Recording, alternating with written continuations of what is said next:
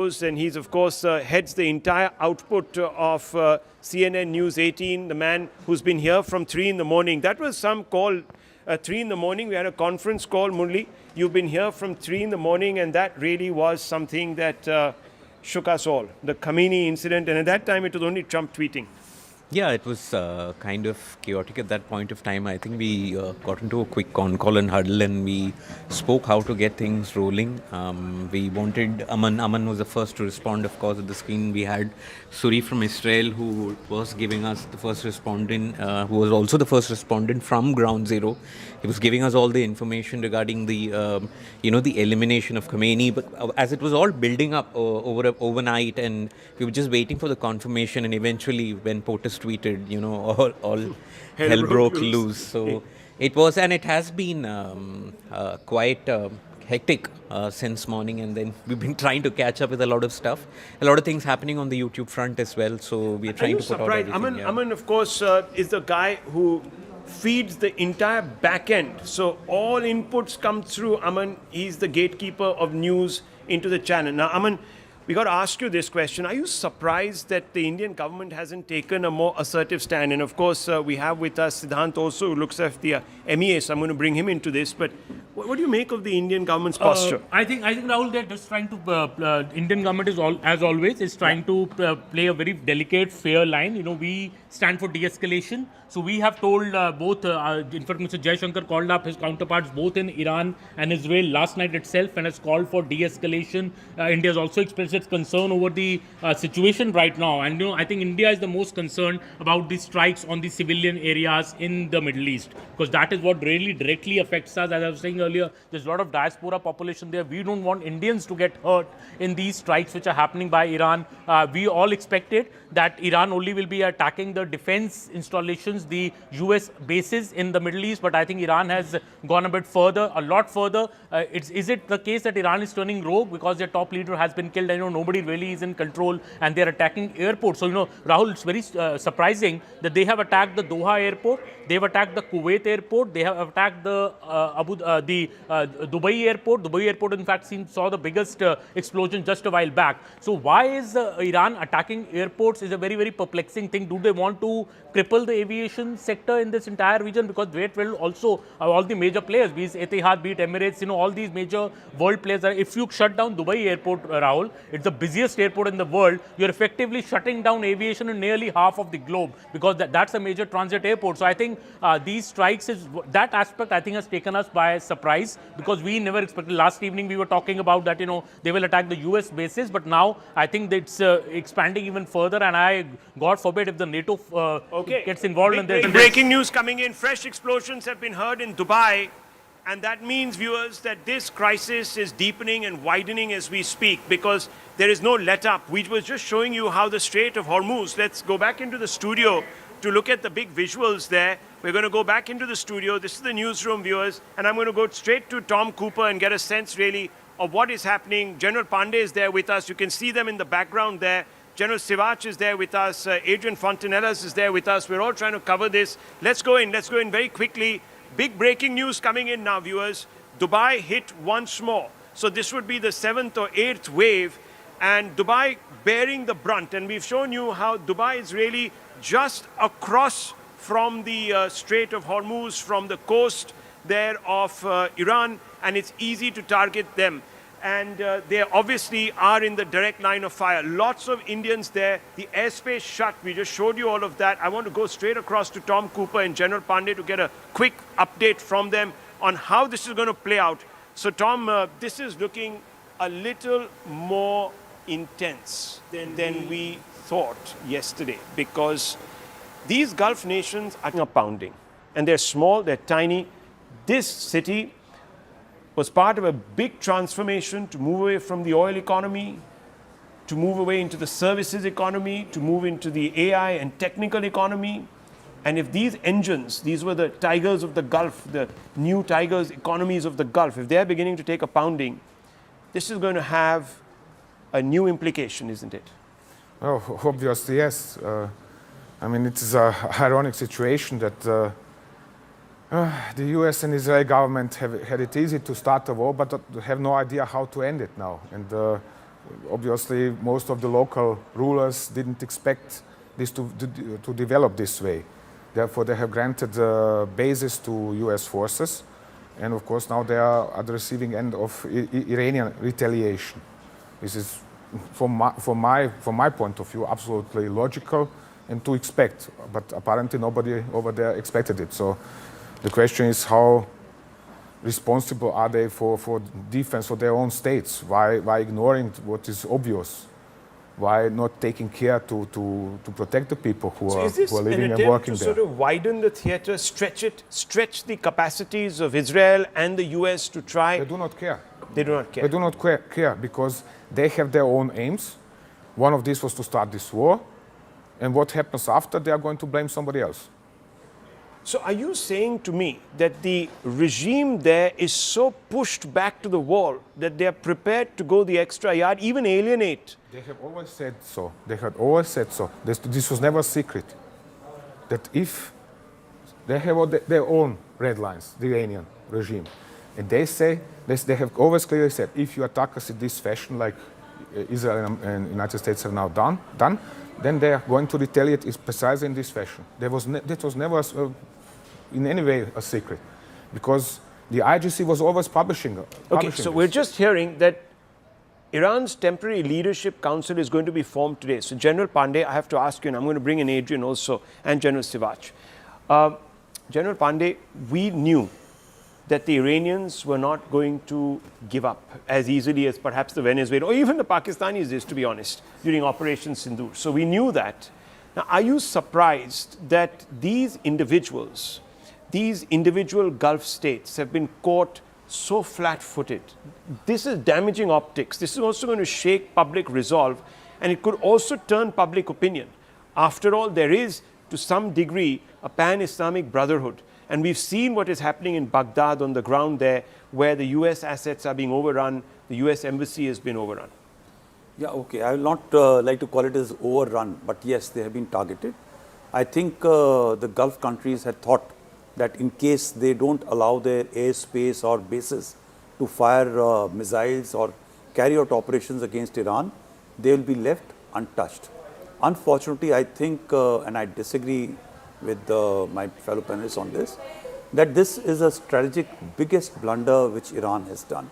While they have an affinity in terms of Islam in the region, but larger number of people have understood that they can't continue to live off the oil economy, they cannot continue to live off the petrodollars, and there is a requirement to move away to a well integrated modern systems which was drawing the world towards these few countries like the Gulf countries like in Doha, in Dubai, and there was a transformation which was taking. While I am sure the leadership in these countries were well aware that the environment is not secure, but they have sold the pitch. And if you recall, even in India, the communities were saying that it's far safer to go to Dubai in terms of not only investment, but in terms of street violence, in terms of safety of women and but men. now all of that is going to be sort of up in the air. Absolutely. People are going to be sort of looking over their shoulders. This unpredictability, who was instability. not happy about what was happening in the Gulf country? There was only one element which was not happy, and that was Iran. Well, in that, the US is surely complicit by ensuring the sanctions, getting on to the economic, making them economically so down that Riyal has got just no value.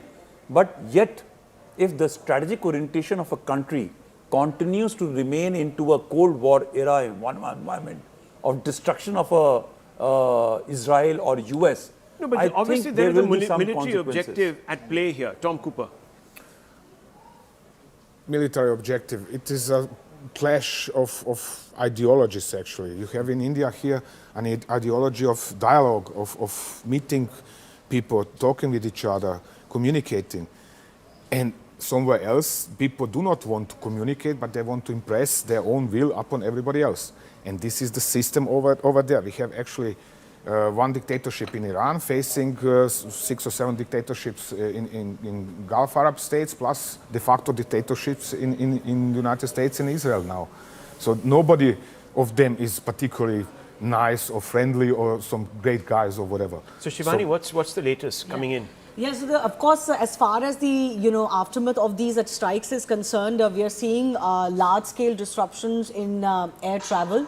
So not just in India, where a lot of flights to and from Middle East, and obviously those that go across the Middle East, all of those have been either disrupted, cancelled till tomorrow, till March 2 already. Disruptions and cancellations have come in. But you also have a lot of Indians, particularly in the Middle East, who are now stuck in those countries. Many of them were actually trying to fly out till before these strikes happened, and airports have been struck. So therefore, they just cannot fly out right now. Think about the economic costs here. Now look at this footage that is coming on IANS. And Adrian, I'm going to come out to you. Listen, you're going to start hearing, viewers, sirens going off in Tel Aviv.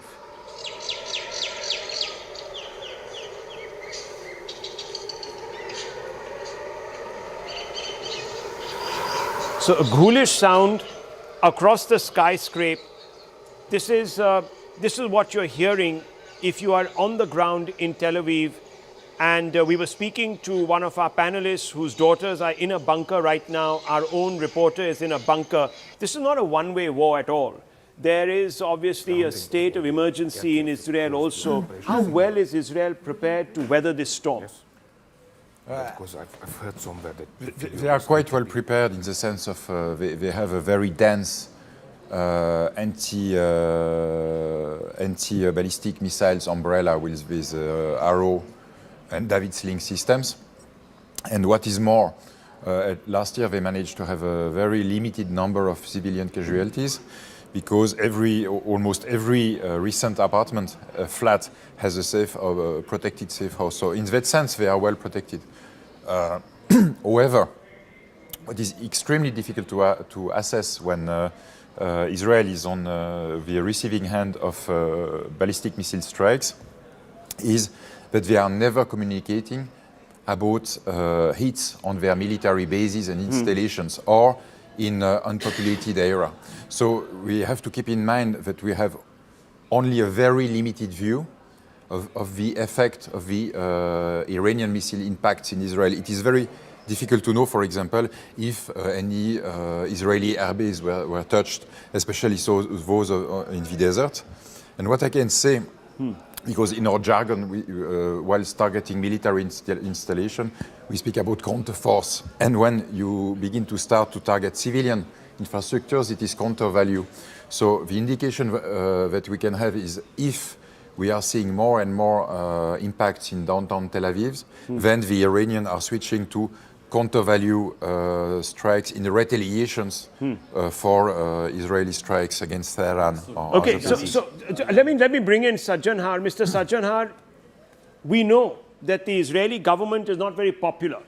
We also know that there have been protests against Netanyahu and the wars that he's prosecuting. Some people believe that he wants to entrench himself in power, Shivani. That's something that has been talked about, that he is doing all of this to keep himself in power. There's an election looming in the next few months in Israel, and he wants to consolidate, he wants to build public and rally the public opinion behind him. He's a war prime minister. Since October 7, 2023, I think things have changed as far as Israel's mindset is concerned. And since then, we've heard about it for the last 2.5 years. Netanyahu has pockets of, dissatisfaction and opposition. We recently saw that play out when the Prime Minister was set to speak in their Knesset. So, that has not gone away. But I think in all of this, what we've noticed is, and our military experts can possibly point out to it more, that the resolve that this is not going to stop at Gaza, in Palestine alone, but they want to take care of the entire region, which they think is the problem. Is that actually a fact, Mr. Sajjanhar?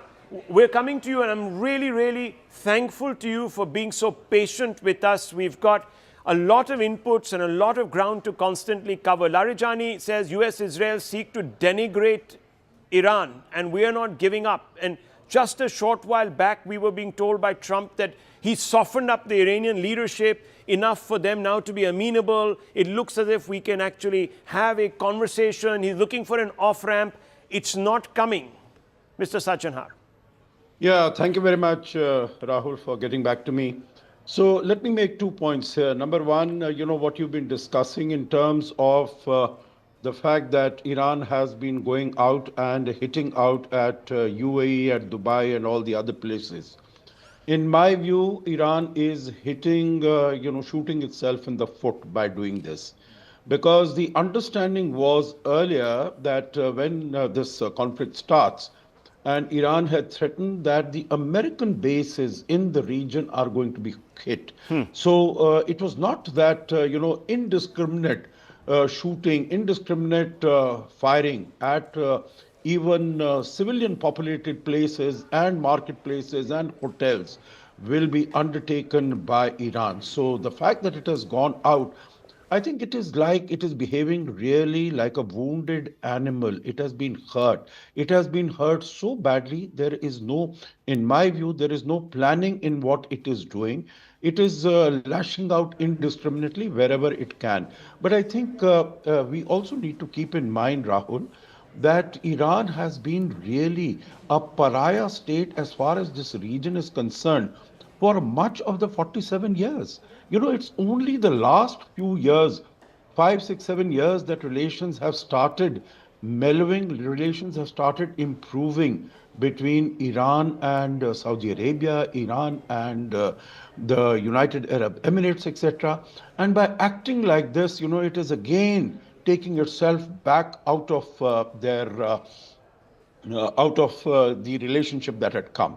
The second point here is I don't think there is going to be any softening as far as the current regime, the question you asked, current regime in Iran is concerned, because they owe their existence to the infrastructure that has been created by the Islamic Republic. First Imam Khomeini and now Ayatollah Ali Khamenei. So I don't think that they will find any takers, unlike Venezuela, who are willing to work with them. The day after what Israel and US have done, they will have to look for a new leadership. Now, they don't seem to have be very convinced that Reza Pahlavi, the son of the former Shah, that he fits the bill. But then they'll really have to come up with another leadership. This leadership is not going to cooperate with him. Having been in Iran in the earlier years of the establishment of the revolution in the early 80s and till recently, I know that those people are inveterately opposed to anything coming from Israel and the United States. Even today, you hear chants of Mark Bar America, Mark Bar Israel, that is death to America. And they call America Shaitane Buzurg, the big devil, and Shaitane Kuchek, that is Israel, that is the small devil.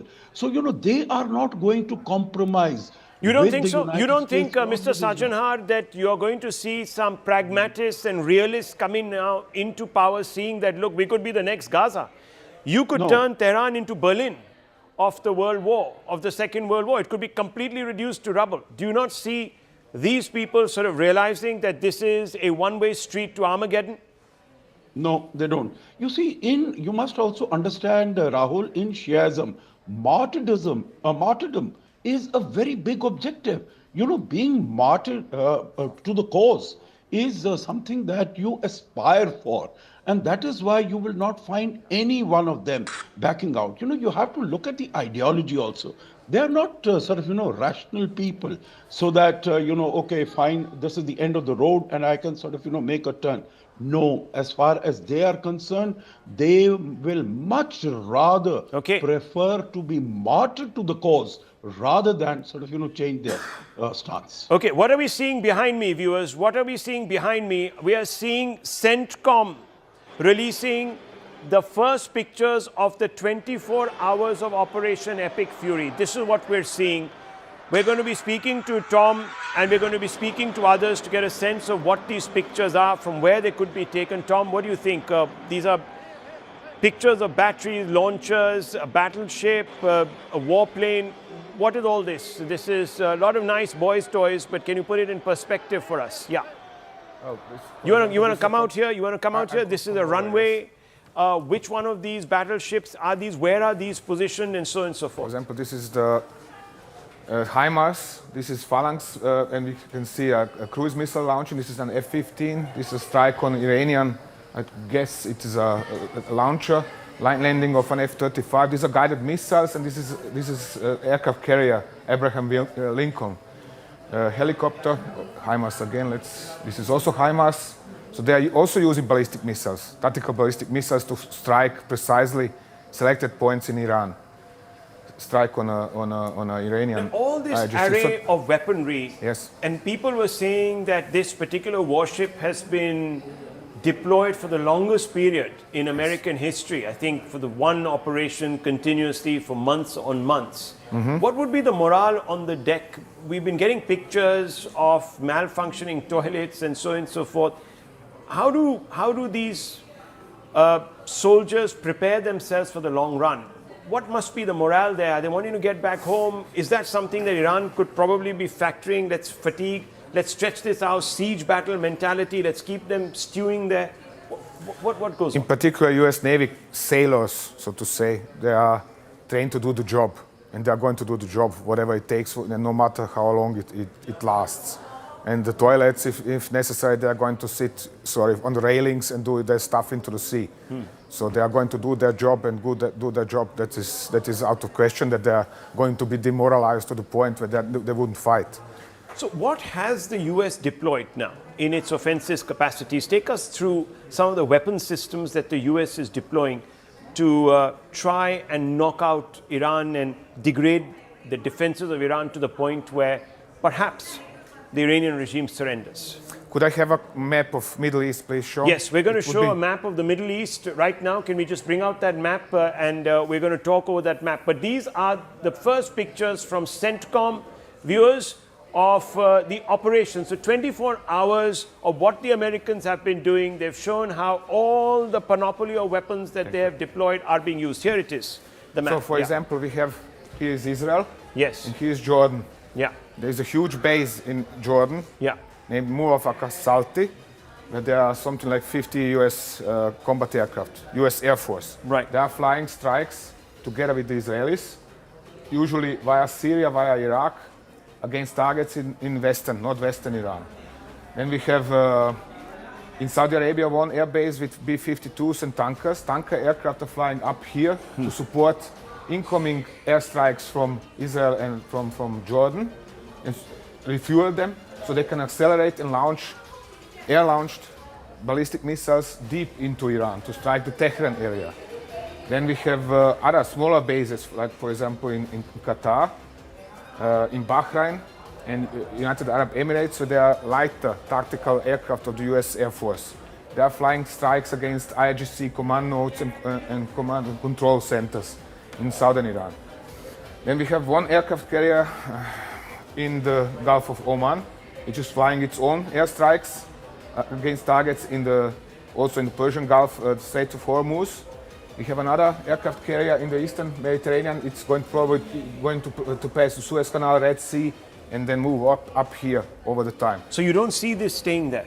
No, because the range is very long, and the longer the range, the more tanker aircraft they need. So if it moves down here, it's closer to Iran to strike. Eventually they are going to try to neutralize the Iranian air defenses and missile capabilities to the degree where they can move their ships really close to the coast. That's the point. And this is what they are trying right now. Destroy the command and communications, destroy the capability to coordinate, and weaken the air defenses to the degree where the aircraft would be free to operate over Iran. So claiming after only 24 hours that they have now control over Western Iran or something else, this is much too early. We have seen this last year in June, didn't happen. General Pandey, what's your assessment of this CENTCOM video and the claim? So CENTCOM Air was- dominance over Western Iran, they say. Yeah, but the fact is that CENTCOM is the one which is controlling these operations in this region. That's they look after this geographical region as part of operations. And these video pictures which are being released, they may be very well pre-recorded videos which are part of the narrative warfare, which is, I don't see any videos of strikes on them or Israel which is being released by the Israelis, but that's all right. I think it's a part of it's part of our course.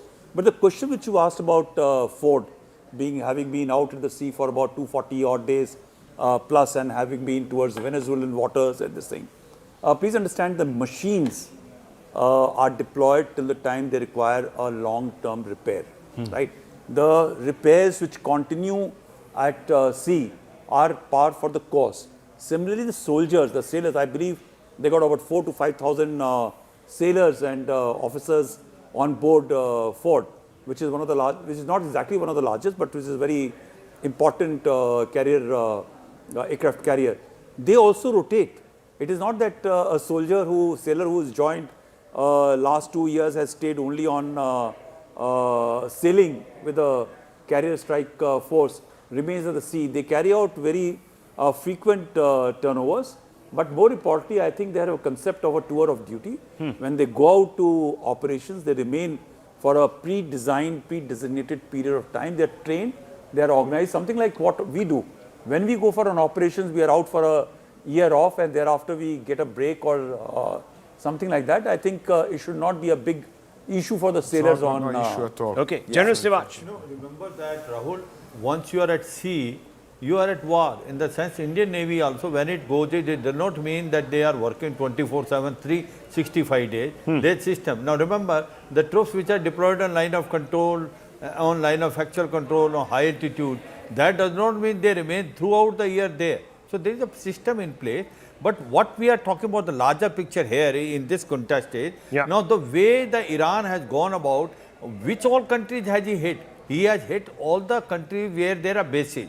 But then he had initially said that he will be only striking to the military bases of the countries where there are in the Middle East. But what they have done, they have also hit the civilian installation. So basically what they have done is they have really hit their own foot. And now what has happened is all the countries which are in Middle East, now they are feeling let off. In the sense, one thing should be who is the security responder in this area. Obviously it was US, because that's why these countries have given their bases there, and that's why they are there. And Bahrain and Qatar, if you see it, they have hit them. Bahrain is where there is a 5th fleet, and Qatar is where there is a central command headquarter and also the air base Al Udeid. So thing is, I suppose the philosophy and the strategy of Iran is faulty. They must have only restricted to the military installation of the US in Middle East rather than hitting the civilian target, wherein all these countries, in case they had a soft corner for Iran, as on today, it shifts. Big pictures coming in. This is Doha. Remember, we were talking about this just a short while back, Tom and Shivani. This was the minaret. What we were seeing was something from this angle. Now what we're seeing is down the road. So this is a main artery. And as General Sivach was saying, they had said that they were restricting themselves to military targets, but they're actually hitting civilian installations. It could be, I don't know. What do you make of these? I'm cautioning always against some kind of, the Iranians are just striking civilian targets and we are, Americans and Israelis are striking just military targets. Iranians are very much trying to strike military targets. It's the precision of their weaponry which is lacking. It's the fact that they're not always routing their UAVs in the best way, so they hit high-rise building in between. Yes. So I wouldn't bet always that it is intentional strike on civilian targets. You're seeing this plume of smoke. It's pretty dark smoke. What do you think has caused this? This is a drone attack, would you say, or this is, do you think? I don't know what was used, but looks like fuel burning. Looks like fuel. Fuel or burning something, again. some plastic or something like that, because it's dark. It's dark. So maybe there was some sort of a storage facility, or it could have been even a factory making some materials. Factory unlikely, but storage facility in the headquarters of the. I want us to go straight across to Sanjay Suri, who joins me from Tel Aviv. Remember, viewers, this is the only network that have their own man in Tel Aviv. So we're going to go straight across to Sanjay. Thank you very much, Sanjay. I know it's been a long night for you and you took a cat nap, but you're standing there against what looks like bright skies. Is it really as tranquil as it looks in your background, or is it true that there are continuous air raid sound sirens that go off every so often? Well, looks can be deceptive, particularly momentary looks. It's not calm here at all. There have been sirens going all night. We've been hearing a number of blasts, and a lot of these are certainly anti-missile launches, interceptor launches. And we have reports of one ballistic missile that has hit central Tel Aviv. It got past the defenses. A number of injuries have been reported. A residential block has been damaged. There are also reports coming in, unconfirmed yet, of one death in this ballistic missile attack. And these attacks are continuing as we speak. There are sirens going on here all the time. Clearly, the Iranians are hitting. They're hitting with all they've got, and they've hit Israel at several places, Haifa, Jerusalem, and here in Tel Aviv. The question is how far they can continue to do so. And when we are thinking of that kind of scenario, it's a question of how quickly and how extensively the ballistic missile system in place in Iran can be neutralized by Israeli and US forces. Because as long as that is in place, and as long as you have at least some working remnant of authority in Tehran continuing from the Khamenei setup, these attacks are certain to continue to hit Israel, continue to hit Tel Aviv, and also hit across the Arab world and causing the disruption we've already seen. Stay on with me because we're doing what is known as a joint broadcast. So from I-24 News, we've got Natasha Kirchuk, who's joining us straight from Israel. And I want to go straight across to her. Natasha, if you can hear me, thank you very much for speaking to us. I know you must be very busy, just like we are, covering this war. It's so close to home. What exactly is happening right now on the ground in Israel?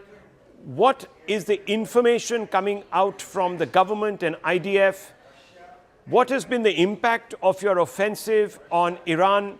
And why, I'm sorry, I'm giving you a number of questions here. What really is happening in the larger Gulf region? All right, well, a lot to uncover here. I think your correspondent spoke briefly about what took place in Tel Aviv last night. We have been seeing waves, over 300 ballistic missiles fired from the Islamic Republic of Iran towards the state of Israel. So Israelis across the country have essentially been running in and out of bomb shelters over the course of the last 24 hours since those strikes began just after 10:15 a.m. But I think the big news on everybody's minds here, and it's important to keep in mind that, you know, many Israelis have been saying they've been waiting for this moment. It's not that Israelis want to necessarily be sitting in bomb shelters and putting their lives at risk. But, you know, the idea here for Israelis is there's finally a chance to eliminate the so-called head of the snake, the axis of resistance that has been run by the Islamic Republic of Iran. And so, you know, one of the moments where history has really shifted in real time was that announcement last night of the killing of the Iranian Supreme Leader Ali Khamenei. This is not just the death of a leader, it's a removal of a central pillar of the Islamic Republic of Iran. And, you know, for nearly 4 decades, this was a man who was the ultimate authority in Tehran. You know, the leader above the president, above parliament, above the generals. He had final say over military, over the nuclear program, over foreign policy that has impacted Israelis. And of course, crucially, the Islamic Revolutionary Guard Corps, which is not just a military force, it's an ideological and economic powerhouse that has ultimately been projecting Iranian influence far beyond the borders.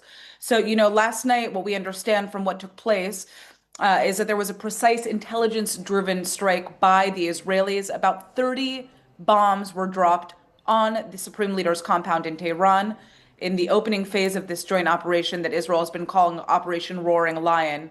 And so we see the imagery that the compound was largely destroyed. Then President Donald Trump obviously announced Khamenei had been killed as well. And this is really not just a symbolic moment. It was really the decapitation, the strategic brain of the regime being attacked by Iran, and a major reason for Israelis to celebrate, because Israelis refer to Khamenei as the head of the snake.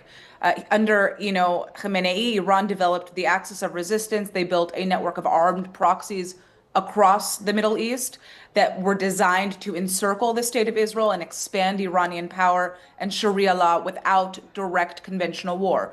So even if you haven't been seeing Israel and the IRGC directly in conflict, like we have been seeing over the course of the last 2 years, in Lebanon, Iran has been arming and financing the terror group Hezbollah, which has an arsenal of rockets and missiles that they've been firing into Israel since October 7th. Hezbollah has become stronger than the Lebanese state itself, so contributing to deep economic collapse in that country. So it's Natasha, not just hold Israel your being thoughts affected. for just a few seconds, because I want your comments on a couple of things. Yes. Another big breaking news development coming through: Major General Abdul Rahim Mousavi, who's the chief of staff of the IRGC, has been eliminated. That's what we are being told. Chief of staff killed. That's a big development there.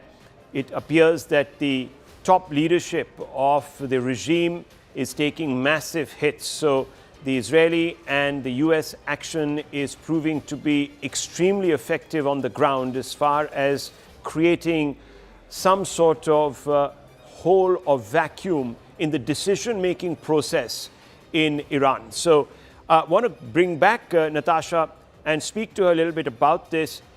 We were told that this was going to be a preemptive strike, in the sense a strike that tells Iran, we're serious, you've still got time to reconsider, come to the table, but when you eliminate the Ayatollah, when you take out the top leadership pretty much effectively, you already have a transition. This appears to be not quite a preemptive strike. This was something a lot more, would you not say? Absolutely. I mean, the Islamic Republic of Iran does not recognize the legitimacy of the State of Israel. For decades, Khamenei has openly called for Israel's destruction. This was not just fringe rhetoric that was coming from the Islamic Republic. It was official state doctrine. So, yes, you could say that Israel said this was a preemptive strike. In many ways, it was. We know that the Islamic Republic of Iran has an arsenal of ballistic missiles, has been working to develop a nuclear weapon. One of the main targets is the State of Israel. So yes, in that sense, any strike on Iran is preemptive to the Israelis, which is why you're seeing that very emotional reaction from Israelis about the death of Khamenei and other leadership within the Islamic Republic of Iran. It's fair to say, we understand the reports now that Israel and the United States have been working for months on a plan to essentially topple this regime. Trump said that out loud. The goal, at least from the Americans, has been to topple the regime. The Israelis will continue to say what is the truth and was always the truth, that they do not want Iran to pose a security threat to the Israeli public. And when the Islamic Republic of Iran has refused time after time to stop building up this arsenal of ballistic missiles, to stop working on a nuclear weapon while openly calling for Israel's destruction, then yes, it is a form of self-defense to be attacking the Islamic Republic of Iran, and that is the argument on the part of the Israeli government. Okay, so stay on with me. I want to bring in Tom Cooper, who's the world's #1 military analyst, with Adrian Fontazella also here with us, another military analyst. Both of them are also part of this coverage. Tom Cooper, what do you make of this first strike? New news that the chief of the chief of staff of the military outed now, finished, decapitated. It's a double-edged sword because on one side he was a military incompetent, or at least assessed as such. So it could easily happen that somebody far more capable is going to replace him. On the other, and far more hawkish, far more anti-Israel, anti-United States. Maybe radical. On the other hand, it could be that due to the loss of his influence, because he was politically influential, and therefore he had a say in lots of things that Iranian armed forces were doing. It could be that due to his demise, that there is going to be a sort of a mini power vacuum in regards of how the armed forces controlled and organized. But yes, it could be a double-edged sword as well. Adrian, we've been going down now the list, really, of military leadership in Iran. And I think my colleague here, Shivani, has got the details of who has been eliminated. Yes. How does this work? If you are depleting the leadership, how do people step in, and how are they expected to perform at levels of their predecessors?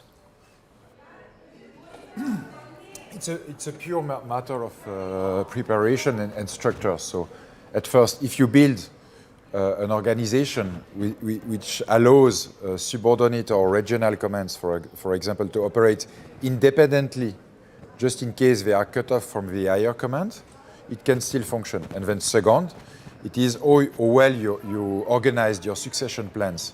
It is well known that the IRGC organized itself in order to be resilient in the face of such decapitation strikes. It was expected from them since 2 decades. So, and militarily wise, you shall never underestimate an enemy, and always take the worst case scenario. And it is very plausible. But actually, these decapitation strikes are more like PR strikes, because you can claim that you had this head, and that head, and so you are winning. But at the end of the day, if you are facing an organization which is which has built-in redundancy, then it is not very efficient. And this is demonstrated by history, because it was the case with Hezbollah, with Al-Qaeda, with Hamas, and all these organizations managed to survive decapitation strikes. Shivani, more news coming in. Yes, so we've got a confirmation now, and I think these are confirmation coming in from the Iranians themselves, that Aziz Nasridzadeh, the Minister of Defense, has been eliminated in these strikes. So I'll just give you a list, Rahul, and for the benefit of our viewers just joining us, these are just the first set of strikes. 24 hours have elapsed since the first strikes began. So you've got Ali Khamenei, the Supreme Leader himself, taken out in those first set of strikes. Ali Shamkhani, Advisor for Security Affairs and Secretary of the Defense Council. Mohammad Pakpour, who was the commander of the Iranian Revolutionary Guard Corps. Mohammad Shirazi, head of the Military Bureau. Aziz Nasridzadeh, who was the Minister of Defense. And just now, we got a confirmation of the Chief of Armed Forces, the Chief of Armed Staff, Major General Abdur Rahim Mousavi. These have all been eliminated. So this is, of course, the top rung. And as our experts have been pointing out, Tom wants to come in, there will be possibly a secondary and a tertiary level of targets that would have been identified. There's some big breaking news coming in. Locals protesting strikes on Iran have stormed, we're being told, the US consulate in Karachi. Yes. Now, this is Pakistan, viewers. And this is why I have been saying, because there are these protests happening in India now, especially in Delhi, in pockets of Lucknow, in Kargil, in Srinagar, that they need to be stopped, because it's quite possible that they may go out of hand. Yes, you can allow for a little bit of what is known as the release of the pressure valve, but if it becomes too much, it could lead to this. Look at the outcomes. Now we have 2 consulates, one in Baghdad, one in Karachi. Both, as you can see, let's go full frame to these pictures. These are dramatic pictures coming out. You can see the American flag, so quite clearly this is not an abandoned premises. You can see it. You can see it's a low building with a single story. It's very well fortified, but somehow these protesters have got through, and they're not 1 or 2, there are hundreds of them. These gates have been overrun. Tom Cooper, this is going to be something that might become, I don't know, might become part of what is the non-military play, and could have a huge bearing on the way things play out in the Gulf, and will begin to play on American minds. If you have a repeat of what happened in 1979, 1980, a hostage crisis, it could change the equation. That the Americans very good at recalling the occupation of the embassy in Tehran in '79, but they do not recall the all-out attack by a mob in Islamabad on the US embassy there at the same time, in which at least 4 people were killed. So they are not recalling something they don't like to recall, and they are recalling something they do like to recall. Yes, it could get this could get very serious, especially because in Pakistan there is lots of anti-US sentiment, and that is not going to change anytime soon. This is despite, of course, the leadership causing up to the American leadership. Yes, this is not looking good, viewers, from an optics point of view. You can have very many different ways of exerting pressure. Let me bring back from I-24 News in Israel, Natasha, who was with us. Natasha, these pictures are coming through. It's quite clear what the Iranians are trying to do. They're trying to rouse sentiments amongst Muslims in the Gulf and in perhaps even the subcontinent. This could have other impacts on the way this entire crisis plays out, because if it begins to enter into the civilian domain, and there are casualties, specifically American civilian casualties, that could have a bearing on the politics in DC, could bear pressure on Mr. Trump to recalibrate, and perhaps even Prime Minister Netanyahu. Yeah, I mean, absolutely. We are now in a direct state-on-state missile exchange. That is what is happening. We've been seeing Iran try to fight these strikes from both the United States and Israel, both militarily and also through rhetoric. We've seen Iran fire over 300 ballistic missiles, but you have to remember they've not only been firing at the state of Israel, they've also been firing at nearby Gulf states. We are talking about strikes in countries like Kuwait, in the United Arab Emirates, in Qatar. So while they may be trying to rouse the sentiments, and you could say try to get the goodwill of the wider Muslim Republic, the Gulf Arab nations are also seeing that Iran is striking them as well. So this is a very complicated picture. You know, obviously we know that in Iran, the picture is complicated. The state TV has declared these 40 days of mourning. But there are also reports of widespread celebration by Iranians. So the regime is dealing with a significant domestic unrest, along with this economic hardship, these strikes from the United States and Israel, and it's really just kind of pulling at the last straws to see if there's anybody who is left there to provide some level of support. But at this point, it seems like the IRGC is going to try to consolidate their power quickly. We know that there are succession mechanisms that the system has. The big question, of course, is whether this is a moment that is just going to totally fracture the regime or somehow harden it. And it seems, you know, for the broader Arab world, the implications are really just massive, because if Iran's ability to coordinate and finance Hezbollah and the Houthis and all these other militias is now disrupted, we could see major shifts in Lebanon and Yemen and Syria and Iraq. Some governments in the region are definitely quietly welcoming the weakening of the network, even if they don't necessarily love that it's the United States and Israel that were the ones to initiate these strikes. So I think, you know, instability is definitely looking like the strongest possibility right now for the Islamic Republic of regime. I think everyone here is kind of just waiting to see how long this is going to last and what it's ultimately going to mean for those who end up succeeding Khamenei. Well, as of now, the Iranians don't seem to be backing down. Of course, it's only been 24 hours, early days, and they're taking a lot of casualties. Thank you, Natasha, for joining us. I want to go straight across to Raj Shekhar, who's joining us live from Abu Dhabi. He's a resident there. Abu Dhabi saw some strikes yesterday. What's it like, and what are you hearing? Because we're getting news that there are more and more strikes now in Dubai also. So what is the information that is coming to you, Raj Shekhar? How secure are you? How secure do you think you will be over the next few days? You're just across from Iran. Yeah, hi, sir. Actually, like before launching any missiles, we are getting some alert messages in mobiles. They are telling us to not to leave our camps or workplaces. They are telling us to stay wherever we are instead of roaming in open areas. Because we, before getting alert messages, we can see missiles flying. US, we stay here near 2 kilometers away from Al Dafra US airbase. We see US airbase people are counter-attacking those missiles with their missiles.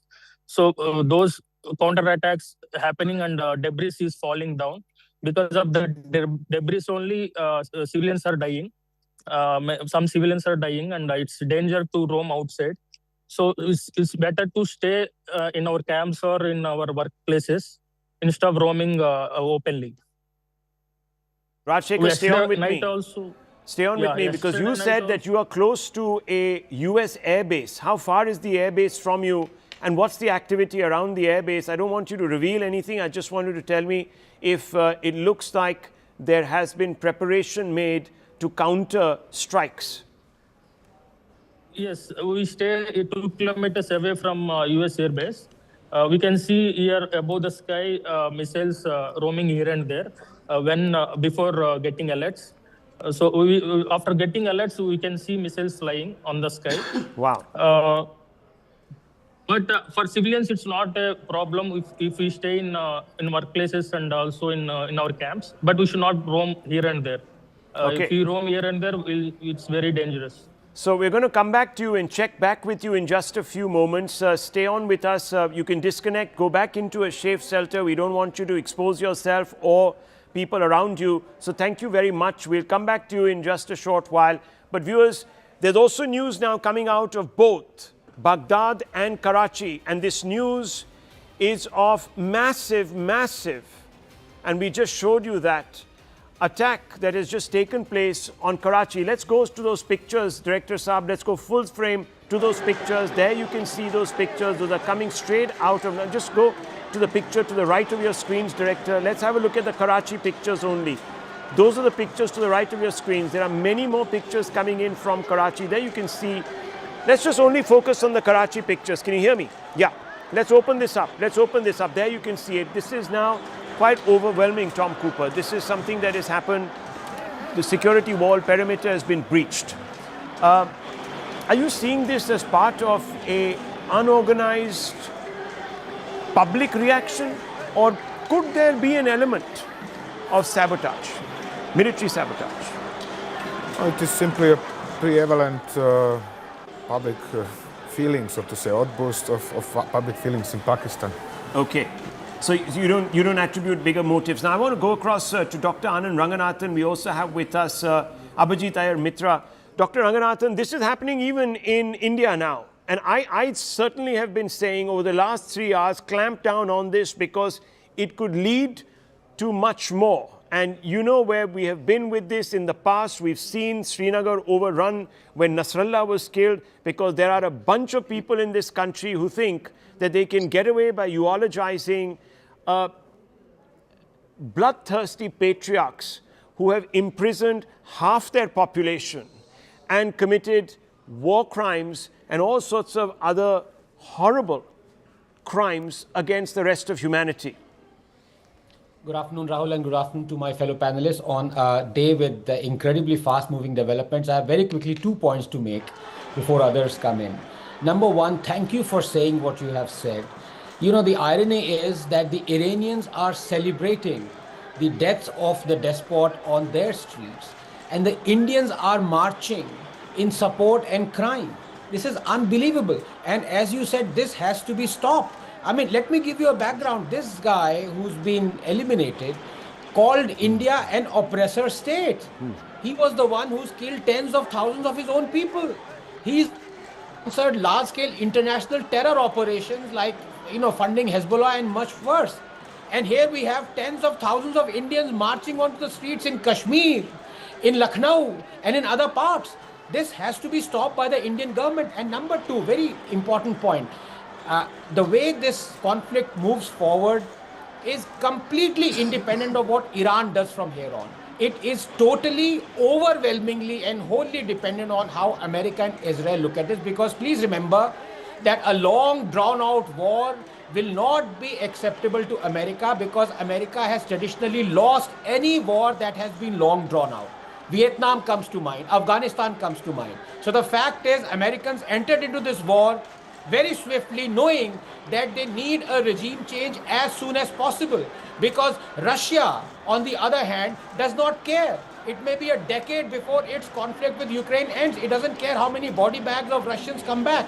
America, on the other hand, is petrified of that scenario. So it is not going to be a long drawn out war as far as America is concerned. They want to end it as soon as possible, and the results were shown on the first day itself when they eliminated the supreme leader. From here on, it is not at all on what Iran does. Oh, you think so? Let me bring in Zvika Klein, editor-in-chief of the Jerusalem Post. Thank you very much for being patient and waiting for us. We're also joined by Adrian Fontanellas, and of course there's Tom Cooper.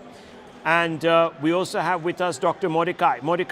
Dr. Mordecai, there is an impression gaining ground that, at least as of now in the first 24 hours, that the Iranians will cave in. Do you share that? Do you share that impression? Because they've just elevated, and we had reported this about 2 hours earlier, Mortaba Khomeini, who is the grandson of the founder of the Islamic Republic of Iran. There's also explosions happening. 11 explosions have been heard in Doha, according to some reports. So there's all sorts of expansion happening of this offensive that we're seeing in the Gulf.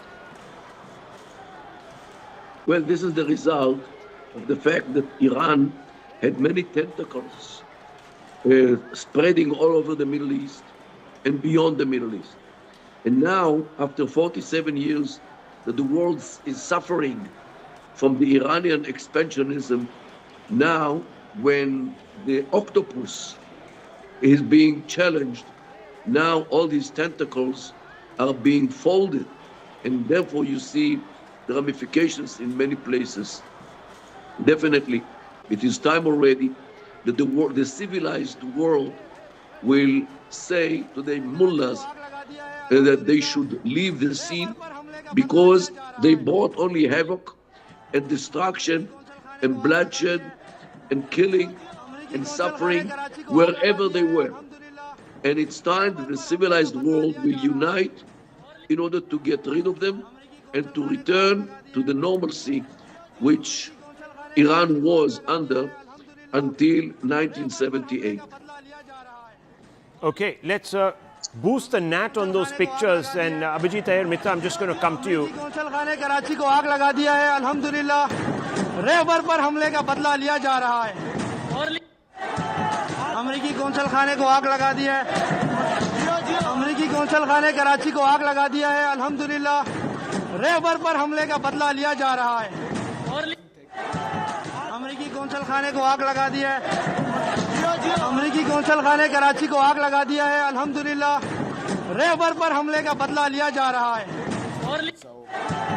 अमेरिकी council खाने को आग लगा दिया है There you can hear it very clearly.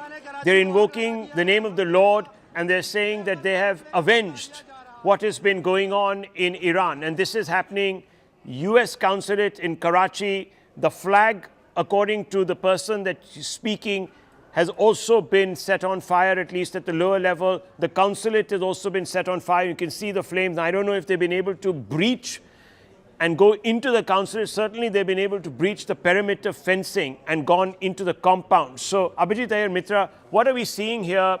There are also celebrations, of course, that are taking place.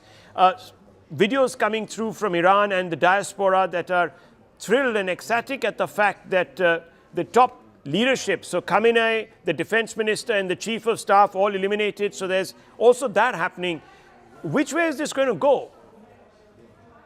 I'd also urge you to look at the massive protests for the regime mourning Ayatollah Khomeini that are happening in Iran as well. And there are people there who are not hijabis. They're modern secular Iranians also mourning. Let's remember that. This is number one. Number two, as far as Pakistan is concerned, you see every event. I've never seen a population more ready to come out and riot than the Pakistanis. Essentially, every international event is like putting bananas in front of a bunch of monkeys. They can't resist themselves, especially when it comes to embassies. This isn't the first time, like a fellow panelist pointed out. In 1979, they attacked the US embassy, burnt it down. And what I want to know is, where is the security around this consulate right now? The external security is meant to be provided by the host country, which is to say Pakistan. After an attack has happened, which you know can inflame tensions, where is the security around it? Where are the, the barricades and so on and so forth, the concentric layers of security that should have been provided? I don't know if you've gone past the American embassy in Delhi today. I'm not in Delhi, I'm in Madras. But my friends are telling me there is significantly ramped up security and barbed wire fencing and things like that have come up outside there.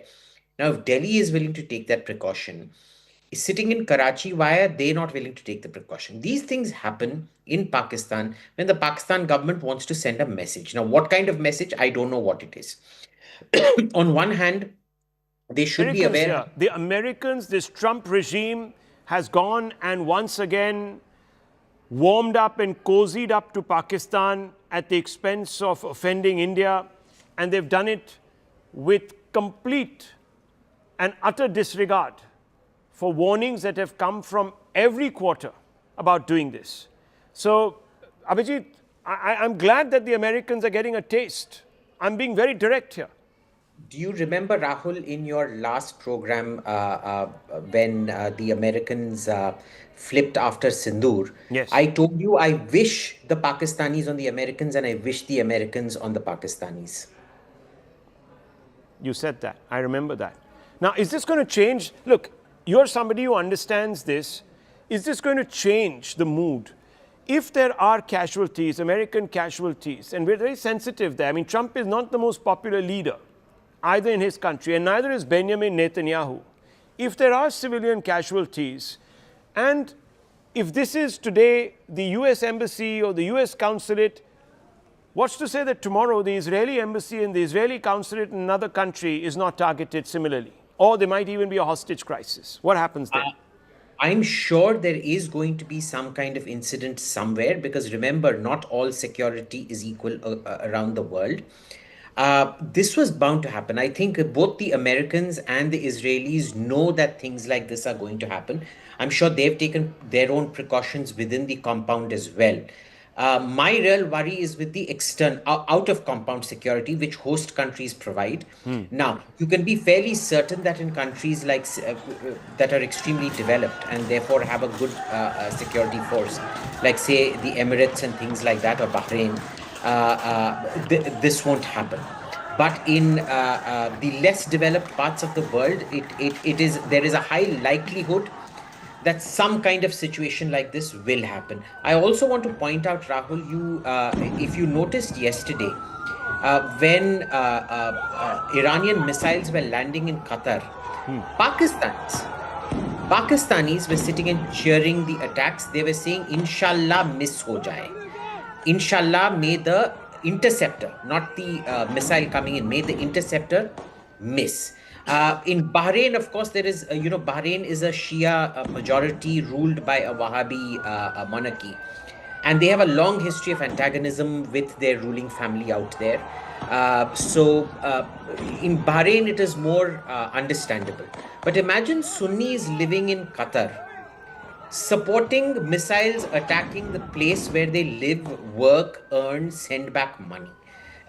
This level of, self-sabotage is really, it's unique to Pakistan. You never find a country more adept at self-sabotage than Pakistan is. And of course, my greatest reassurance is the fact we can never do to Pakistan what the Pakistanis won't do to themselves. Very good point. Dr. Ranganathan, let's open this up and go a little deeper, because what we saw was a recalibration. There was a period when America had dehyphenated relations between India and Pakistan, and now we're seeing a recalibration under Trump, and he calls that failed general of theirs the best and his favorite field marshal. The failed marshal has become his favorite field marshal. Does Trump understand foreign policy? Does he even understand the situation on the ground here? Does he even know what he's up against in Pakistan? And I just written a piece a few days ago cautioning Sergio Gore, the US ambassador, saying, don't make the mistakes of the past. And I said, I've written an open letter and it went viral. So I want you to comment on this, because this is something which I think the Americans deserve to know, discover for themselves. A couple of points out here. When that rogue Kissinger said that to be America's enemy is dangerous, but to be America's friend is fatal, I think he can also include Pakistan in there.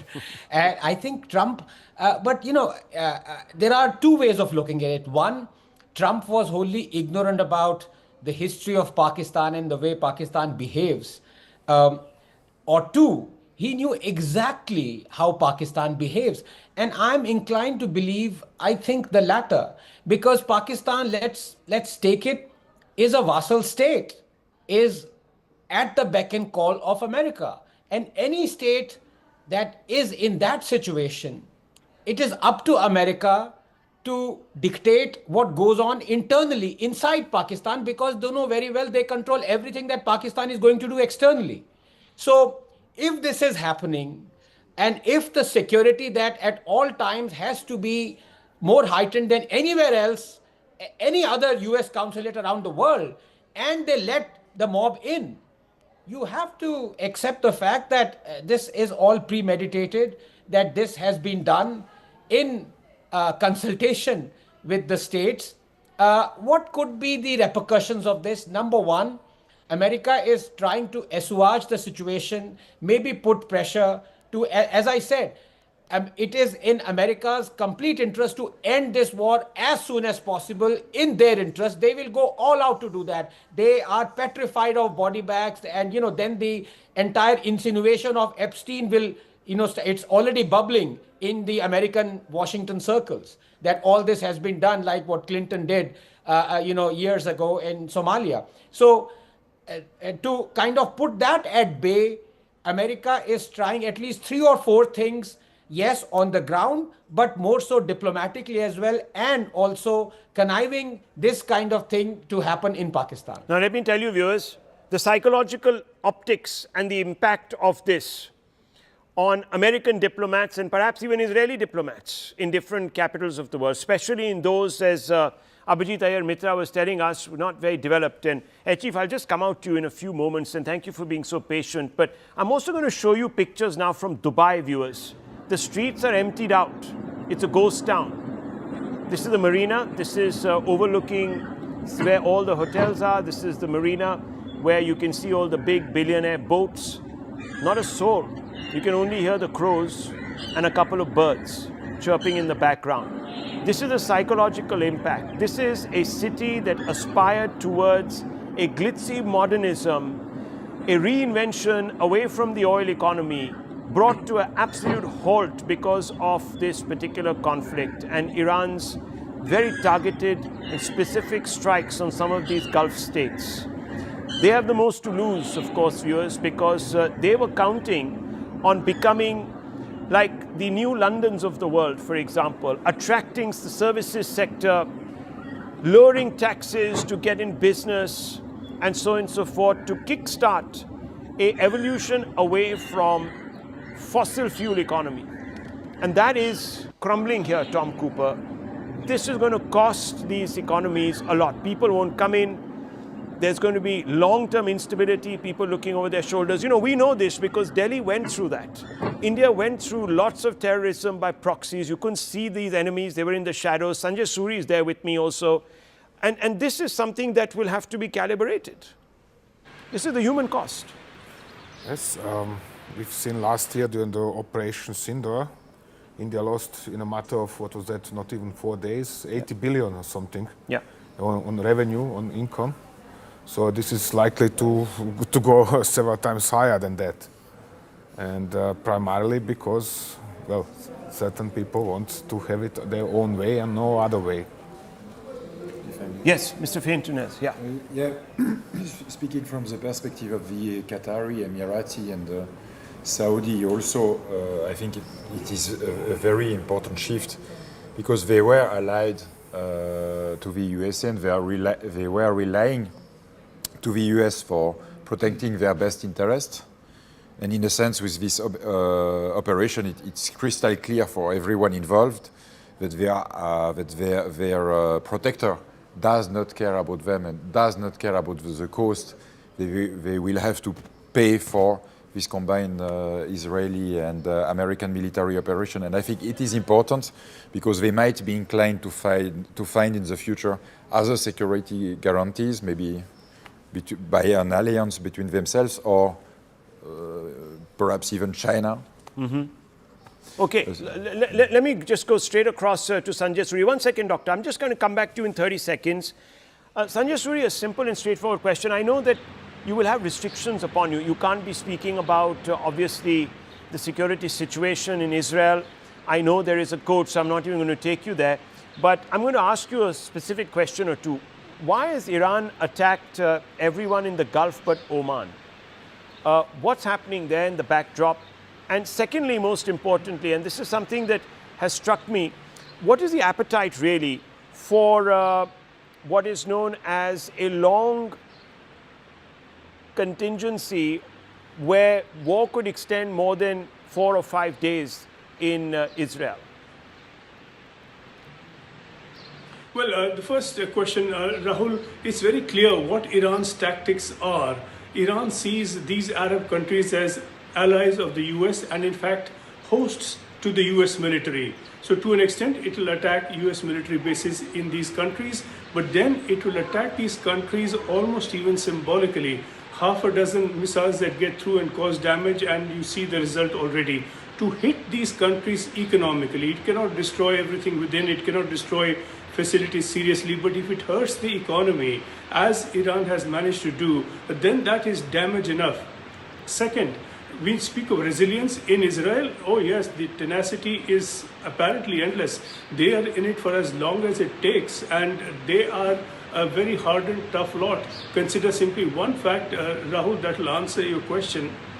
The population of Israel is less than 10 million. The population above the age of 18 is about 6 million, and above the age of 18, every Jewish Israeli is not just military trained, has had military deployment. So this is a nation of soldiers. They can take it.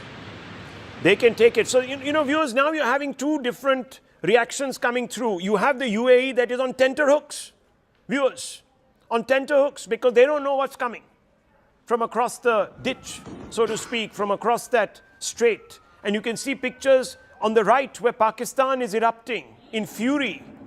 It's an irony. The Americans have called their Operation Fury, and the fury is erupting where? In Pakistan, viewers, where the Pakistanis, the great new friends of the United States, are turning on their benefactor, the man who gave them billions of dollars. These Pakistanis are shameless, viewers. They have no loyalty to anyone. They have no loyalty to their own people. They didn't show any loyalty to the Bangla friends across the subcontinent, viewers. They betrayed them.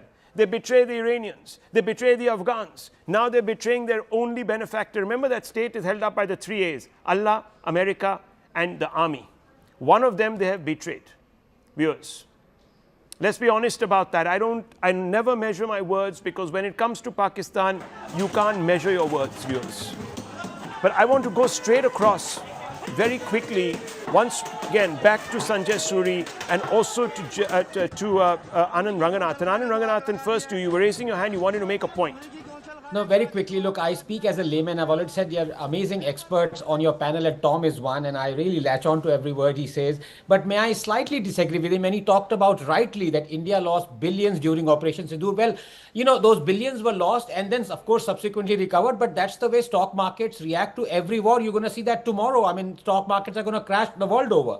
But the fact of the matter is, today we see after a couple of missile strikes, Dubai has emptied out. We never saw such scenes in Delhi. You know why? Because we have our own indigenous Akash defense system to thank for. And Dr. Ramarao, he constructed something on shoestring budget that intercepted 664 missiles and Pakistani drones in a neutralization rate of 99.4%. So, you know, this is happening in Dubai when you had an overarching ally, America, not able to protect it, whereas we withstood 884 Pakistani missiles and drones, and Indians were freely moving on the streets. Well, Air Marshal is here with us, and Air Marshal is also going to give his little input. So, Air Marshal, you keep sitting there, please. I'm just going to ask you a couple of questions. How is this happening?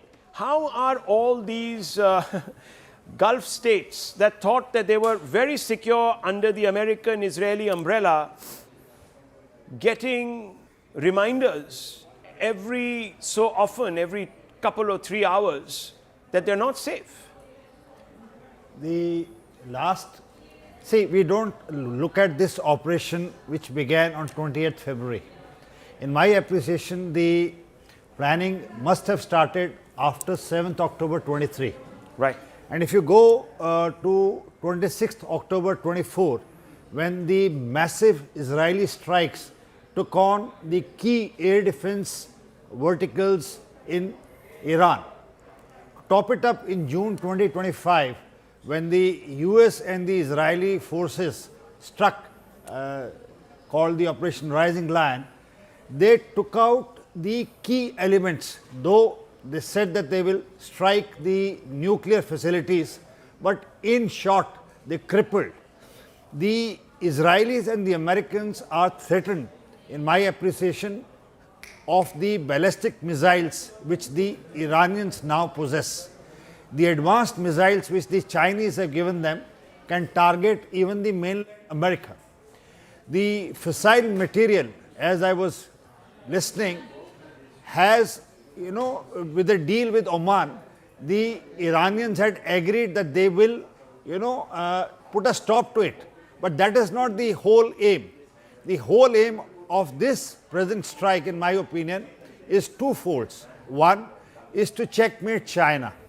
If you see, the January action in Venezuela was related to oil, and this strike also is related to oil. The Chinese get their maximum oil from Venezuela and Iran. So with this strike, what happens now? The prices of oil will shoot up. The supply through Gulf of Hormuz.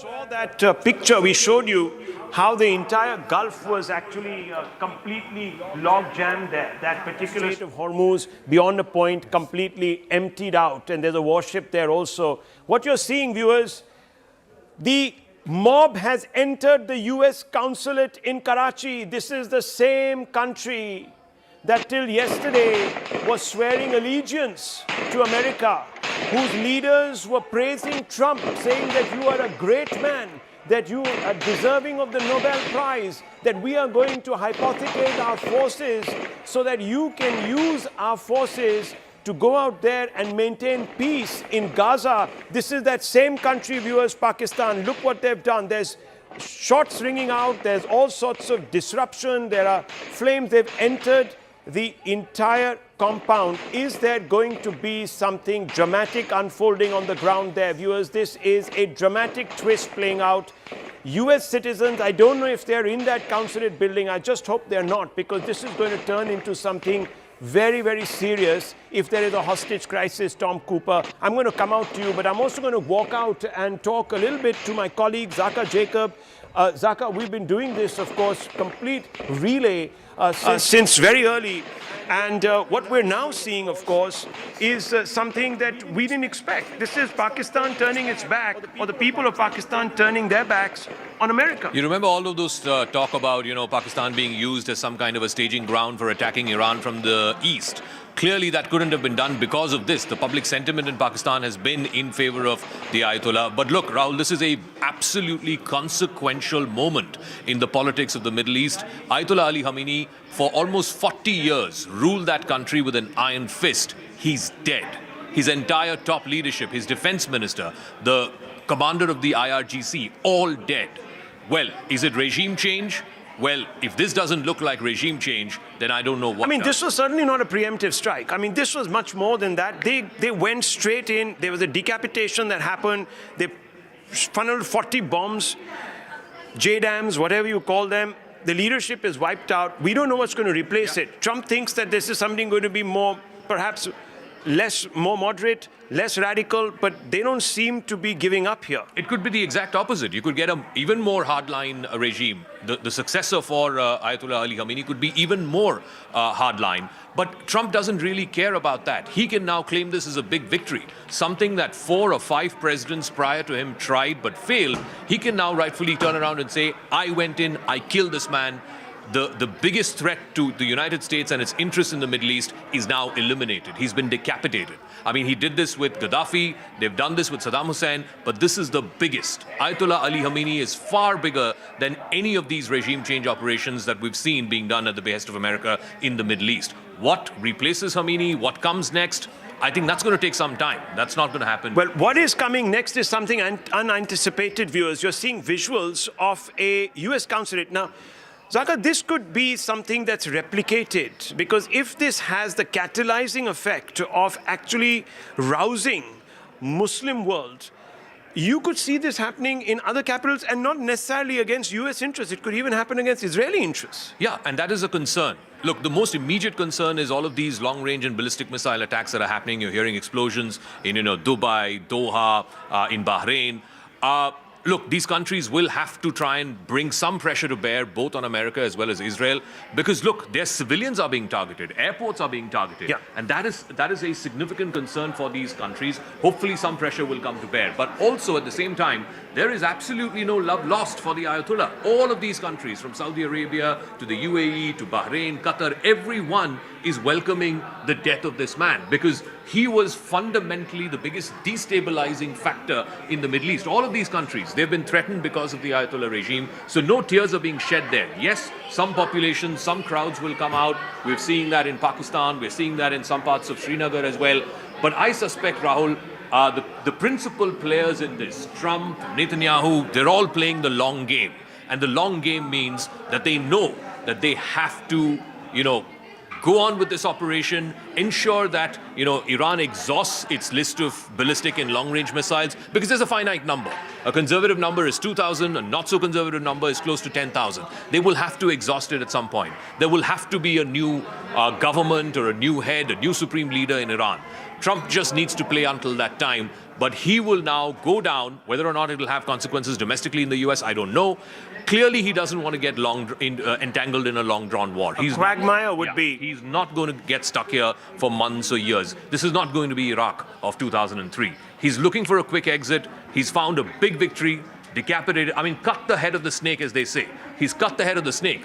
What replaces it, like I said, is going to be long drawn, it's going to be hard, but that's not Trump's problem. What's going to be the off-ramp in case, and I just wish this doesn't happen, in case there are reprisals, and there are reprisals against US citizens in other parts of the world, and this sort of goes sideways, as they say, is there an appetite for Mr. Trump to continue? Because obviously there will be then expectations of him to retaliate, to teach the Iranians once again a lesson of their lives as he talks. There'll be a lot of pressure if there is any inconsequential or even consequential damage to American lives.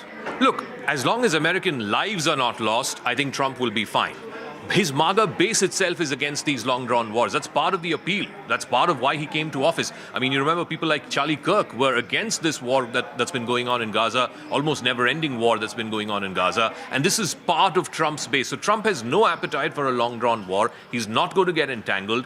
And you asked about the off-ramp. This is exactly the off-ramp. He's got the victory that he wanted. He can tomorrow morning address the country and the world, his new State of the Union, and say, I did what Obama could not, what Biden could not, what Clinton could not, what Bush could not. I went in there and I cut the head of the snake, and that's his victory. Well, will he take that? Will he take that? We've been covering this, of course, viewers, and we're going to hand over to Zaka in just a few moments, but I'm just going to take you through the newsroom since the morning. Very, very active. Shivani, why don't you come out to me? And of course, Siddhant, who's been tracking the Ministry of External Affairs and the Indian reaction and all the politics. Shivani, this is turning out to be an endgame that we didn't envisage. Now, it's 24 hours plus. The Iranians don't look as if they're softening. There are reprisals happening in other parts of the world. You can see what's happening in Doha. Can you see those pictures there on your screens? Fresh visuals of strikes that have taken place in Doha. We're bringing you visuals from Karachi. But can I just say, the US and the Israeli army had already said at the start of this offensive that this is going to take at least a week. So they have a week-long plan. What happens beyond that, we don't know. But can I also tell you, even as we were keeping a watch on what's happening in Karachi, we had a few visuals come in from the Iranian Culture Center at Tilak Mark in the national capital. We saw a few people arriving in autos and getting off there. Ladies with their headscarves, etc. Some Iranian cleric also seemed to be going inside. So I don't know whether we could see a repeat of some sort of a protest. If not what we are seeing in Karachi, but maybe some assembly outside the Iranian Culture Center in New Delhi to also voice their opposition. Well, what you're seeing on your screens, viewers, are those pictures coming out of Doha. I'm telling you, the Middle East is looking over its shoulder. We just showed you pictures from Dubai, completely a ghost town. That's going to cost it economically, as I'm saying, at a period of transition. Siddhant, what's the response coming out now from the Indian government? We had one statement. These are sort of statements expressing serious concern about the situation. There has been a decapitation strike. We have historical ties, civilizational connect with Iran. We haven't got a comment really on that development. Well, that's right, Rahul. In fact, there are more than 2,000 Indian medical students stranded in Iran. There are more than if I'm not mistaken, 9 to 10,000 Indians in Iran at present. In fact, I have managed to speak to many Indian medical students there. They are sending me their sound bites, urging Indian government for evacuation, etc. They're saying that their passports is with the university. They cannot move out.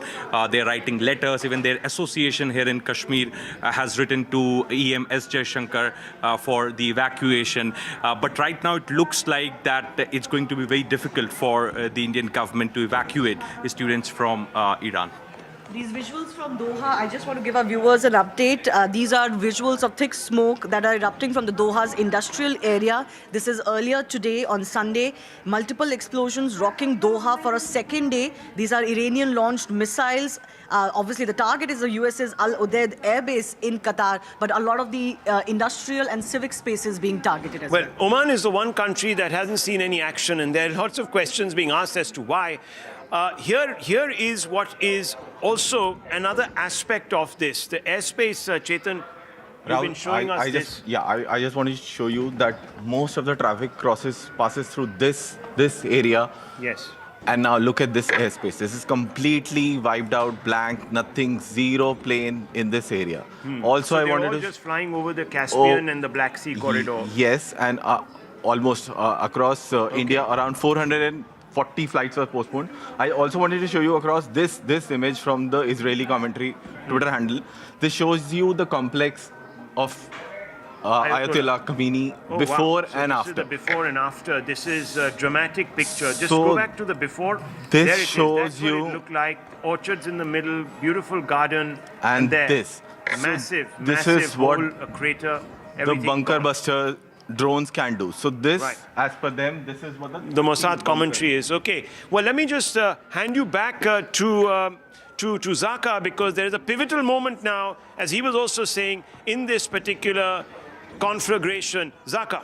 All right, we're seeing heavy smoke that's billowing out from the Jebel Ali port in Dubai. It's one of the busiest ports in the world right now, and certainly one of the busiest in that part of the world. The Jebel Ali port, it's not a direct hit. What we're given to understand is one of the berths there caught fire because of debris that resulted from an aerial interception. So a lot of these attacks, these ballistic missile and long-range missile attacks by Iran, are also being intercepted by all of these countries, whether these countries are Qatar or the UAE, Bahrain, Kuwait. A range of US allies in that region have been attacked by these long-range fire, these ballistic missiles. Look at these various visuals that have been coming in through the day, through the last 5 or 6 hours. These are retaliatory strikes by the Iranian IRGC and by the Iranian army.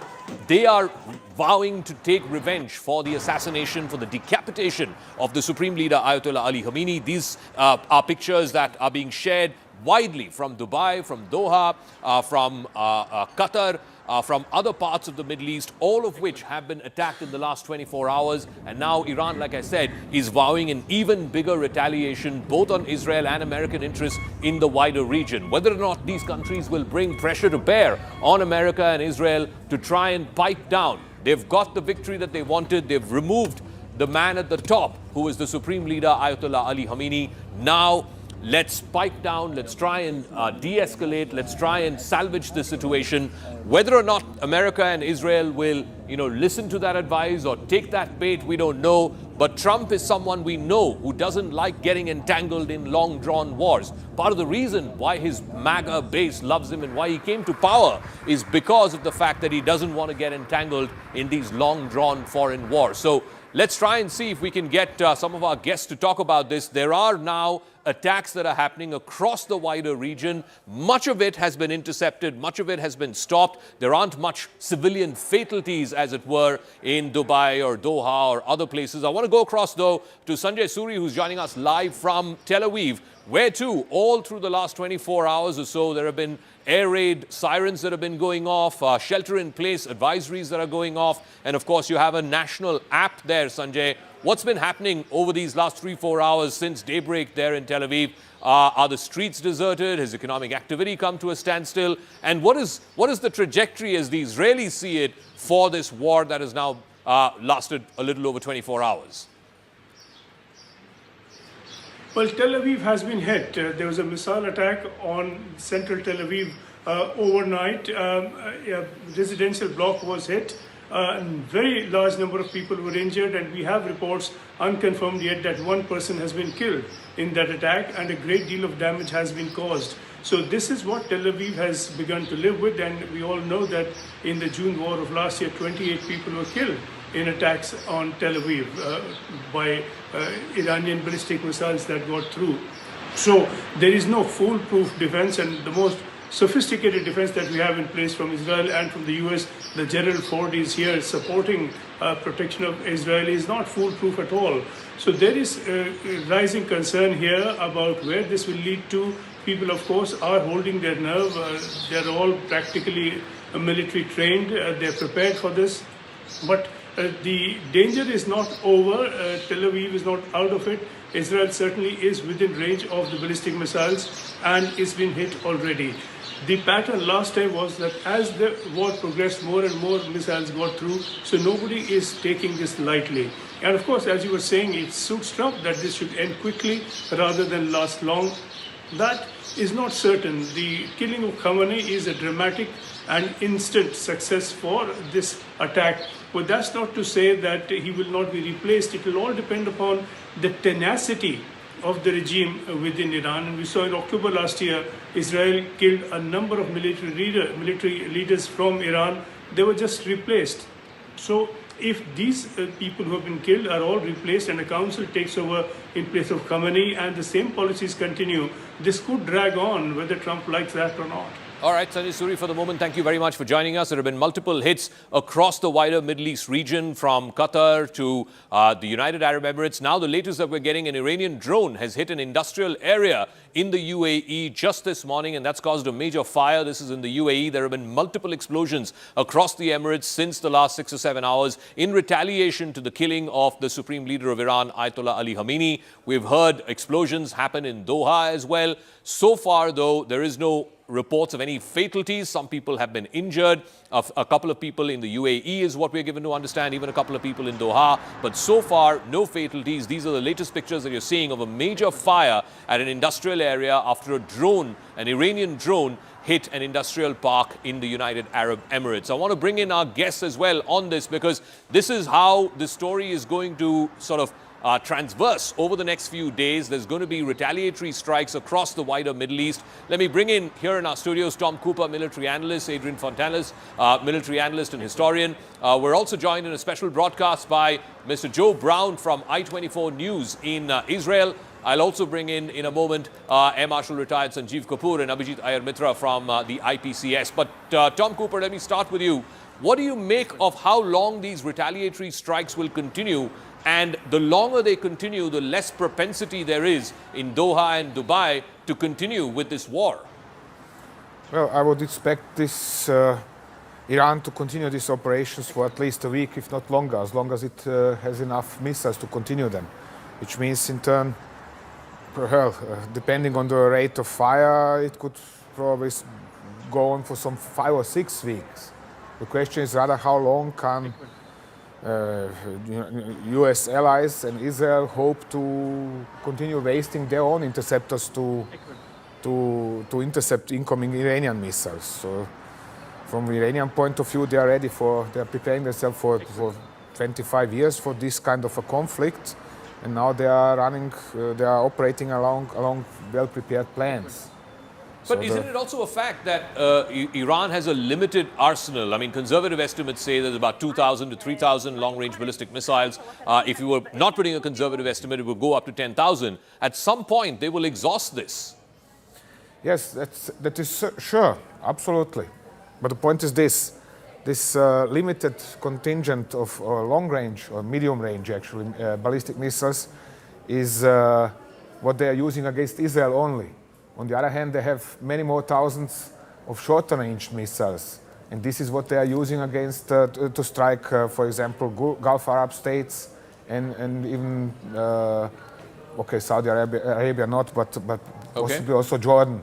So that means they can go on like this for quite long period of time. I'm estimating this at least some 5 or 6 weeks, because usual experience of the last 20 years is that such wars, such missile exchanges are lasting some 5 or 6 weeks. And correspondingly, this is what they were already trying to do with Hezbollah in Lebanon to make them capable of fighting such a war for 5 or 6 weeks. And they are certainly trying to do the same with their own capability vis-a-vis Israel. Air Marshal Sanjeev Kapoor is also here. I mean, everyone was expecting this. As President Trump put it, an armada was being moved to the Middle East. He had 2 aircraft carriers, dozens of fighter jets, refuelers.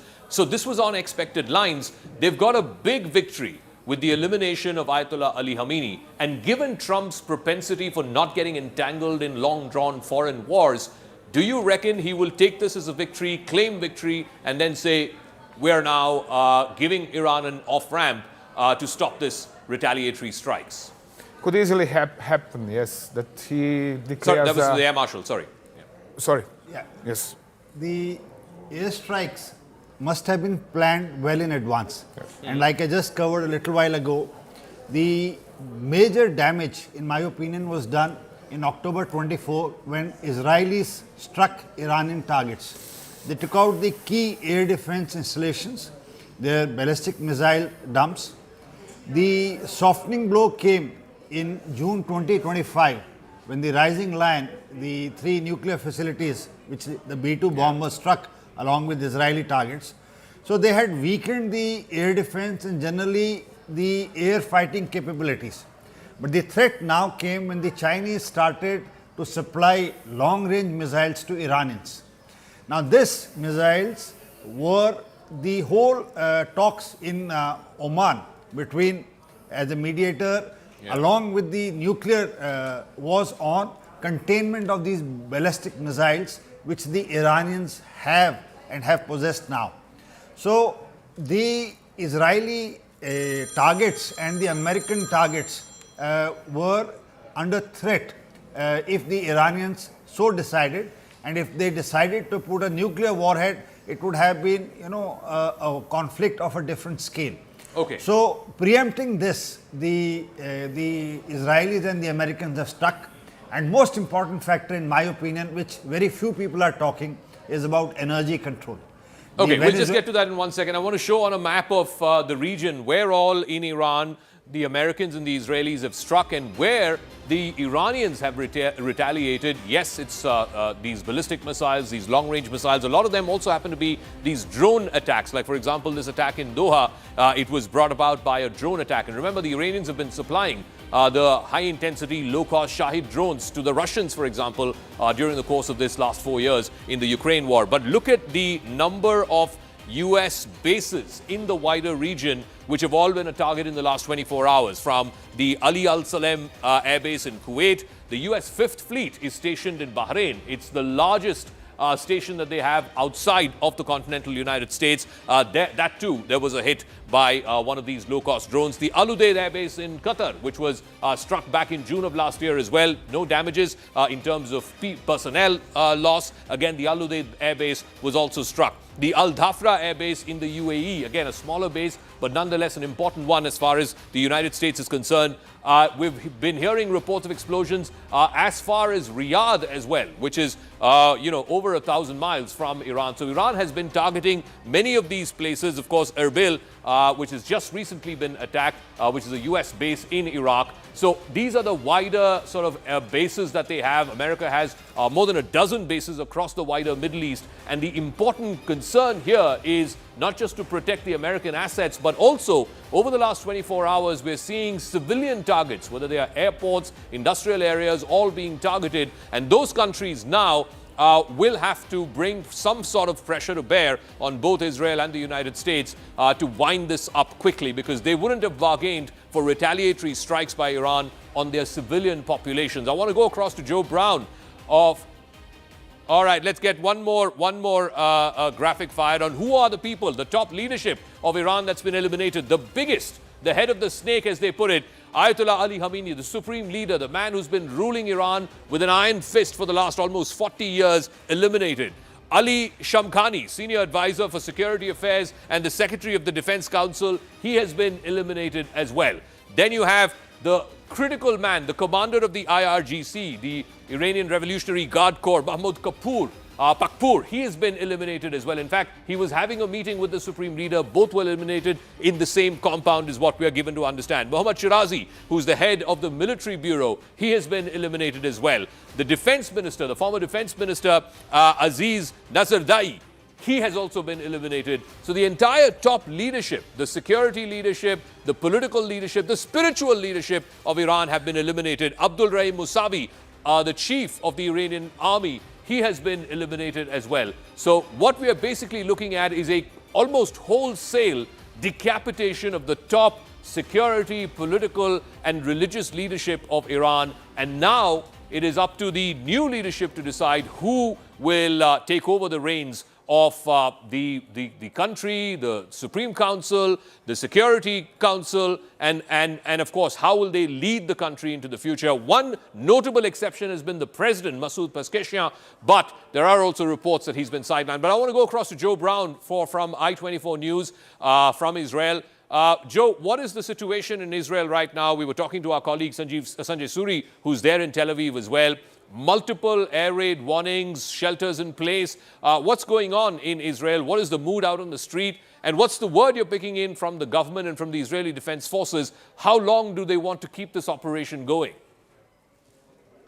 Well, Sanjeev, probably like a lot of people in Israel, didn't get a lot of sleep last night. Over the last 24 hours or so, people have been going to the bomb shelters. I would say more than 10 times. There's been constant barrages coming from Iran, and often you get a first warning, and that will give you 10 minutes until the first proper siren starts, after which you'll get 90 seconds in order to make it to the shelter. And for the one last night in which there was a missile that hit a building in Tel Aviv, in which one person in their 40s was killed, this was around about 15 minutes away from where I live. So I heard the building shake, I heard a loud bang. I went over to see it, and I remember in the 12-day war last June, there was a similar strike in a residential area, also in Tel Aviv. And in that case, the Iranians used cluster munitions as well as the ballistic missiles. This means that the missile will kind of like separate and hit various different targets. And I believe that was what I saw today. I haven't got that confirmed, but just going around the area, everything within a 100-yard radius had some kind of damage. There was buildings in which there was glass on the floor. There were windows that had been completely shattered. I didn't go into like the part where it was a direct hit because there was still a recovery going underway from the Israeli police and ambulance services. But the people here, they are remaining resilient. They believe that they are going to last as long as it will take, according to the Israeli government, telling I-24 News. This will last anywhere between a couple of days and a week, but this can also last even longer. The 12-day war, people didn't think that would last as long as it did, but it lasted, as the name states, 12 days. Yeah. And people are preparing for any eventuality. From Israel's perspective, it's great so far. The leadership has been completely destroyed, as you were showing on the graphic before, especially Ali Khamenei. But on top of that, it's worth noting that the Iranians have been preparing for this for decades now. They know Israel's capabilities. They know how quickly Israel managed to get air superiority in the conflict last year. It took even quicker this time, and people are preparing that it will be a relatively long fight, and after the leadership gets taken out, there'll be someone to replace them, and that's not what Israel wants. Israel wants the entire... Okay, Joe, just give me a moment. We're getting more breaking news, and this is again coming from Israel. The IDF has now released the latest footage of Air Force aircraft, the Israeli Air Force aircraft taking off for an attack. More than 1,200 munitions were dropped by the fighter jets of the IDF over the last 24 hours. You can see this, this footage that's been released by the IDF. Of course, the faces of the personnel have been blurred for their identity protection. You can see these pictures have been put out by the IDF. You can see them, engineers, technicians hard at work. And then, of course, in the final shots, you can see the pilot on board the fighter jet sort of taking off. Again, like I said, their identities are being blurred and hidden for security reasons. We also don't know the location of where these fighter jets have been taking off from, but at least 1,200 munitions have been dropped by the Israeli Air Force over the last 24 hours in various targets across the length and breadth of Iran.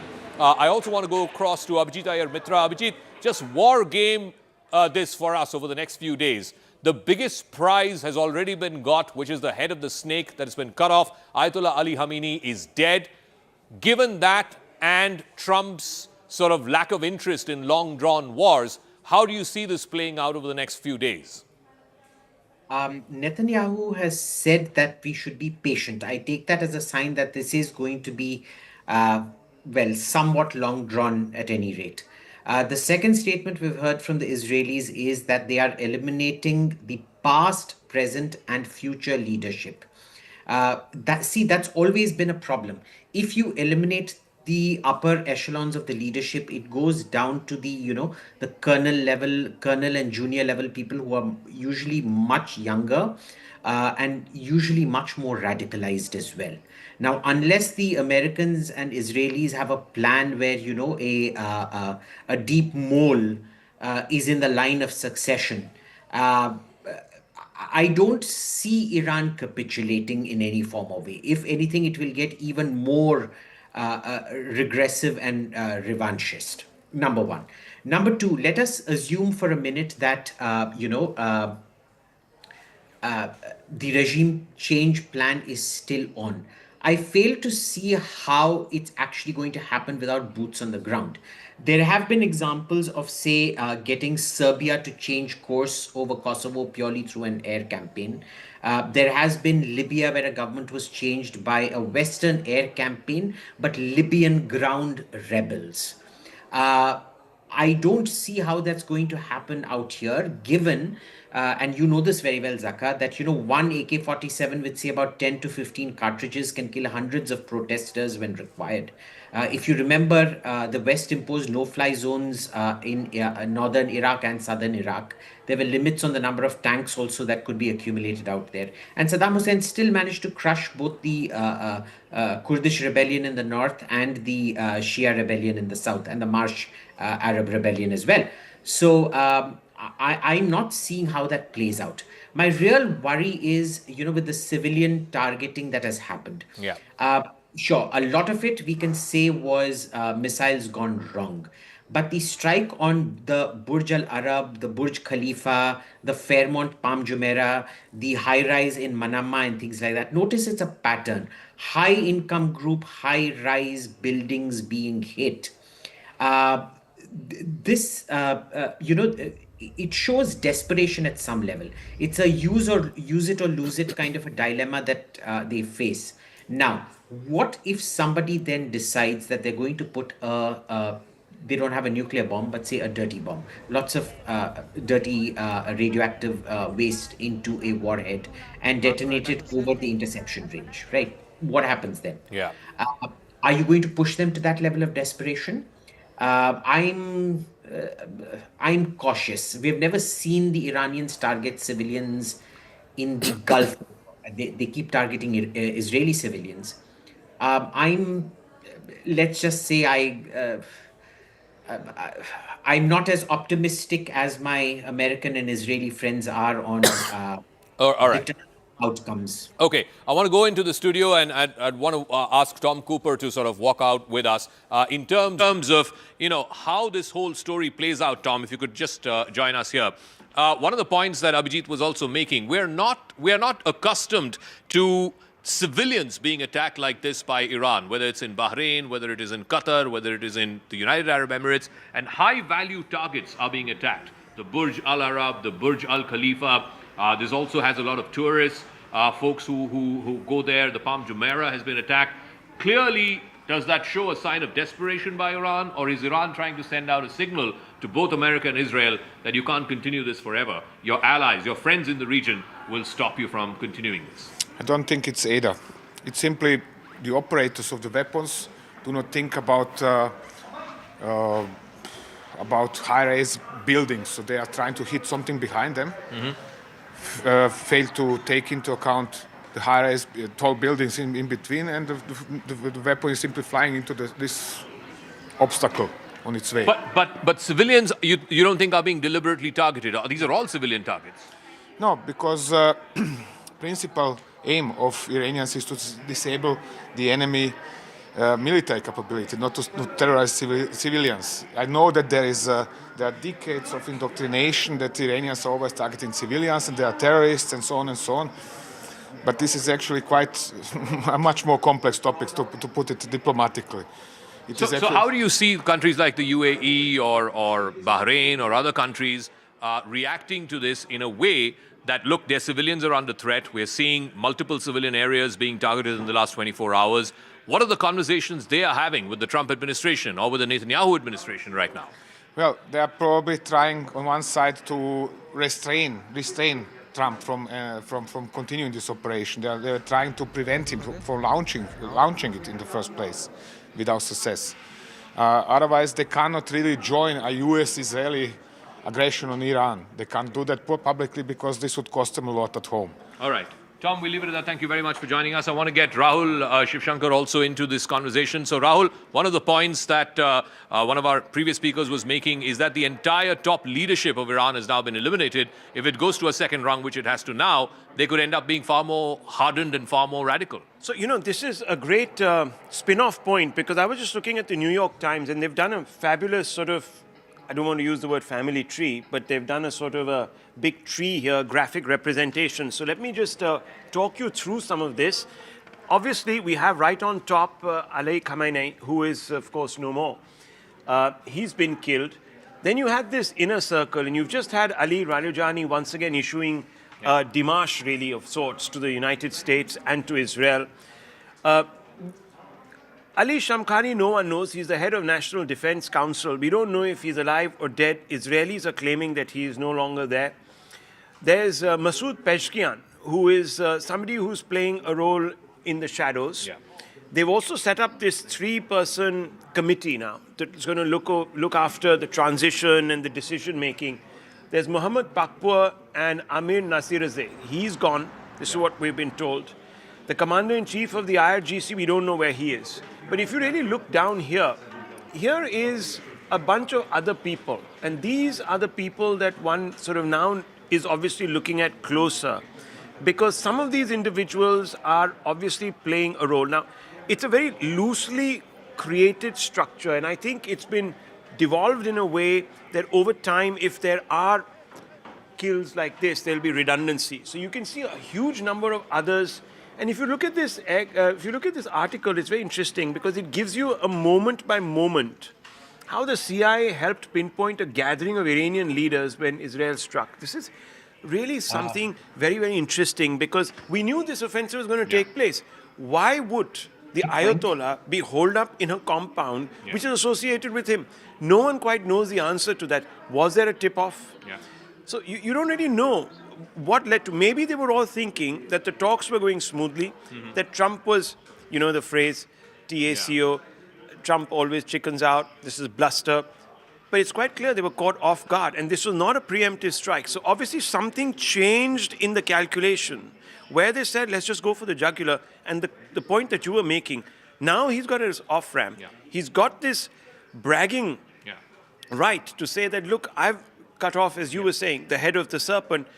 But I don't know if the Iranians are going to fold. And as I said, if there is, and look at these pictures. I mean, I'm astounded by these pictures. This is, these were the tiger economies, the new economies. They had transitioned. They were moving away from fossil fuels, oil. Lots of expats were coming in. They were moving into the services sector, the financial sector. They were trying to copy the Singapore and the London model. And this whole renaissance is premised on stability. Exactly. And we were told that, all of that sort of radicalism and all of that doesn't come into the equation here. But these people are now going to constantly look over their shoulder because the Iranian regime might disintegrate. But what does it disintegrate into? Does it become a shadow regime that is going to continue to export terror through proxies? And if that's the case, then we know the experience because India has been bled by Pakistan for now decades altogether.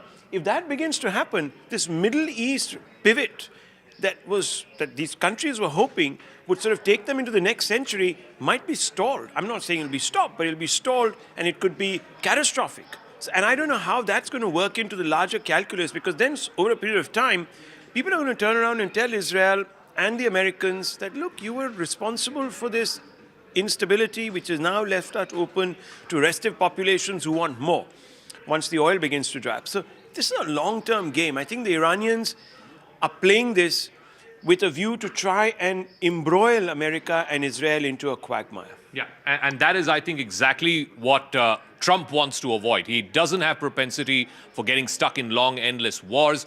America was the main security guarantor in the Middle East, whether it's for Saudi Arabia, the UAE, tens of allies that America has, Jordan, Bahrain. America was underpinning and underwriting their security. Now, if their civilians are being targeted, and fortunately, there are no reports of any fatalities in any of these countries, but if their civilians are being targeted, you can be rest assured the Crown Prince of Saudi Arabia is right now talking to Trump administration officials and saying, get the Iranians to stop doing this. Get the Iranians to stop targeting our civilians. You can be rest assured the president of the UAE is having those same conversations. India also has skin in the game, and I want to ask Siddhant, my colleague here, there are 9 million Indian expatriates who are living and working in the region. Siddhant, what are you picking up from the MEA? Is there any additional assistance that they're giving to Indian expats who are living and working there? Well, that's right, Zaka. There are 9 million Indians living in the region, and the top priority for Indian government is safety and security of these Indians. In fact, Satish is joining us live from Kuwait right now. Satish ji, Zaka हैं यहाँ पर मेरे साथ. बताइए इस वक्त Kuwait में क्या स्थिति है? बताया जा रहा है कि कुवैत एयरपोर्ट, दोहा एयरपोर्ट सब बंद है और इंडियंस वहाँ पे फंसे हुए हैं. थोड़ा विस्तार से बताइए, हम लाइव हैं इस वक्त दर्शकों के लिए. जी नमस्कार. जहाँ तक सूचना मिल रही है कि आज मॉर्निंग में 8 बजे एक सायरन बजे थे सालमिया रेजुलेशन एरिया में, जिससे कि लो वेव के, जिससे कि लोगों में थोड़ा डर का माहौल था. इसके अलावा कल 10th क्लास के सीबीएसई के एग्जाम्स भी हैं. बच्चों में थोड़ी चिंता का है कि एग्जाम्स होंगे या नहीं होंगे, क्योंकि ऑलमोस्ट जितने भी स्कूल से वो आज बंद है और सीनियर क्लास का ऑनलाइन का अरेंजमेंट किया गया है. और सुपरमार्केट और फूड में तो अभी इस प्रकार प्रॉपर इन्वेंट्री है, इस प्रकार का कोई ज्यादा चिंता की बात नहीं है. पर जैसा कि आपने बताया कि माइनर सा एयरपोर्ट को डैमेज हुआ था और इसके बाद सुबह मॉर्निंग में एक फ्लाइट को ऑपरेट किया था. अच्छा, एक फ्लाइट ऑपरेट हुई है कुवैत एयरपोर्ट से? जी, सुबह 5 बजे कुवैत के जो ऑपरेशनल है एयरपोर्ट के वो हो चुके हैं. और जो अटैक हुआ था वो कुवैत के जो टर्मिनल T2, जो एक नया अंडर कंस्ट्रक्शन टर्मिनल था, उस पर ये माइनर सा अटैक हुआ है. बाकी कुवैत के ऑलमोस्ट जो प्रॉपर्टीज है वो सिक्योर थे. और जो बेस और जो आधार बनाया गया है जो यूएस आर्मी कैंप को, रेजिडेंशियल एरिया अभी तक पूरी तरह से सुरक्षित है. Okay. Thank you, Satish ji. Thank you so much. Thank you. That was an Indian expat that you were hearing live on the air from Kuwait. There have been multiple explosions heard in Kuwait as well.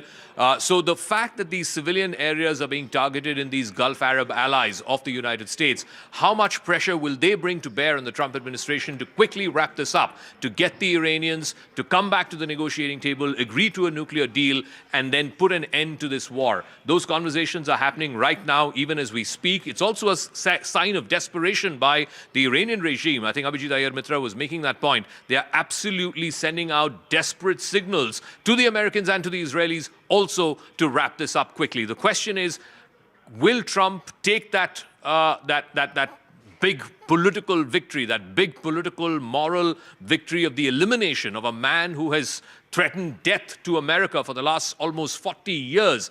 Will he take that as an off-ramp and say, I'm claiming victory, it's now up to the people of Iran to decide who they want to get this to be led by for the next 20, 30, 40 years. So is that a political victory that Trump is going to take? We'll try and talk about all of that in a moment. We have our guest, Air Marshal, is here with us as well. Air Marshal, again, I come back to that point that Abhijit was making, which is a very valid one, that if Arab civilians in many of America's allied countries in the Middle East are being targeted, that is not something that the Crown Prince of Saudi Arabia or the President of the UAE has too much propensity to defend or to continue, because we've not seen anything of this sort in the Gulf for these last many 30, 40, 50 years.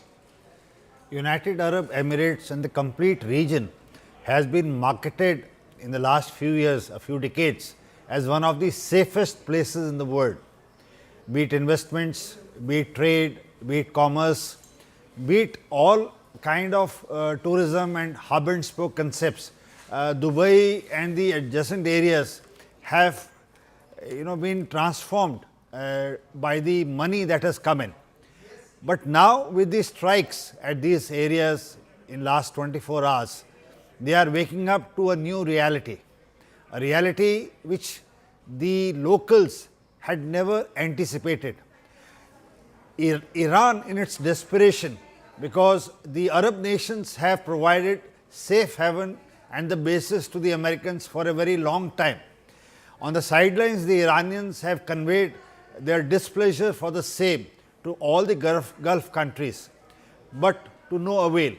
Now, this is an opportunity for Iran to convey through military means that we have been telling you for years together that we do not like your bases to be used against us. Okay. Under American pressure, the Gulf countries have provided all support, and that includes Pakistan. Now look at the irony which Abhijit was saying or Ranganathan was saying a few minutes before. The news that is coming out is that the Pakistani air bases and their support system was used by the drones for strikes last evening. And the same regime is propelling up the riots in Karachi against the consulate. So on one hand, the security that was being discussed to be provided around the vicinity of that consulate, which is a state responsibility, was missing. But on the other hand, you open the doors for the same oppressor and to say that, okay, please use my facilities. To hit and at to your a common enemy. man, Okay. they will say... Just give me a moment, Marshall. Getting another piece of breaking news. There are strikes that have been continuing for the last 24 hours across the Middle East region. Dubai has been badly hit. One of the people who've been stranded there in Dubai is ace Indian shuttler PV Sindhu. She's been stuck in Dubai over the last 24 hours. She's in fact spoken exclusively to CNN News 18 and reacted on this story. Let's just listen in to what she had to say. Firstly, thank you all who have been reaching out and checking on us. And well, I was transiting from Bangalore, where I train and live full time now, to Birmingham in the UK to compete the All England Championships. And once our flight landed in Dubai, events beyond our control began to unfold. And shortly after, the airspace also was shut down. And the last few hours have been extremely tense. We could hear the sounds of interceptions overhead. And a few hours later, there was explosion very close to where we were holed up at Dubai airport. My coach was barely about 100 meters away where, it happened, and had to quickly move out of the area. Experiencing something like this in such close quarters is truly, it truly shakes the very, foundation you're built on. And you never expect these things to happen to you or anyone close to you. But sometimes situations are beyond your control, what they do. So, I feel incredibly blessed to have such a strong and united team around me, and everyone had stayed calm, supported one another, and shown real strength during a very frightening situation. And currently we are safe now and have been moved to a more secure place. I'm deeply grateful to the Dubai authorities and the staff at Dubai airport also, who's been incredibly and tireless in ensuring everyone's safety. We're also truly grateful to Emirates and the airport staff for being incredibly kind and supportive with so many passengers stranded. Their hands were understandably tied, but they showed genuine empathy and care towards everyone going through this difficult experience. And I would also like to sincerely thank the Indian High Commission in Dubai for their extraordinary support.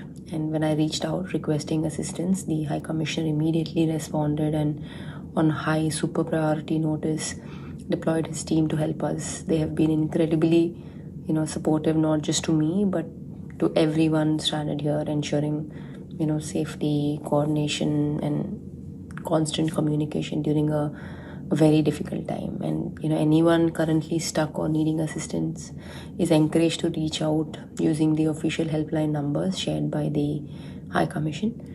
And of course, we are truly blessed to have such a sensitized and incredible team looking out for Indian citizens here. And for now, we're trying to get some rest and remain hopeful as the situation continues to unfold. So thank you all for your prayers, messages and concern.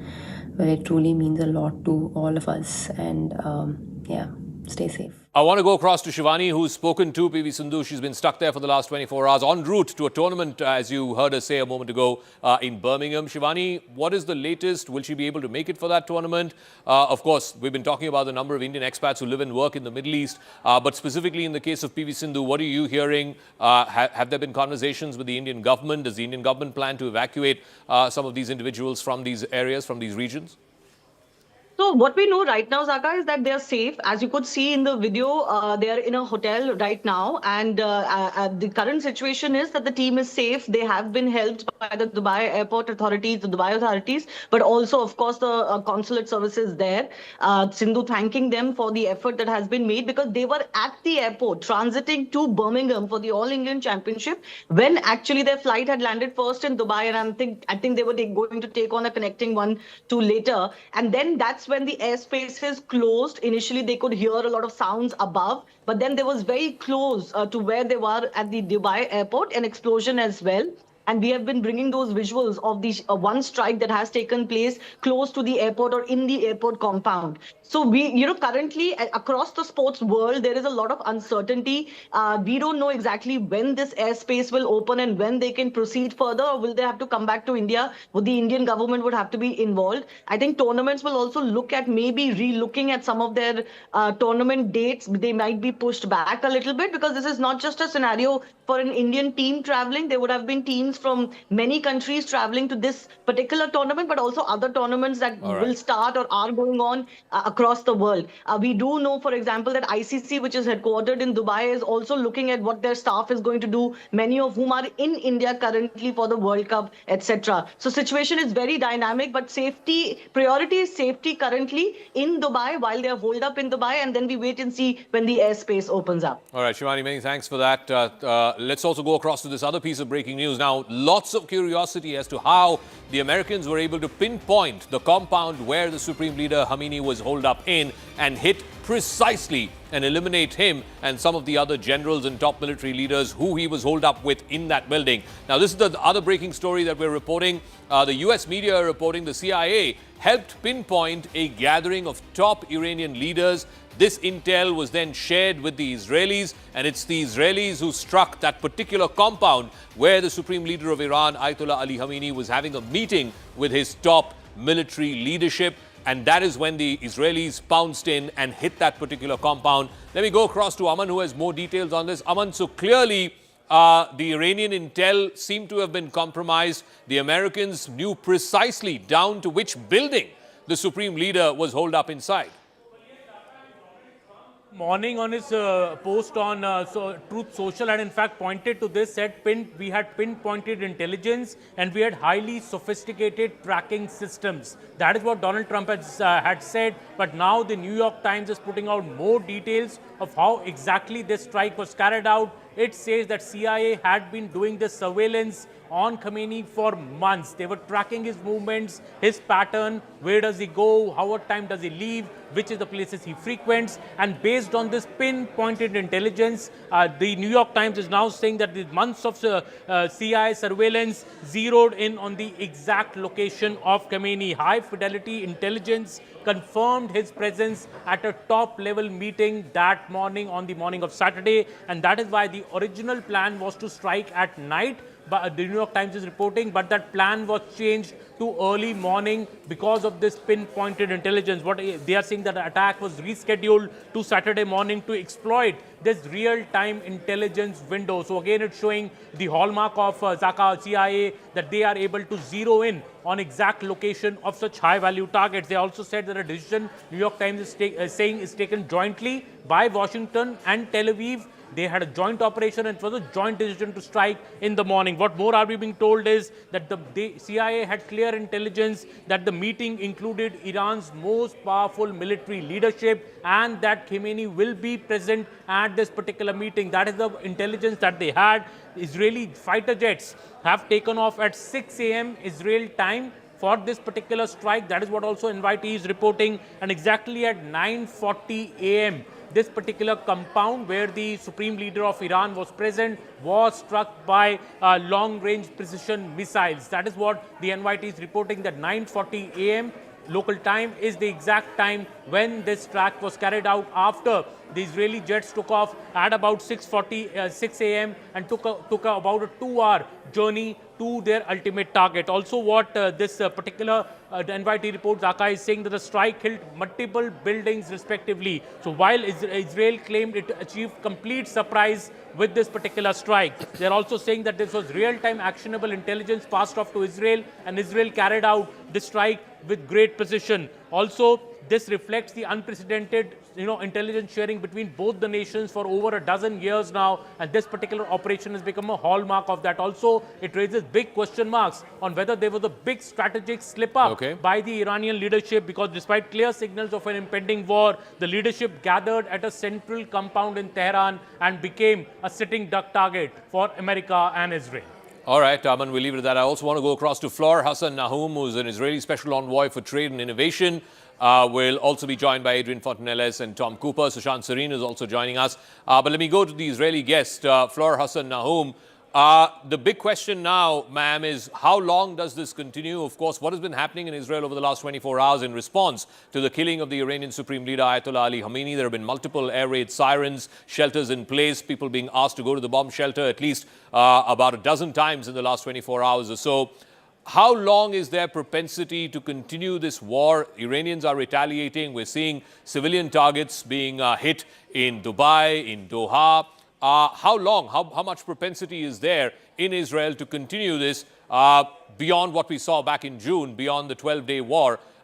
Is Israel, is America, is the rest of the region, the Gulf Arab allies of America ready for a long-drawn war? Well, we hope it isn't a long-drawn war, and I think it's a very good sign. In the first 5 minutes of this war, we managed to get rid of the supreme leader who's caused so much suffering and pain and so many deaths in the region for decades. And so we will have to see if the Iranian military structure can hold. We'll have to see, and we pray that the people of Iran are strong enough to start taking over the government institutions, and perhaps the crown prince can be restored and brought back. It's all very volatile, but all I can tell you is that Israel is taking the hit for saving civilization from the Islamic regime in Iran, which has been the chief exporter of terrorism around the world, and especially in our region. When you talk about people in the Gulf running for their lives, this has been our lives for decades. We left Gaza in 2005 to get rockets from Gaza in the south of Israel. We've had rockets from the north, from Hezbollah, for decades. And then from October 7th, we had an intensity of rockets from both the north and the south, and twice in 24 attacks by Iran. So this is Israel's daily life. And this is because the Islamic Republic of Iran has been let loose and let to do whatever they wanted with the region and the world. And it's about time to bring them down. I don't think that going back to the negotiating table should be the aim here. The only aim that makes sense is regime change in Iran. How concerned are you that, yes, the top leadership has been eliminated, the IRGC commander has been eliminated, the defense minister has been eliminated, in addition to the supreme leader. But if you were to completely eliminate the entire regime of the Ayatollahs, the Islamic Republic, which has held for the last 40 plus years, how confident are you that that will happen? Or is it only going to be that the figurehead at the top has been changed and whoever is number 2 or number 3 then takes over and could perhaps be even more extreme and even more radicalized? Well, that's always an issue. But look what happened with Hezbollah. Israel took out Hassan Nasrallah, and there has been no real credible leader that has come in his place. Hezbollah has been weakened to the point that they're not even responding. They are Iran's major proxy, And they have not entered this war because Israel has weakened them to the point that they are concerned for their own survival. And so, no, I don't believe that when you get rid of the top, somebody else can come in his place. Yes, it can. But when you've gotten rid of the head of the IRGC, when they've gotten rid of the defense minister, when you've gotten rid of the entire leadership of the IRGC, and at the same time, and this is crucial, you have people, millions of people on the streets of Iran begging and protesting to get their country back. This is the recipe for regime change. Also, very quickly, the fact that civilian targets are being hit in Dubai, in Doha, in Manama, these are all U.S. allies in the region. How concerned are you that they will now be, right now, having conversations with the Trump administration to try and quickly end this war? Well, it's absolutely awful that there have been civilian attacks. There shouldn't be civilian attacks anywhere. In Israel, that's been the major focus. Look, I actually think that Iran has made a strategic mistake, because if they wouldn't have hit these other Gulf countries may have stayed out of the war, may have even prevented the United States from using the bases in order to attack the Islamic Republic of Iran. But now what they've done is they've made themselves the victims of the Islamic Republic of Iran. And in my mind, that means that they are now more intent than ever to make sure that there's regime change in Iran. All right, Fleur Hassan Nahum, thank you very much, Israeli trade envoy. Thank you for joining us here on News 18. I also want to go on to more breaking news that's coming in. It's been an intense, absolutely intense 24 hours in the Gulf region after, of course, Israeli and American joint strikes eliminating the supreme leader of Iran, Ayatollah Ali Khamenei. Now, reprisal attacks that are being seen across the wider region. There are reports emerging that 10 plus people have been killed after soldiers opened fire on protesting people at the U.S. consulate in Karachi. Remember,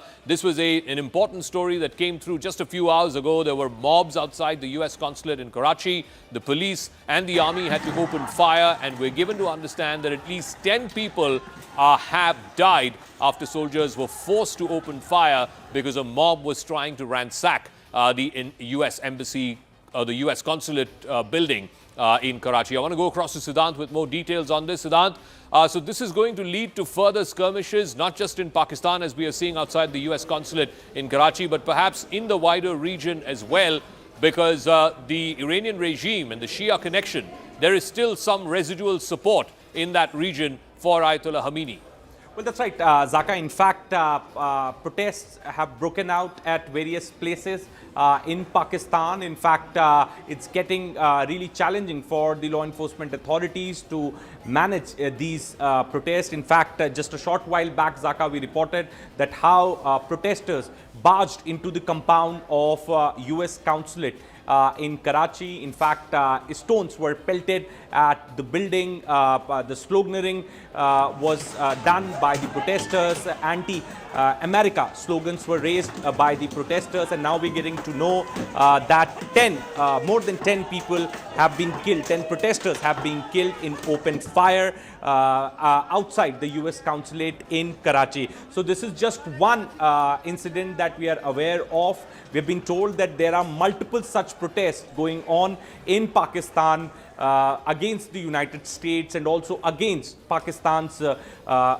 friendship with the United States. All right, Siddhant, we'll leave it at that. We're getting more breaking news. The Iranian state media is now reporting at least 148 people have been killed and 95 wounded in Shajareh Taib Girls Primary School in Minab. Most of the victims, they claim, are between the ages of 7 and 12. Sushant Sareen is also there with us. Sushant, you know, I asked this to other guests as well.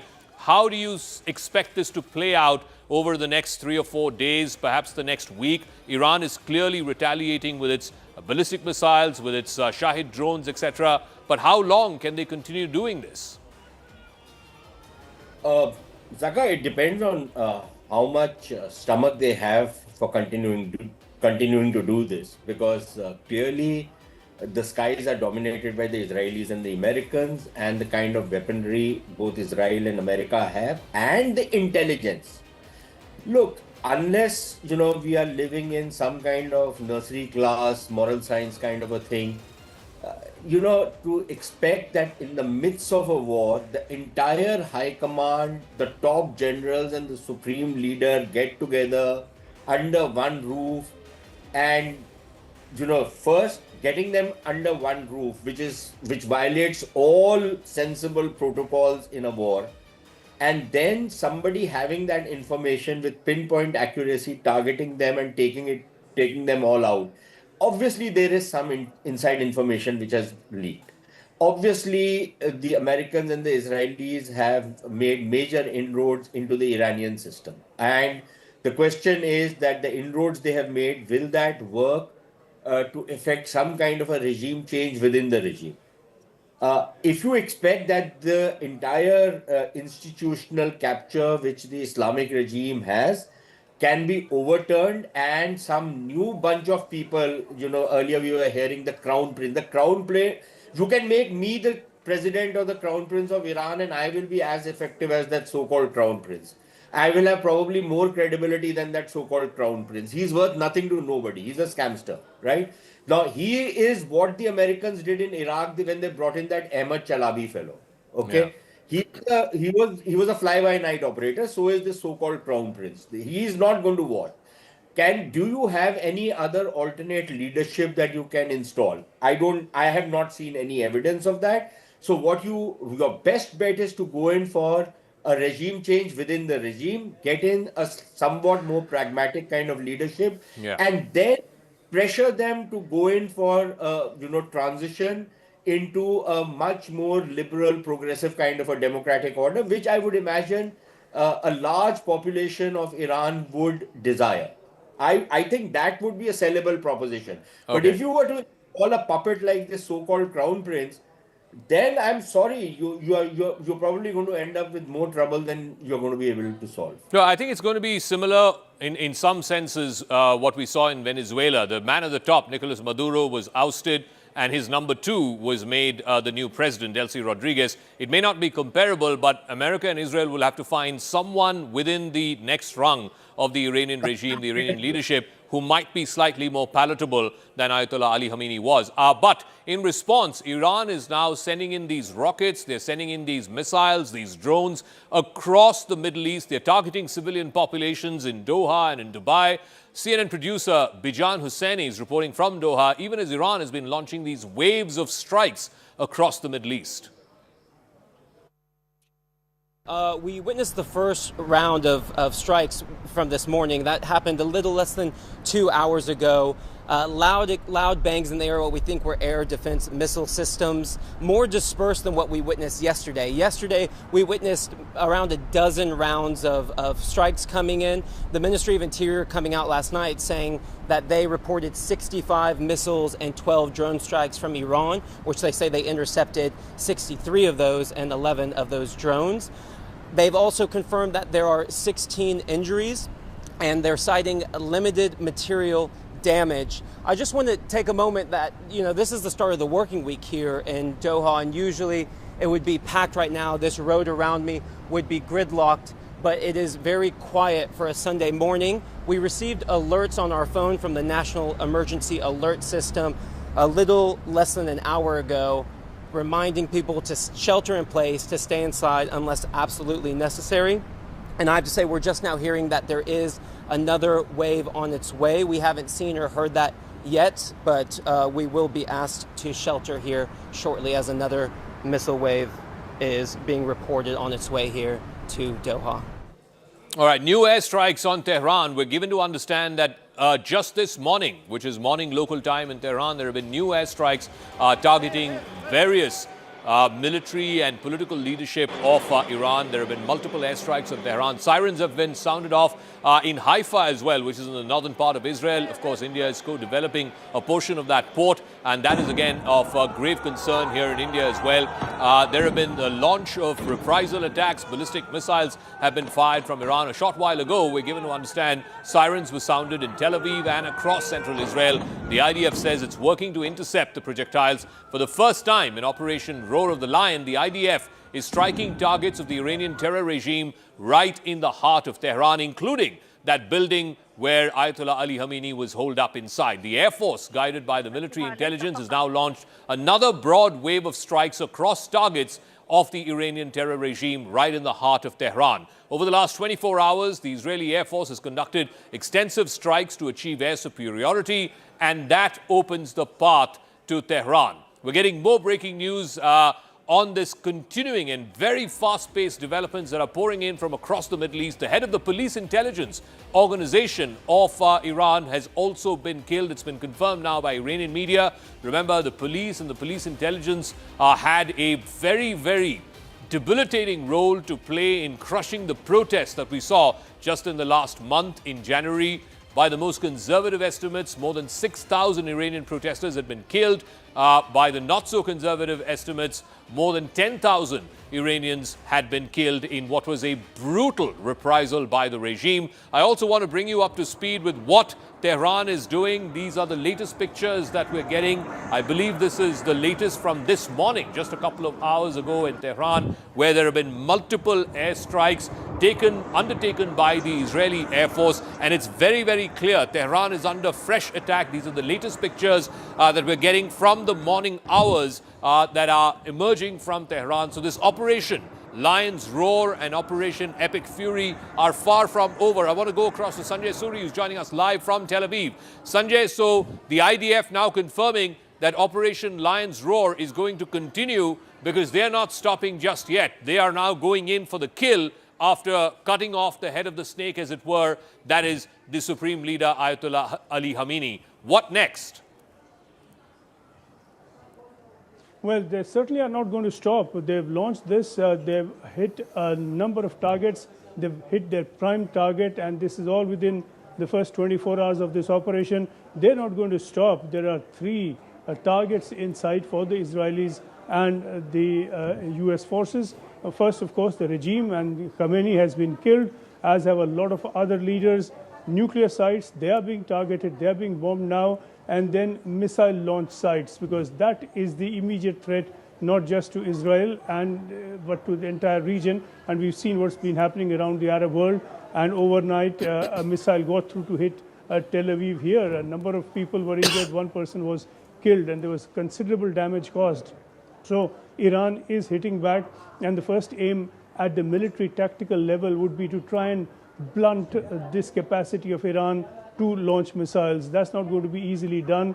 There are a few thousand missiles that Iran has, and they're scattered all over the place. So if there are independent remnant units, even if there were to be a transformation at the center in Tehran, it's quite possible that these missile launches will continue. And as long as just the threat of these remain, this is going to affect air travel and sea travel through the Strait of Hormuz. Already we are seeing that coming to a near standstill, in fact, an entire standstill. So this is now what Iran is hitting back with, but Israel and the US, no way they're going to stop, not on the intervention of any government, no diplomatic efforts possible anymore, certainly not the United Nations that can stop this war, if it ever has stopped any. All right, Sanjay, we'll leave it at that. We'll come back to you as and when there are fresh and further developments in Israel. Remember, there have been multiple air raid warnings that have gone through the night in Israel, multiple instances where people have been asked to rush to the nearest bomb shelter. By law in Israel, every building is mandated to have a bomb shelter. We'll leave it at that. I'm going to come back to Sanjay in just a second, but also try and get some of our guests. Adrian Fontanelles is here in our studios. I'm also joined by Sushant Sareen and Abhijit Iyer Mitra. Let me ask Adrian Fontanelles, in terms of how this story is likely to play out next, one thing we have not talked about is who could likely succeed Ayatollah Ali Khamenei. I believe, Adrian Fontanelles, that the Guardian Council will be meeting as soon as later this day, and they're going to appoint an interim leadership. Who are the front runners you reckon are in the race to replace Ayatollah Ali Khamenei? It won't be easy. He's ruled the country with an iron fist for nearly 40 years now. Adrian. It's difficult to say at this stage because they perfectly know that as soon as they provide the name of the successor, then they are providing a target for the Israeli and the Americans. So I think it is in their best interest to let the worldwide opinion and foremost the enemy into as much uncertainty as they can about their chain of command. as they perfectly know that it is standard operational procedure for both the Israeli and the Americans to try to kill the leaders in charge. So, all right, Adrian, which is getting more breaking news. Iran's Air Force is now claiming, it's a claim by the Iranian Air Force, that they've successfully bombed an American base in the Kurdistan region, which is in the northern part of Iraq. That they've hit an American base in the Kurdistan region as well as in other regional countries around the world. This is as per the IRGC-affiliated Tasnim news agency. We'll try and see if we can get some kind of pictures to confirm that, but this is a claim by the Iranian media that they have hit an American base in the Kurdistan region in northern Iraq. This is on expected lines, Adrian? The Iranian Air Force is quite in a sorry state. So it has as best a few dozens combat aircraft operational, and these are obsolete. However, it is, this must be confirmed, but it is possible for the Iranian Air Force to dispatch, for example, a pair of F-4 Phantoms or F-5 Tigers II, and to use the mountains of Kurdistan to ingress at the bottom of valleys and to try to avoid detection. But I'm a bit, it must be confirmed because Iraq is covered by American Air Force combat air patrols all the times. And you have AWACS, that is radar aircraft, which are also monitoring the entire area. Mm-hmm. So if they did it, it was an extremely risky combat mission from the Iranian perspective. So I want to go back to Sushant Sareen and to Abhijit Iyer Mitra as well, just in terms of the fact that, you know, these civilian targets, whether it's airports, ports, whether it is other places where civilians throng, and now all across the Middle East, I'm given to understand, Sushant, from Doha to Dubai, people are all inside. They're all inside their homes. They're all inside buildings. They've been asked not to come out.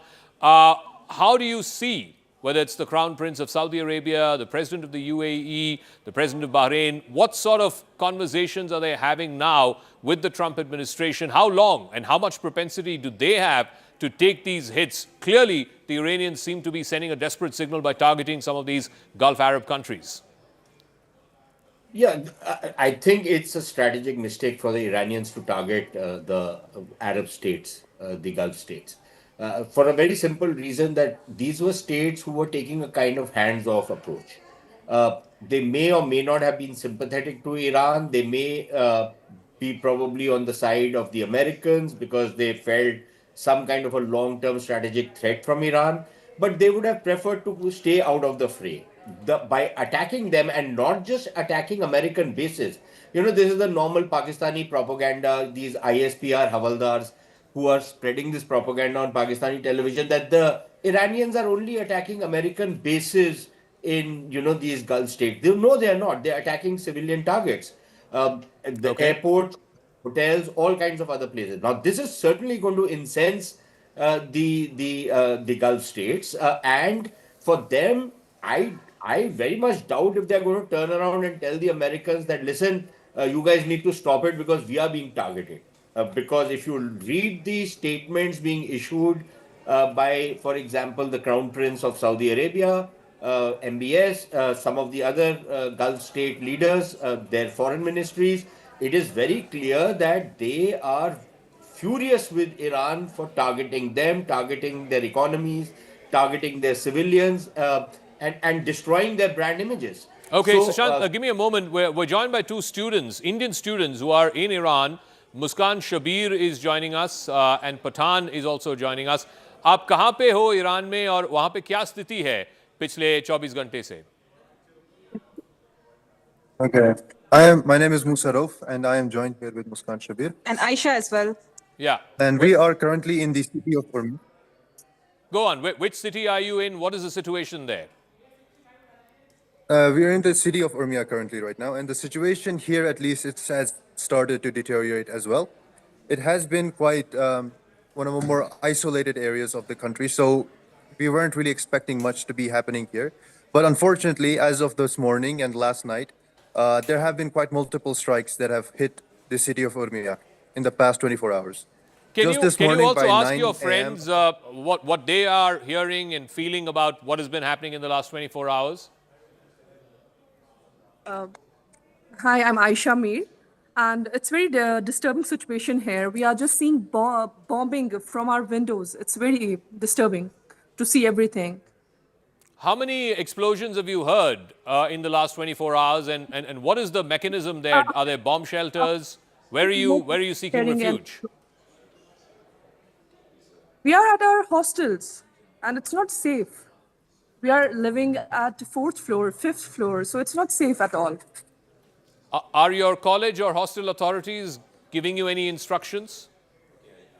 They are not giving any instructions till now, but yeah, they are cooperating. They have cooperated well enough. They have provided us the service of bus, given that we have proper evacuation measures, and we have contacted and communicated with the Indian embassy, which have told us that by tonight they will give us proper instructions as to what to do so far. How many such Indian students are there in your university, in the college that you're studying? 9. So far, 109 approximately. 109. Yeah. And what's the word from Yes. the Indian embassy officials or anybody who you've contacted from the Indian government? Indian embassy is totally cooperating with us. Like they are in contact. We are calling them.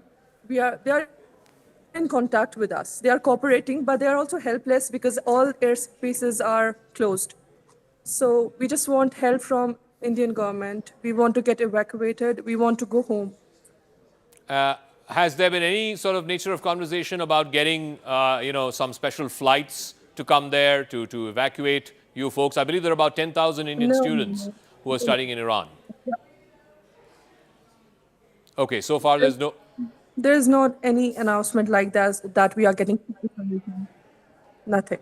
Okay, thank you very much to Muskan and to Musharraf for joining us, Indian students who are joining us from a place called Urmia, which is one of the more slightly remote places in Iran. They've been hearing multiple explosions in the last 24 hours. More breaking news coming in from Pakistan.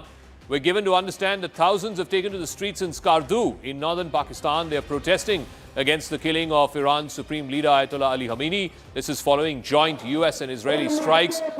There are a fair number of Shias in Pakistan as well. I suppose in Skardu, the people who are coming out and protesting against the killing are Shias. Anand Ranganathan is also joining us. Doctor, what do you make of all of this? Because earlier we saw, somebody trying to attack the US consulate in Karachi. Now in northern Pakistan in Skardu, you're seeing thousands of people coming out and supporting the Ayatollah Khamenei and his elimination. The point is, are these sporadic protests which will just continue and subside in a few days, or will this lead to a greater churn in the wider region and including in Pakistan? Good afternoon, Zaka. Look, couple of points out here. One would expect this to happen in Pakistan and other states that sponsor terror at the killing of someone who sponsored terror. But it is profoundly disturbing that these scenes are happening and being repeated all across India, in Kashmir, in Lucknow. Please let me remind everyone that Khamenei called India an oppressor. He was sponsoring international terrorism from his soil to nations that were surrounding Iran, sometimes even thousands of kilometers away. And he actually perpetrated large-scale tyranny on his own people, killed tens of thousands of his own people. For someone to come out, pour onto the streets, to eulogize him, celebrate him, mourn him, is unacceptable in this country. And secondly, I like to ask the Indian students who were there, I don't know whether my voice can reach them, but is it not true that the Indian embassy and the Indian government had asked all Indians to vacate as soon as possible more than 8 days ago? They didn't do so. I would want to know what were the reasons why they didn't do so. So I think all in all, India has to resolutely stay away from either condemning the killing of Khamenei or in any way siding with this tyrannical regime. Please remember, even when we talk about real politics, this regime is over. America and Israel have actually have succeeded in what they started out to. The incoming regime, whichever way or manner or shape it will take, will be pro-American. That much is certain. So and I can see from the tweets of the Iranian embassy in India that they're trying to goad a reaction out of Indians. We should absolutely not come out in support of either Khamenei or his regime. All right, Doc, stay on with us because the exact opposite seems to be happening because right now there's politics.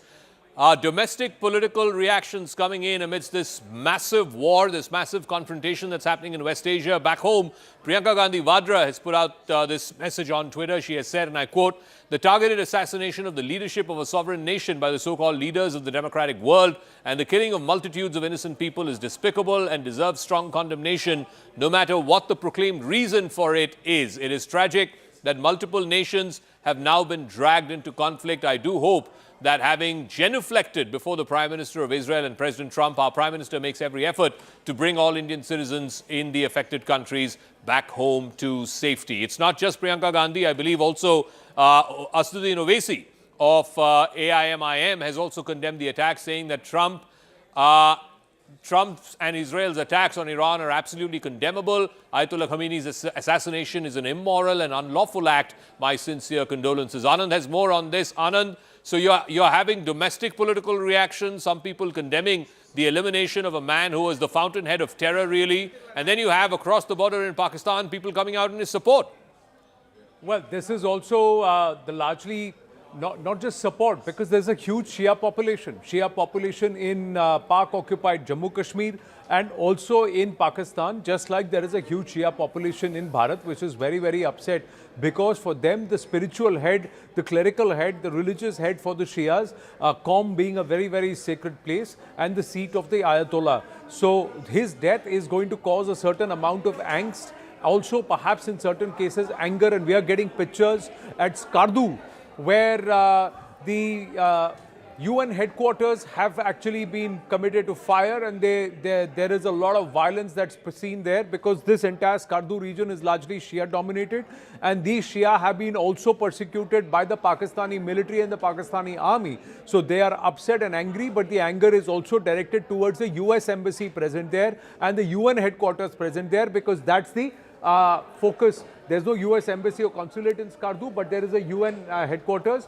and because they are angry at the Gora and the foreign powers in the West, they brought out the anger at the UN headquarters. Similar attacks were seen in Karachi, where there are casualties because the troops guarding the UN headquarters had to fire back at this mob, which was getting very, very violent. But Zaka, we also have to game a situation where if any of these entities or any of the Hamas, Houthi, or Hezbollah cadre anywhere across the world are able to enter into a US embassy in any soil or in any land and then hold hostages, then what happens thereafter? Because that's another scenario which has happened in the past, and military historians would say that then perhaps will change the entire dynamics of this war and this entire conflict that we are seeing the way it is brewing. So maybe that there are entities who will be on high alert even closer home in Bharat, with the US embassies, the UN headquarters in Delhi and in Mumbai, etc., and various other places being under very, very close watch. Even in Srinagar, there were protests, but they were peaceful. But in POK or POJK, that is in Skardu, we see that it's turned violent, and the UN offices there have been set on fire. Okay, Anand, thanks for that. Like I said, there's also political churn happening domestically in response to the killing of Ayatollah Ali Khamenei. Both Priyanka Gandhi Vadra of the Congress Party and Asduddin Owaisi of the AIMIM have come out and said and condemned the killing of Ayatollah Khamenei. This is what Mr. Owaisi has said. He has attacked Trump and Israel's attacks on Iran are absolutely condemnable. Ayatollah Khamenei's assassination is an immoral and unlawful act, Mr. Owaisi says. He has put this out on social media, and so has Priyanka Gandhi Vadra of the Congress Party. She too has come out and said that this targeted killing by the so-called leaders of the democratic world, which includes President Trump of the United States and Prime Minister Netanyahu of Israel, is condemnable and is absolutely illegal and immoral. Aman Sharma has more details on this. Do you expect this to have political legs, as it were? Aman, will this continue? Are they playing to what kind of domestic political constituency are both Priyanka Gandhi and Mr. Owaisi trying to appeal to by seemingly backing a man who was a brutal dictator? All right, we'll try and get Aman Sharma, our political editor, in just 1 second. But you can be rest assured you will see a domestic political reaction to what has happened in Iran, the killing of Ayatollah Ali Khamenei. You will hear more and more such voices. You've just heard from two prominent voices in the opposition, Priyanka Gandhi Vadra of the Congress Party and Asaduddin Owaisi of the MIM Party. Aman has more on this. Aman, do you expect more in the opposition to continue singing this tune, and what sort of constituency are they appealing to? Well, clearly, Zaka, Priyanka Gandhi Vadra and Asaduddin Owaisi have both put out statements slamming Donald Trump as well as the Israel establishment. They are saying and they are condemning the assassination, what they say, of Khamenei. To quote Priyanka Gandhi, she has called it a targeted assassination. She's saying the targeted assassination of the leadership of a sovereign nation by the so-called leaders of the democratic world and the killing of multitudes of innocent people is despicable and deserves strong condemnation no matter what the proclaimed reason is. So Priyanka Gandhi Vadra is very, very clearly saying that the world needs peace, not unnecessary wars. This was completely not required. She has condemned the assassination of Khamenei and also saying that it is tragic that multiple nations have now been dragged into this particular conflict. So that is the Congress MP now clearly saying that why is this happening, and also saying, also bringing in the Prime Minister of India, saying that the Prime Minister of Israel and the President Trump, I do hope that our Prime Minister makes every effort now to bring all Indian citizens home safely. So the Congress party is also now putting the onus on the BJP, on the Modi-led government to ensure the safety of Indian citizens in the Middle East and how they will be brought home. On the other hand, Asaduddin Owaisi is also condemned Trump and Israel's attacks on Iran. He's also, I said it's absolutely condemnable. He's also saying these attacks have happened while peace talks were ongoing. Iran-US talks were ongoing in Geneva. More than 200 people have been killed across Iran. He said this is an inhuman and unlawful act. That's what Asaduddin Owaisi is saying. He said that the attacks on Iran should stop at the earliest because this is putting the entire region into instability. He also says that this shows that Iran is a force, Israel's attack on Iran is an act of aggression which should not have happened. So both Asaduddin Owaisi and Priyanka Gandhi are slamming Israel as well as the US, trying to put the government in a tight spot here, and the government, Zaka, has been maintaining a very delicate line here. Foreign Minister S. Jaishankar has spoken to both the foreign ministers of Israel as well as Iran last night, and while he has called for de-escalation on both the sides, now the opposition in India is trying to put the BJP government in the corner and saying that Prime Minister Modi should exercise, his relationship that he has with Israel to bring this conflict to an immediate de-escalation level immediately. All right, Aman, we'll leave it at that. I also want to go across to my colleague Anand Narasimhan, who has the various sites, and more than a dozen sites across Iran, from the north to the south, and of course Tehran, which is bang in the middle of the country, have all been hit, including the top political leadership, the top military leadership, and also the top spiritual leadership. We're also getting in visuals of protests that are happening in Lahore. So in multiple places across Pakistan, we saw locals trying to ambush the US consulate in Karachi, massive protests in Skardu. Now we've got the latest pictures from Lahore as people there try to attempt to lay siege to the US consulate building there as well. So the US buildings, diplomatic compounds, wherever they are in Pakistan, seem to be coming under attack. Parts of the consulate were also, these folks tried to set on fire. Anand has more details on this. Anand, yes.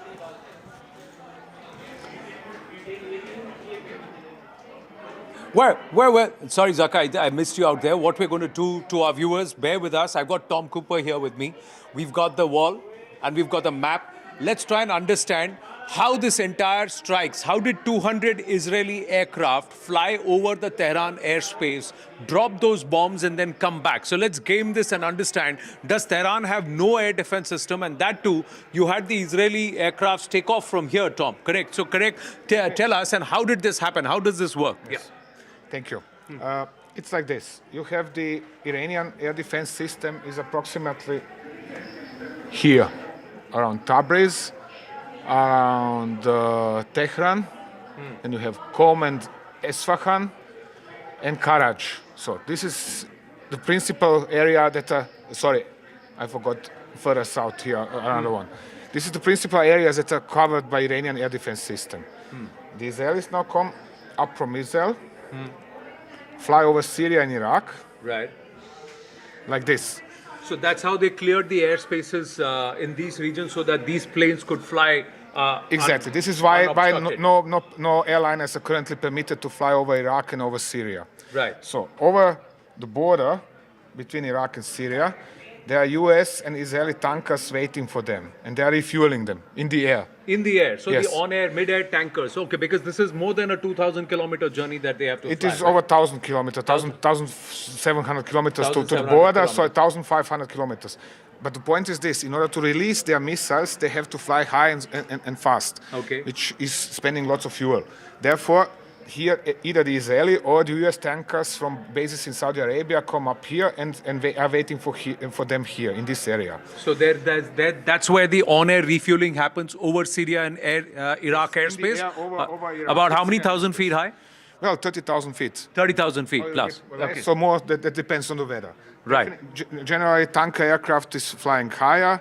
It lowers its boom, and then comes the combat aircraft and refuels from that boom. Right. So they connect and they download the fuel. Right. So once this has happened, they accelerate, come up to, this is one of the principal launch zones, the other is up here, and they are shooting their air-launched ballistic missiles into Iran, like this, into central Iran. So actually, the Israelis barely need to enter the Iranian airspace in order to hit targets deep inside Iran, approximately to the line Tehran, Esfahan, Bushehr. So that is this part of the story. Okay. Now, so let's erase this. Do you want to erase this? Okay. So we're going to erase all of this.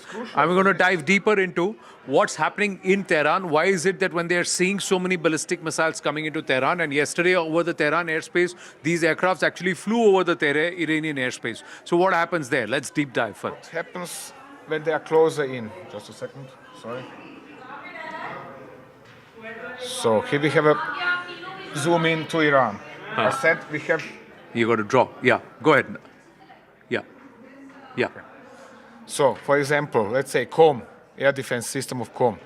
You have short range, you have medium range, and you have long range. And they're defending themselves only with help of SAMs, of surface-to-air missiles. Right. So, now when the Israelis come, the Israelis do not get really into Iranian airspace. They approach from here, launch their missile. The missile travels like this. Zack. So, now, the Iranians first shoot long-range missiles at the missile, then the medium range, if they didn't shoot it down, and then the short range, yes. Yeah. If it came through, boom, it hits the target or somewhere nearby. This is what is happening in these regards. One shouldn't forget, all this time, color, there are Israeli UAVs flying over Iran.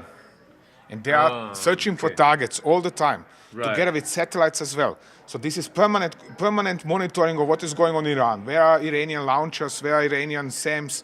Where are Iranian potential targets? Where are the specific personalities they are after? So this is all the time going on, 24/7. So it's real-time intelligence. And the other part you're saying, Tom, is that the Israeli UAVs were hovering around along with the satellites, watching. So if they are moving the Khamenei and the family anywhere out of to a particular location, if there is a bunker identified, they will have the intelligence. Yes, they're tracking vehicles. They're tracking specific vehicles. They're tracking specific personalities. Even if it's some aide of, for example, Khamenei, okay, they recognize him by his car or whatever other reason, or because he came out of his flat in the morning or his home in the morning. They are following him. Okay, he's parking there. He's disappearing in some building or underground entrance or whatever else. The point is now the following. The Iranians are all the time shooting down the UAVs. So the Israelis are losing and the Americans are losing UAVs, but they are not losing them fast enough, which means there is always a replacement UAV. Right. Yep. So that's the military might that's being employed by the Americans and the Israelis to try and pound Iran. Let's now erase this, and let me just ask you, if we look at the entire Gulf region, how is it that Iran is able to land these missiles, one, And the other part, let's just zoom this back in. Yeah, you can do that. Yeah. So now Iran is attacking all the neighboring regions, right, in this entire Gulf region. Yes. How are these bombs or their missiles, what Iran is firing, their ballistic missile technology is very strong. Why is it that civilian areas in Doha, civilian areas in Dubai, civilian areas at Abu Dhabi and have been affected? What is happening here? Okay. Are they doing it deliberately or is it because of interception? I do not think that they are doing this deliberately. I think that the situation is simply such that there is a stress of combat. Okay. So now let's see the following. Let's zoom in. Let's say there is an Iranian a missile brigade intending or tasked with targeting Manama Air Base in Bahrain. Right. Okay, so let me show you. So this would be a problem. Yeah, you just have to activate the pencil. Yes, Yeah. sorry. Yeah. Okay. So we have Manama Air Base. This is the headquarters of the 5th Fleet of the US Navy. Yeah. Sorry. Yeah. So now, the Iranian is sitting somewhere here behind the hill, Right. in an underground, Right. in an Okay, underground yeah. bunker. So he has the order to every so and so many hours, or on order from Tehran, launch his UAV or missile strike on Manama. So he programs with missiles. It's relatively simple because they are flying ballistically. Boom. Right. So But- it's a loop. They yes, fly in a loop. Yes. Yeah. But UAVs are flying straight. You know, directly over the ground. Right. So if there is in stress of combat, he's not thinking about, oh gosh, there are high-raised building in Manama or in Bahrain or whatever. He's simply programming his missile or his UAV to strike at geographic coordinates. Okay. And if there is something in between, well, the UAV is flying into it. It's just an obstacle. All right. The other question I wanted to ask, and viewers, just stay with me here for a bit. We'll try and understand this. Is that in the case of a ballistic missile, is it possible that its GPS gets corrupted, its GPS gets disturbed, or an interceptor hits it and there is debris that's falling in the civilian area? Of course it is possible. It happens very often. And it is not only that. Okay, the missiles have their instrumental navigation system as well. So they have a secondary navigation system. So they are still retaining some precision. But it happens time and again that both of these are disturbed, or at least the GPS, and then the missile misses, firstly. Secondly, if it is hit while re-entering the atmosphere, it falls into lots of pieces, some bigger, some smaller, and these are still going towards the general area that it was targeted. Civilian area and also at a great speed. And it very easily can happen that somebody is killed or hit or damaged or whatever. Or whatever. How far is in Dubai, the American air base? From a civilian area, if you can just... We can find it. It is, just a second. This is Dubai Airport, it is somewhere in between the... Right. So, just a second, I'm searching for it. That's the Palm Jumeirah. Yeah. So this is the Palm Jumeirah where something, there was it's whitened out. Projectile that lighted. So here you are. So, theoretically, when you are targeting this airbase in this area, just to mark it better, so these urban areas of Abu Dhabi, is this already, or is this still Dubai? Dubai, sorry.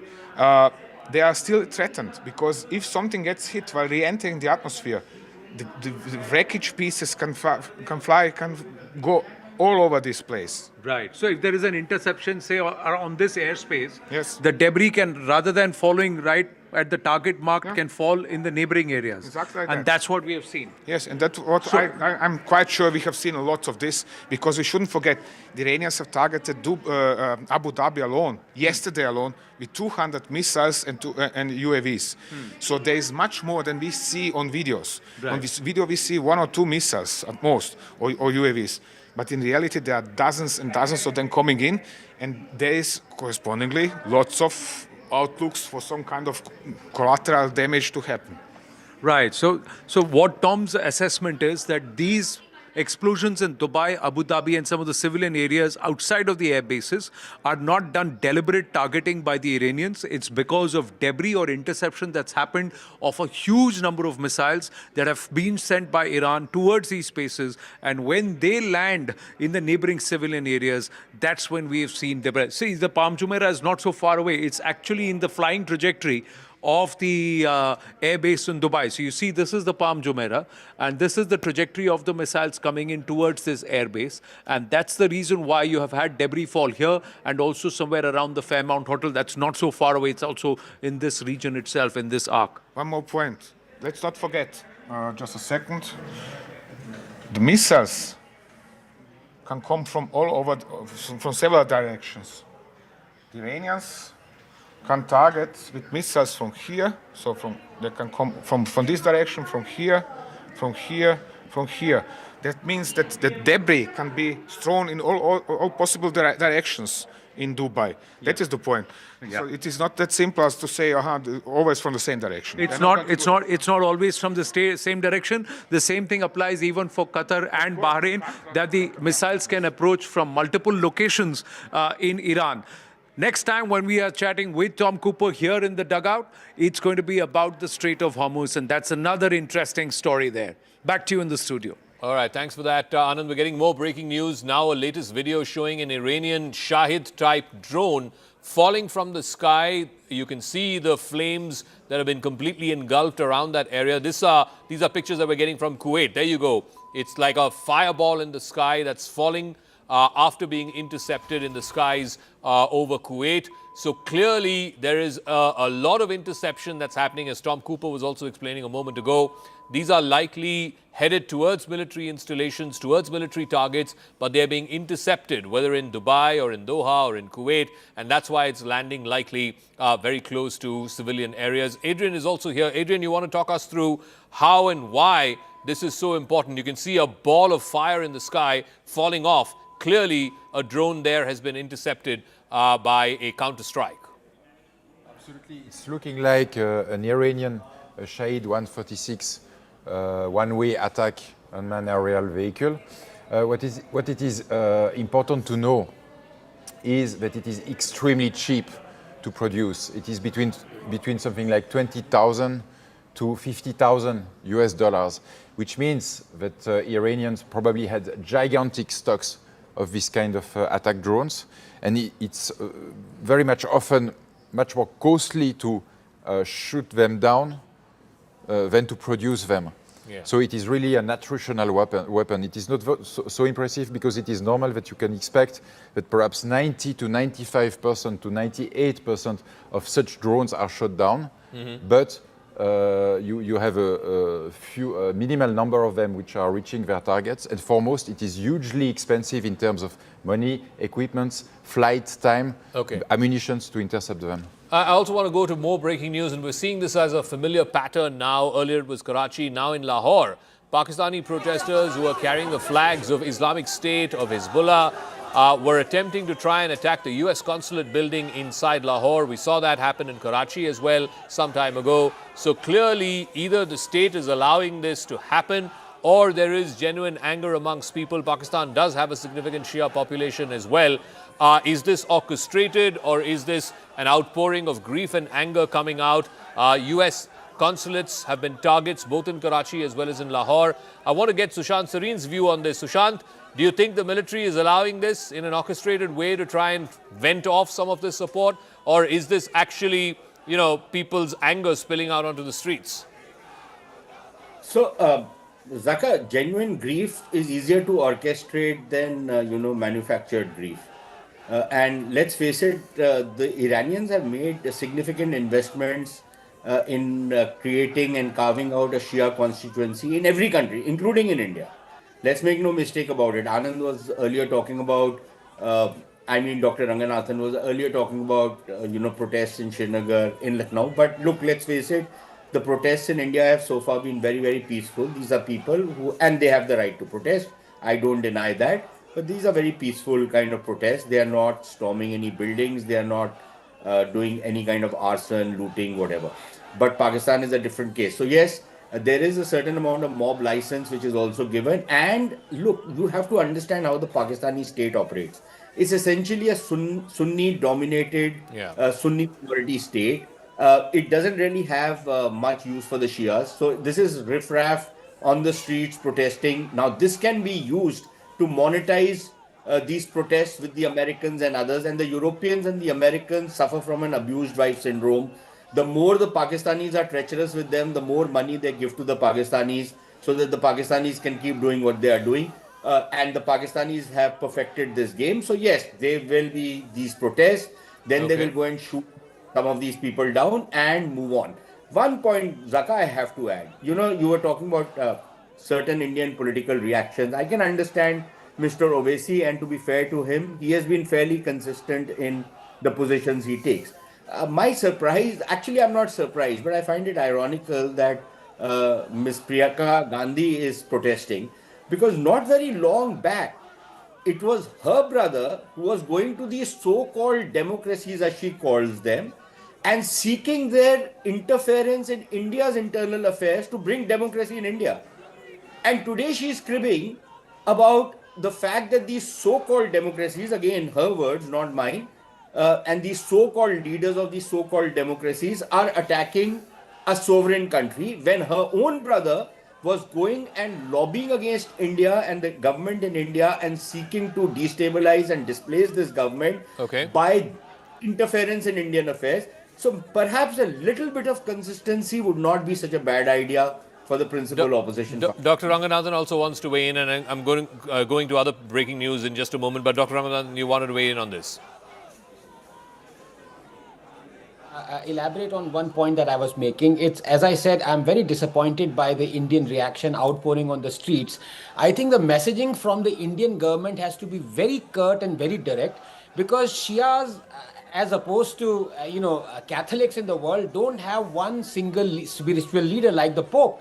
If at all there is one leader they look up to, the Shias of the world, it is actually Al-Sistani, who is based in Najaf in Iraq. And he is a very moderate, quote-unquote, very affable gentleman who talks about peace around the world. Khomeini is the last leader anybody should be looking up to, especially the Shias. So the government has to come out and say, this is the wrong person you are eulogizing and celebrating. He's a tyrant for Iranians themselves. He's the one who's been spreading terror around the world. So if at all you want to look up to someone, let it be Al-Sistani, who's in Iraq.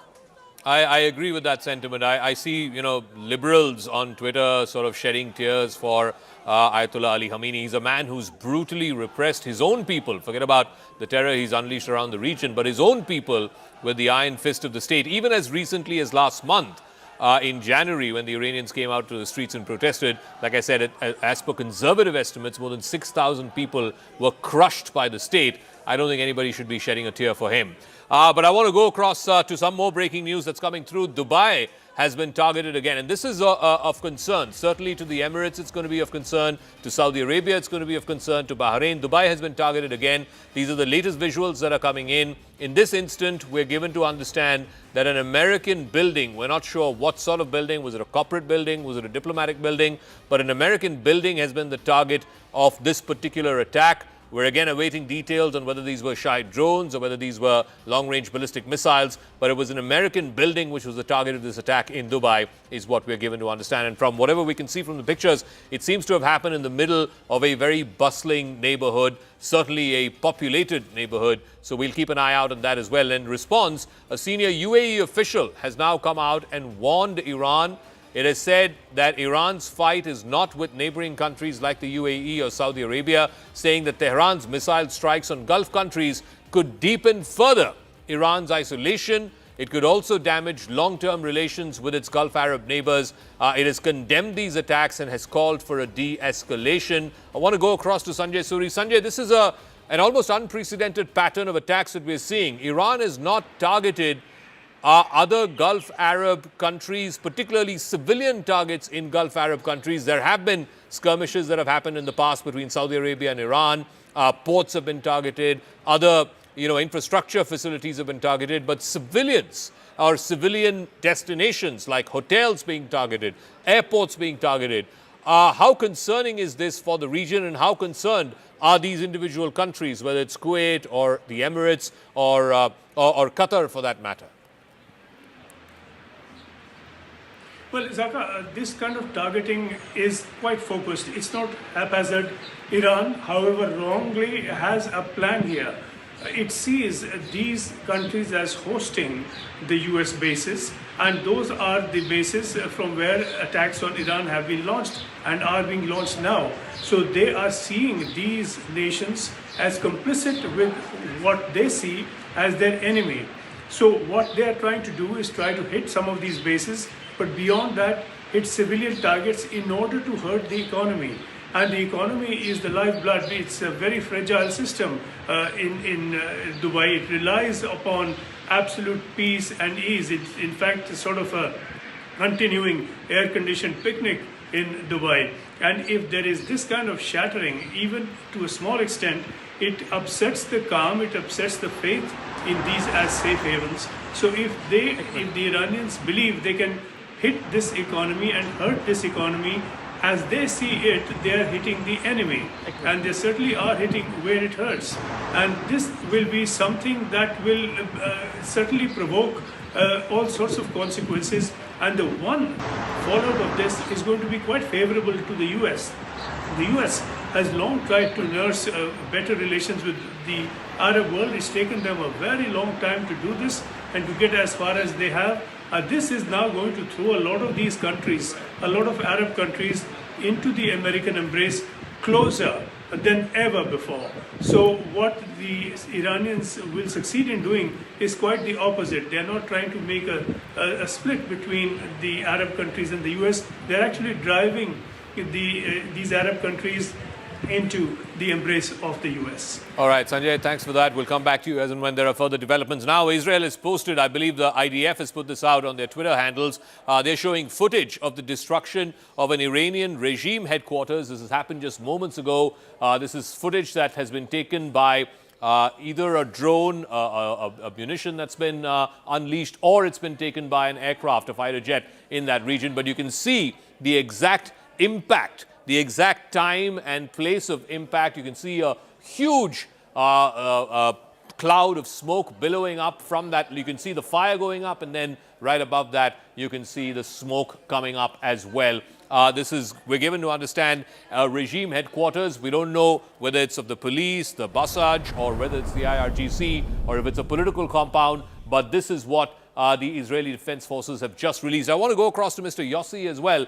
Mr. Yossi, so multiple targets hit over the last 24 hours. I believe a fresh round of airstrikes have been launched by the Israeli Defense Forces even this morning. What are you hearing in terms of the latest? What are the other intended targets of this joint American-Israeli airstrikes on Iran? Well, good morning. The target of this operation is to bring about a regime change in Iran and encourage the people of Iran to go out to the streets and take over the regime. Obviously, one of the major targets groups are going to be the regime targets, such as the regime itself and the security forces that support him. And what we see right now is that amongst the targets that were hit are the Broadcasting Corporation of Iran and some other elements that comprise the security forces that support the regime in Tehran, hoping that this will pave the road for the population of Iran to go out to the streets and take over. It's too early for them to do that. We need to do more activities in this respect before the time is ripe. But that's the direction. And then simultaneously, we try our best in order to minimize the capability of the Iranians to hit us and other countries in the Middle East that are affected by the Iranian missile launching.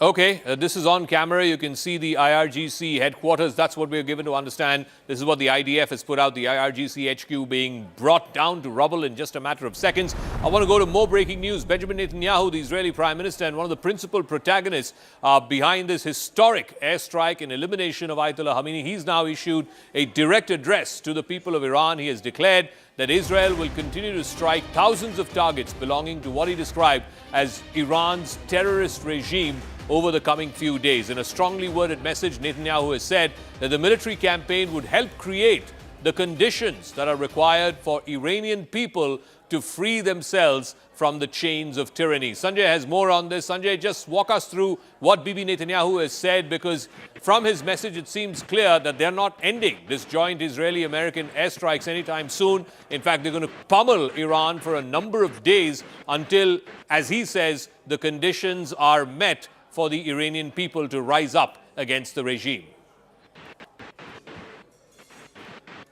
Statement is both warning and an invitation. It's really a call to people and revolt. And the reason is that the Israelis and the Americans do want to finish this in a hurry. They really cannot afford to drag this on and on. Israel certainly can. Israel is set up for that sort of thing. Politically, the U.S. can't. Politically, Trump will suffer quite seriously were this to drag on. They want to finish this. And so they are sending a message. So the third weapon that they are seeking to use, apart from all the missiles, is the people themselves within Iran, that they weaponize their anger informally or in some way against the government or against the remnants of the regime in place and try and get rid of it. So this is trying to rope in people of Iran as allies of the US and Israel. That said, we know that Iran is a very divided society. We had this report some 2 or 3 years back that said that of about 75,000 mosques in Iran, 50,000 have been closed. So a lot of people have turned against Islamism of the kind that was enforced. But a lot of the people is still, not all of the people. There is a very large section, even though it may be a minority, that is quite Islamist in its leanings, that for that reason will be supportive of this government and this regime still in place. How the rest will now revolt against this lot, this would amount to a civil war then. Already we are seeing demonstrations in Tehran by supporters of the regime, and of course a lot of people came out to celebrate. And if that is any indication, we had a lot more people coming out to celebrate spontaneously than people speaking in support of the regime. Nevertheless, there is this split within society, and Netanyahu's call is to those who oppose it. Exactly how they will oppose it, exactly how those who are entrenched and armed will resist them, that is a tough call. And it's a tough call for people of Iran. It's easier for Trump and Netanyahu to order these airstrikes, and this is all from the air. The change will have to come on the ground, and it's going to be a difficult and messy change. All right, Sanjay, thanks for that. Now, one of the countries in the Gulf that's not been targeted so far, now we're getting word, and this is again breaking news, an oil tanker that's been targeted by Iranian forces, Oman, which was acting as a mediator between Iran and the United States. Oman has now put out an official statement that an oil tanker was attacked off its port of Qasab, which is on the Strait of Hormuz. 4 mariners who were on board this oil tanker have been injured. This is the first known instance of Oman getting hit by these Iranian drones and missile strikes. Oman had been playing the role of a mediator between the United States and Iran. There were 3 rounds of talks that happened, 2 in Geneva, 1 in Muscat itself. But Oman has been calling on and urging the Iranian regime to stop firing these missiles and drones, particularly at civilian targets on Gulf Arab states. So clearly, this is seemingly the first attack on an Omani asset. Certainly, it's a vessel that's just off the coast of Oman. In fact, at the port of Qasba, just off the coast of Qasba, is where this particular ship, this oil tanker, has been hit. But you can see the pictures on the right, which is basically the IRGC headquarters, we're given to understand, that's been completely taken apart by an Israeli strike just in a matter of seconds. We're joined in our studios by Mr. Tom Cooper, military analyst, Adrian Fontanelles is a military analyst and historian, Yossi Koperwasser is an Israeli intelligence and security expert, Sushant Sareen, senior fellow from the Observer Research Foundation, Air Marshal retired Sanjeev Kapoor, former DG of Air Safety, and Anand Ranganathan, author, is also joining us. Group Captain retired MJ Vinod is also there with us. Group Captain, let me ask you, what do you make of these airstrikes? Largely, these have been strikes from the air, either through ballistic missiles or through drones. How long can Iran continue to keep up with this? Group Captain. Yeah, Zaka, there is a very important base we all are overlooking, a base called Siri. It spells exactly like the iPhone Siri. Hey, Siri, Siri. So SIRI, 100 kilometers, mere 100 kilometers from Dubai. It has an adequately long runway to launch drones, not fighter aeroplanes. 109 kilometers to be precise. And I believe in my OSN assessment, this is the base that is being used to launch these low-cost, like Tom was mentioning, not such a long-range drones to attack all across Dubai, Abu Dhabi as well. And they probably will, in coming times hit Al Ain and probably Ras Al Khaimah too.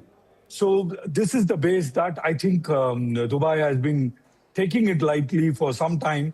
And there were reports in the OSN community of a lot of movement from mainland into this small island, which is astride Dubai.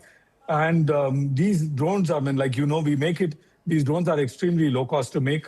Less than 3 to 4 lakhs, you can make these drones, strap on 10, 20 kgs of TNT, and you will have, devastating result, if not at least a dent in the image. What it did to, the hotel or any other places is probably minimal to nothing. But what it did to the image is what is huge, especially when Dubai is looking to surge ahead in terms of, getting HNIs on board, opening its space for business. Those things will get affected. People will have to factor these things into consideration when they want to move in the future, move in Dubai, unless a favorable regime comes in Iran, which also is a possibility.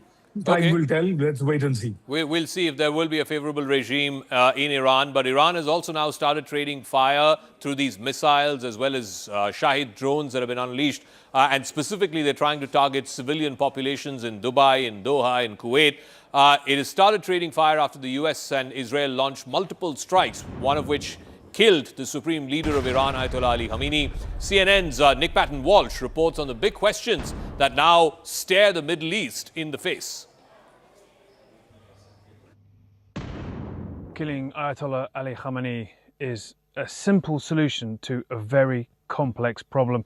And as the sun comes up here in southern Israel, I think the region, United States and Israel, are going to have to urgently ask the question and find the answer to what really comes next. Now, clearly, the United States and Israel decided between themselves that removing the top level of Iran's regime would leave them ultimately in a better place. And President Trump has hinted that he thinks he knows who could potentially be a successor. He might be harking back to a Venezuela playbook where essentially they captured Nicolas Maduro and pointed towards his deputy as the person they'd like to see run the country. But Iran is nowhere near as simple as that. Its security forces are entrenched within society. They've got blood on their hands, just recently in January killing thousands. And so possibly the idea of some kind of moderate replacement in a box dragging the whole country towards the Western orbit is a little far-fetched perhaps. And still, the airstrikes and retaliations haven't even stopped yet. So it's a new dawn here, certainly, but one with very urgent questions as to how this very simple, brutal solution, the killing of Khamenei, suddenly fixes a problem that's beset the United States for decades. All right, that was CNN's Nick Patton-Walsh. But now we have the first reaction from the Iranian president, Masoud Pezeshkian, who many figured was a sidelined figure. He was merely a figurehead. He is the president. Yes, he's now reacted. He has vowed revenge after the killing of Ayatollah Ali Khamenei, the supreme leader of Iran. Tehran is viewing revenge as its duty, is what Masoud Pezeshkian has said. He was seen as a slightly more moderate, reformist president, but increasingly in the last few weeks and months, certainly after the attacks that we saw in June last year, the 12-day war, he was being sidelined as almost like a figurehead there, and it was directly being taken. The most important political and military calls, security calls, were being taken by the supreme leader along with other folks like Ali Larijani. But now the Iranian president Masoud Pezeshkian has vowed revenge, saying that revenge is a legitimate right of the Iranian people. Group Captain, what do you make of this? I mean, there are ultimately, like you were saying, if we have to find a swift end to this, then Iran will have to be convinced that there is a candidate or a set of leaders who are acceptable to the Americans and to the Israelis, a moderate leadership, if you will, who then they can say, okay, Khamenei has been eliminated, the top leadership of Iran has been eliminated, now it's time to hand the baton over to someone slightly more moderate. Even if that happens, Zaka, it is going to be a short-term peace for a simple reason. The Hadith is very, very clear. Both Al-Bukhari as well as Al-Muslim. It very clearly says during the end of times, you find a Jew, even if he is hiding behind a tree or a stone, you need to finish him. Unless you do that, you cannot go to the judgment day. So if that is, kind of enshrined, then there is a problem that is always lurking in the background. A peace could be short-term. And when I say short-term, it could be even 100 years, 200 years short-term. So unless that somehow changes, the narrative changes, I do not know will there be a lasting peace. A. B, and most importantly, like Zaka, you correctly mentioned, people of Iran, their will needs to be put on the new government and not a hardliner's view that should come on the people. If the reverse happens, then the problem is always there on the ground. So many people have been killed, so many people will be killed in the future. So a lot of other countries other than US and Israel need to measure up, come in support of people of Iran to get a regime which is pro-people, Zaka. Okay, I also want to get Sushant Sareen if he's there to try. Okay, we'll try and go back to our other guests as well. If Mr. Yossi is there to weigh in. Okay, Daniel Benjamin Shapiro is former US diplomat to Israel. Thank you very much, Mr. Shapiro, for speaking with us. So now we have the first reaction from the Iranian President Masoud Pezeshkian, who was seen as a slightly more moderate face. He has now come out and said he's vowing revenge against America and Israel for killing the Supreme Leader Ayatollah Ali Khamenei. What do you make of that? Well, I think as long as the regime survives, they will try to establish some revenge. I'm actually sitting in Tel Aviv, and there have been several barrages of missiles launched at Israel already today, and those might indeed already be part of revenge. They've continued to launch missiles into the Gulf against targets in GCC states. So it's certainly possible that they consider this revenge, and this is a very ideological regime. They've been driven by that ideology to try to destroy Israel, to sponsor various terrorist organizations and undermine Arab governments, to try to kick the United States out of the region. And their ideological leader has now been removed. So it would be logical that at least until more damage is done, they will try to establish some measure of revenge for his death. So war game this for us. How does this play out over the next week, maybe 2 weeks? Does Trump immediately claim political victory and say that, look, I've cut off the head of the snake. This is a huge victory for me. Now I want the Iranians to stop. Or does he go in for the long haul? He just doesn't stop at just Khamenei alone. He goes for the entire top leadership of Iran, and then he wants the people of Iran. I don't know how this is going to happen, but at the end of that, whether it's 10 or 20 or 30 of the top leadership of Iran is eliminated, and then he expects the people to take back the regime. How is that going to work? It's not a good practice to try to anticipate Donald Trump's decisions because he's very mercurial and probably he doesn't know what he'll decide. He, of course, established regime change as the strategic objective on his opening statement of the night the war began. Then immediately within the day, he said, well, he could do two things. He could either go all the way, as he said, fight for 3 or 4 weeks until the regime is totally destroyed and he controls everything. I don't really think he wants to be in control of Iran. Or he could take, after 2 or 3 days, the decision that sufficient damage has been done to their nuclear and missile programs, and then he will threaten the remaining regime figures with a resumption of fighting if they try to rebuild those programs. And you could add to that Khamenei's death as an additional trophy that allows him to claim victory. He, of course, his history is that he prefers short, sharp military actions, not long, extended wars. He's been a critic of long, extended wars that the United States has been in the past, of regime change wars, in fact. in Iraq and Afghanistan. So it would certainly not be surprising, but very hard to predict, but not surprising if he would say sooner than later, after a few more days, yes, we've done enough damage, we've killed the leader, we have the next leadership tier in place, and they will be deterred from being as threatening and as destabilizing as Iran has been under this regime for so many decades. But that would be a way for him to get out of this before our air defenses are stretched and perhaps to claim a victory without getting pulled into a longer engagement than he wants to. All right, Lieutenant General retired KJS Dhillon is also now joining us. Major General retired Rajan Kochar here in our studios. Defense expert Tara Karta, former director with the National Security Council Secretariat, will also be joining us. Let me ask General Dhillon. General Dhillon, we were on the air last night as well. The fact that the supreme leader of Iran has been killed, how much of a political victory is this for Donald Trump? Will he use this as a victory and say, okay, this is the off-ramp I'm giving the Iranians, let them take it and exit this war quickly? Because he doesn't have, as our previous speaker was saying, he doesn't want to get America entangled in long wars. Or do you think he has the propensity to continue this for the next few weeks so that the entire top leadership of the regime is changed and then the people of Iran revolt and take back their government, take back their country, and then decide who might be palatable as a next leader of Iran? Good afternoon, Zaka, and good afternoon to the fellow panelists and all your viewers. We have to understand one thing. When America went in for this war, if you can call that a war or a conflict or whatever, it had a very declared aim of regime change. And why did America go in for this war? Because America will accept everything and anything. The only thing which America will not accept is anyone having the capability to hit American homeland with missiles or with the nuclear weapons. So if Iran was becoming a threat which could hit the American homeland, that capability has to be destroyed. Now with that as a background, when America went in for this war, there are very clearly laid out phases of war or campaign.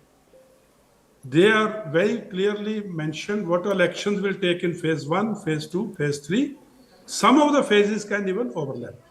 Now, in this particular way, the way we were talking yesterday also, the first and the foremost thing was to decapitate the political leadership, the religious leadership, the government top officials, and the military leadership, so that there is a vacuum at the top in the decision making, and that would result in confusion in the rank and file. Now, that was the first and the foremost phase 1. Coupled with that was to suppress the air defense, to neutralize the missiles which are likely to hit the American interests in the region as well as the Israelis, and suppress the air defense so that American missiles and drones and aircrafts can fly with impunity. That was to happen simultaneously. Phase 2 would be to destroy America's military assets and, most importantly, military industrial base, which was manufacturing these missiles, so that it does not have the replenishment or recouping capability while the war is going on. Coupled with all these things was to destroy America's economic assets so badly that for the next 2-3 decades, Iran's assets so badly that for the next 2-3 decades, they cannot get their act together and manufacture these weapons again. As also the nuclear weapons, nuclear material, all this would happen under an umbrella of a very solid psychological warfare or narrative building. Okay. Which has already started. We have seen the people coming on the street, the selective videos being leaked of women crying death to Khomeini and all that. So all this was to happen in a particular phased manner. One thing which Iran's oil refineries, because that they would need even after the regime change or after the war is over. Other than that, all the economic assets, the military assets, the political, military, government, top leadership will be decapitated. And in this whole game, internal uprising would be given a flip. Okay. And that would result in a civil war. Let's see how that plays out, because on the face of it, it would seem that if you've eliminated someone who's been part of this country or the leadership of this country for the last 40 years, that gives people a reason to rally around the flag. How can you expect people to come out and retake the government, as Trump said? But I'm getting another piece of breaking news as well. This is a CNN News 18 exclusive. on Khamenei's killing, Pakistani protesters have stormed the U.S. consulate in Karachi. They've entered the U.S. consulate building in Karachi. Multiple casualties, we are given to understand, are feared. Sources are also saying that it's being reported that there are more than 8 deaths and over 30 injured in this attack that happened on the U.S. consulate building in Karachi. Sources are also claiming that the U.S. base administration has seized the bodies of these individuals inside the consulate building. Protests continue across the country. In Skardu, we saw pictures from Lahore as well, and now in Karachi. I want to bring in Major General Rajiv Kochar here in our studios as well.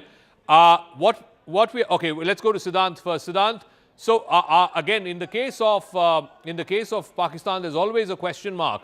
Are these genuine protests? Is this genuine anger that's spilling out onto the streets on American diplomatic missions, etc., or is this being orchestrated by the military, political leadership, the sort of government there, the hybrid government there, in order to give vent to some of this anger?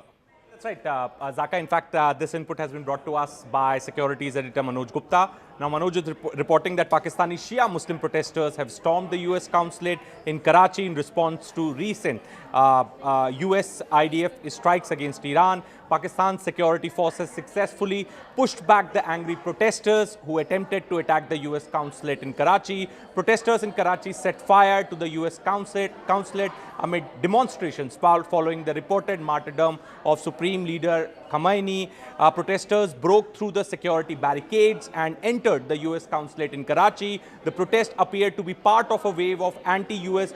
demonstrations in the region following heightened tensions over the assassination of Iran's Supreme Leader. Now, tensions rise as the city witnesses intense unrest. Protests erupted after Khamenei's death in Pakistan. U.S. personnel stationed at the U.S. consulate opened fire on Pakistani protesters. It is being reported that there are more than 8 Zaka deaths and over 30 injured. Sources claim that the U.S. base administration has seized the bodies of the martyrs at the consulate. After Karachi, protests have started outside the U.S. consulate in Lahore. Protest continues across the country, including Gilgit-Baltistan. Karakoram Highway has been closed to all types of traffic. Back to you. Okay, Siddhant, we'll leave it at that. Thanks very much. Major General, here in our studios, just in terms of, how this is likely to play out, one variable that's been added is Iran is now attacking these civilian targets in Dubai, in Doha, in Bahrain. And those countries don't necessarily have the propensity for war. They certainly don't have the propensity for their civilian population to be attacked. How may that change the equation, Major General? Thank you, Zaga. Point to note here is that these are soft targets, because all these countries do not have that kind of air defense umbrella which possibly Israel has. Because Iran has 2 options now, either to strike Israel, and we know that Gerald Ford is there, and it is an added umbrella for the air defense as far as Israel is concerned, because if you remember the last 12 days war, on the 9th day, Israel was not able to stop the missiles of Iran from coming in because interceptors had fallen short. But here what we are seeing is this is a pressure tactics on the part of Iran as far as the United States is concerned, because a message is being given to the United States as also to the Gulf nations that the United States cannot protect you any longer. Because if you remember, all these Gulf countries have US air and military bases here. And the premise why these bases were placed here was to give a protection to these countries against any outside interference in terms of any kind of a conflict. So I think a strong narrative or a strong strategic message is going from Iran as far as we are concerned, telling these Gulf countries that America can no longer protect you. Okay. It is not that these countries are enemies of Iran. You have to take that into account, because over a long period of time, Iran has enjoyed fairly good relations with these countries. Mm-hmm. It is basically a message which is going to the Americans and also to these countries that United States is not able to protect you any longer. And I think these attacks are going to intensify, because if you look at the arsenal of missiles Iran has, preponderance of these missiles are the short and the medium range missiles. So it is quite convenient for Iran to target these countries and put pressure on the US to stop this war. Okay, just give me a moment. There's massive airspace restrictions all across the Middle East because of this ongoing war, and as a result of which we're given to understand that at least 60 departures and 40 arrivals, that's a total of 100 flights, have been cancelled at the Delhi airport so far. Again, I believe Siddhant has more details on this. So, massive disruption to flights, particularly those that are passing through airspace in the Middle East. What's the latest on that front, Siddhant? Well, that's right, Zaka. So our colleagues have been reporting since morning from various airports in India, from Mumbai, Delhi, and in fact, there are a lot of passengers stranded. Their flight schedule has been changed. Many flights have got cancelled. Now, sources are telling us that due to airspace restrictions over Iran and parts of Middle East, Zaka, 60 departures and 40 arrivals, totaling 100 flights, have been cancelled at Delhi airport so far. In fact, Zaka, not just this, many airports in the region, in West Asia, have been shut after the strike by Iran, which includes Qatar airport, Kuwait airport, Dubai airport, and so definitely, you know, people are stranded at these airports. Not only in Delhi and Mumbai, but at various airports in West Asia also. Many flights are getting cancelled, and so far 100 flights have got cancelled only from Delhi airport. All right, thanks for that. I also want to go across to Joe Brown. He's an I-24 news correspondent with an Israeli channel, I-24. Thanks very much, Joe Brown, for speaking with us. What is the latest you're picking up? Prime Minister Netanyahu of Israel has put out a statement a short while ago where he has vowed to continue with these airstrikes for the next few days. Israel is not relenting. America is not relenting. How far do you think this will go? Well, for Israel, they want to make sure that this is sustainable. If you just get rid of the head of the snake, Ayatollah Ali Khamenei, then there are still people in place, perhaps even younger people, more radical people, who'll be able to take over the reins, and that could cause even more issues for Israel further down the line. And that's why they are going to continue fighting. In fact, just within the last minute or so, the IDF has come out with a statement saying that within the first minute of attacks yesterday, 40 senior leaders were killed. It's likely that includes Ayatollah Ali Khamenei, but that just shows the level of their military arsenal, the fact that they have a specific goal in mind. It's not just to get rid of the leadership as they have done over the last day or so, but it's to go even further, to make sure that they are no longer a threat, to make sure that their proxies in Iraq, in Lebanon, in Syria, in Yemen, that they pose no further threats to Israel. We had a little bit of the action in the 12-day war in June last year, but that was just to, I guess, set the scene for what is happening right now. What happened in the 12-day war was a good step in the right direction. It set the Iranian nuclear program back around about 2.5 years, according to experts, but they need to go a lot further, and that's what Benjamin Netanyahu wants to do. That's why he's saying that he will not stop until he is fully satisfied. Israeli sources have told I-24 News that it will likely be a week-long war. Potentially, it could be even longer. The state of Israel is prepared and ready for it to be even longer than that. However, as I say, they will not rest until Iran no longer poses a threat to Israel.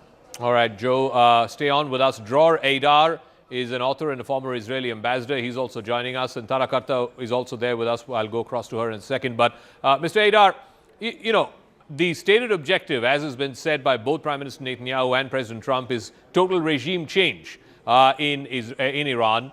Yes, the head of the snake has been cut. That's Ayatollah Ali Khamenei, the supreme leader. But if they were to eliminate the entire leadership, what fills that vacuum? And this hope that the Iranian people will rise and they will retake their government, as President Trump said, how realistic is that hope? Well, I agree with the major part of the analysis in your studio, but one thing I want to correct. America, Trump especially, does not attack Iran because of the nuclear program.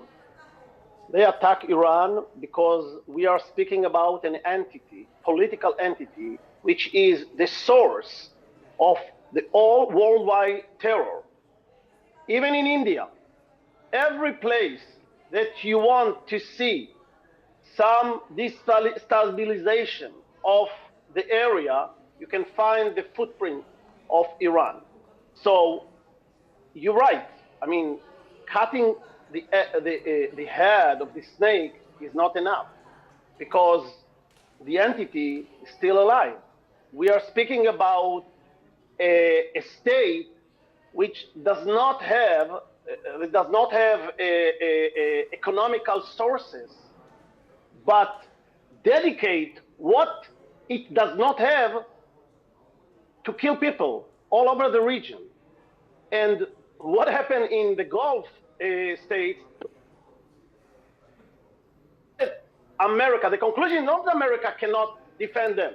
They cannot flatter Iran. They cannot be like a mediator between Iran and other and think that in any crisis that would happen, Iran will pass over them. So first of all, we are speaking about a mission that does not stop with cutting the head of the snake. And second, I think that President Trump has a historical sense, and he understands more than other leaders in the world that if he wants to destabilize the world, if he wants to bring prosper to our region and to other regions, we need to change this political entity that kills its own people.